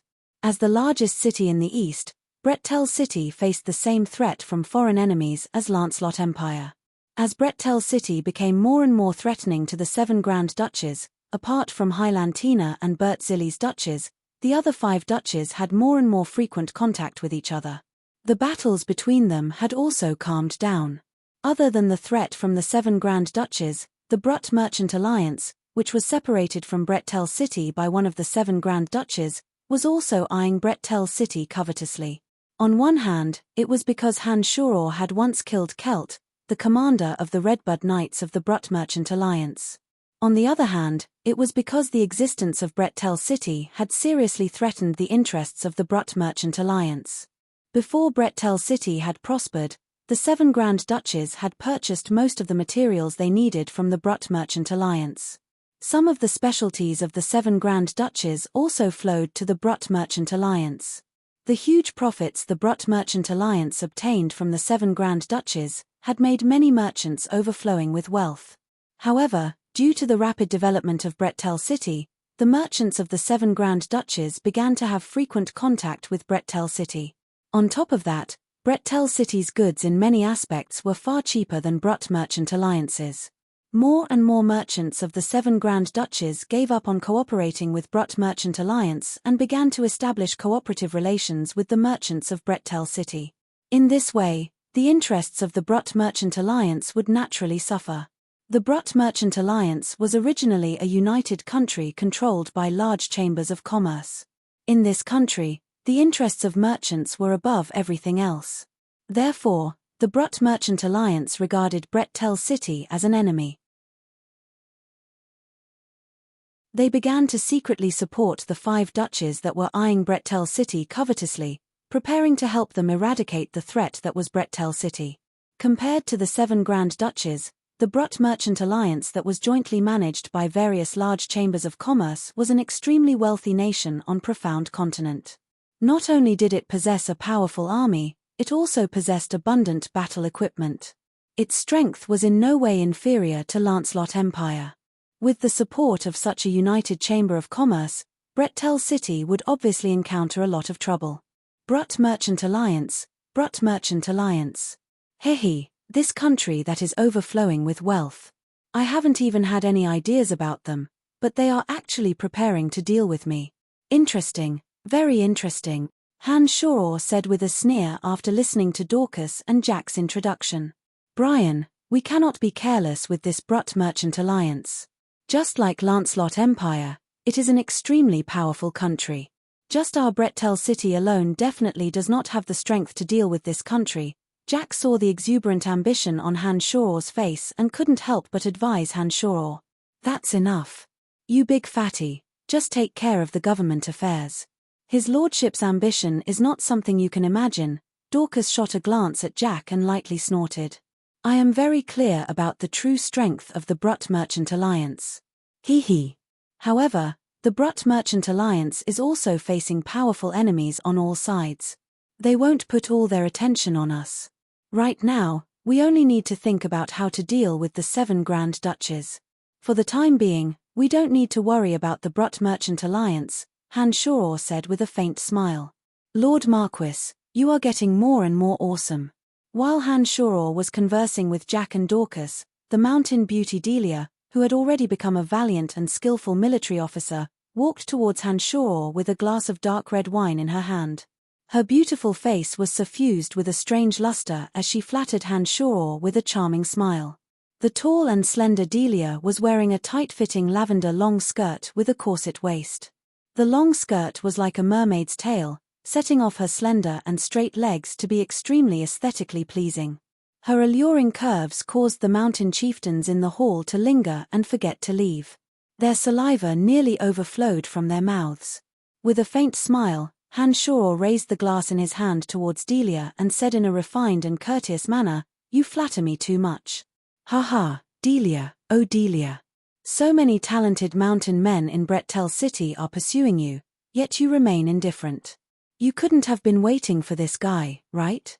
It seemed that Jack had become very familiar with them in these past 3 years. When he saw Delia coming, he chuckled and teased her. Delia pursed her lips and chuckled. Her bright eyes lingered on Han Shore's body for a while before she said to Jack, "Lord Jack has such good eyes. You even saw through this." "Oh, it's true. Ha ha. But Delia, you're going to be sad. This guy has a lot of women around him. I reckon you won't have a chance. You must have heard of those 3 powerful women. Brian won't dare to continue his womanizing," Jack said to Delia with a beaming smile. "That's not necessarily true. For a man like my lord, as long as he has the heart, there shouldn't be any woman who can restrain him." "Hehe, my lord, am I right?"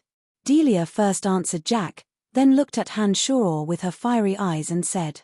Last time when they came down from Mount Silk, Delia had revealed her feelings to Han Shore. The mountain people had always been straightforward, and Delia was especially so. Once she had set her eyes on a target, she would strive for it with all her might. She didn't hide anything at all. Her way of doing things was very straightforward. When Han Shore saw Delia again after 3 years, he thought that Delia already had someone she liked. He didn't expect that she was still single. From Delia's fiery eyes, Hanshaw vaguely understood one thing. The sexy and wild Delia was the #1 beauty of the mountain people. For Hanshaw, who had entered the carnal realm, she held an indescribable allure. Cough. I don't have feelings for just anyone. Hanshaw looked at Delia, who was staring straight at him with her bright eyes, and said with a smile. Jack, who was originally joking with Delia, couldn't help but carefully look at Delia at this moment. The current Jack had tempered himself in the political arena for 3 years. His eyes were very sharp. He could see the fiery passion in Delia's eyes at a glance. Suddenly, Jack understood. He realized that his joke was probably the truth. While he was envying Hanshaw's good luck, Jack also couldn't help but worry for Hanshaw. He knew some of the things that happened in Ocean City last time. He also understood the background and ability of those 3 women. In addition, Jack also knew that Hanshaw was indeed not an honest person. With Delia's superior qualifications, if she were to disregard everything to seduce Hanshaw, Jack didn't need to think to know what would happen. As the #1 beauty of the mountain people, Delia was a very influential figure in the hearts of some mountain people in Brettel City. Once she had any disputes with Hanshaw and the 3 women by Hanshaw's side, it would definitely affect those mountain people in Brettel City. Jack had already begun to secretly estimate how great the impact would be. Then what does his lordship think of me? If his lordship is interested in me, I won't be able to resist his lordship's charm. Delia continued to say to Hanshaw with a light smile, but her tone already carried a strong hint. Ahem, ahem. Dorcas lightly coughed twice. He knitted his brows and said to Delia in a displeased tone, "We are in the middle of a conversation. If there's nothing else, go take a stroll somewhere else." Even Dorcas, who was relatively slow in this aspect, could hear some other meaning from Delia's words. Dorcas immediately reacted after receiving Jack's hint, and rebuked Delia. As Delia's superior, Dorcas possessed supreme deterrence within the army of Brettel City. Even Delia, who had always been bold and unruly, was somewhat fearful of Dorcas. When she saw Dorcas rebuking her with a displeased expression, she really thought that they had some important matters to discuss. Only then did she apologize to Hanshaw and the other 2 and left. However, before she left, she turned her head to look at Hanshaw once more. Her eyes were filled with provocative seduction and temptation. "Brian, you have a beautiful and tempting troublemaker. I don't know if I should be happy or worried for you." When Delia left and only the 3 of them were left, Jack looked at Hanshaw and teased. "Just mind your own business. You don't need to worry about me. I know what I'm doing." Hanshaw smiled and raised his cup to Jack. After he finished speaking, he finished the rest of the wine in his cup. He then said to Dorcas and Jack, "I need to leave Brettel City for a while to take care of some matters. However, I won't be gone for too long. His lordship can leave at ease. We will take good care of Brettel City." Dorcas immediately expressed his attitude respectfully. "You've been gone for 3 years and Brettel City has been fine. The current Brettel City will continue to function without you. Just go and do what you need to do," Jack said smilingly. Hanshaw nodded and did not say anything else.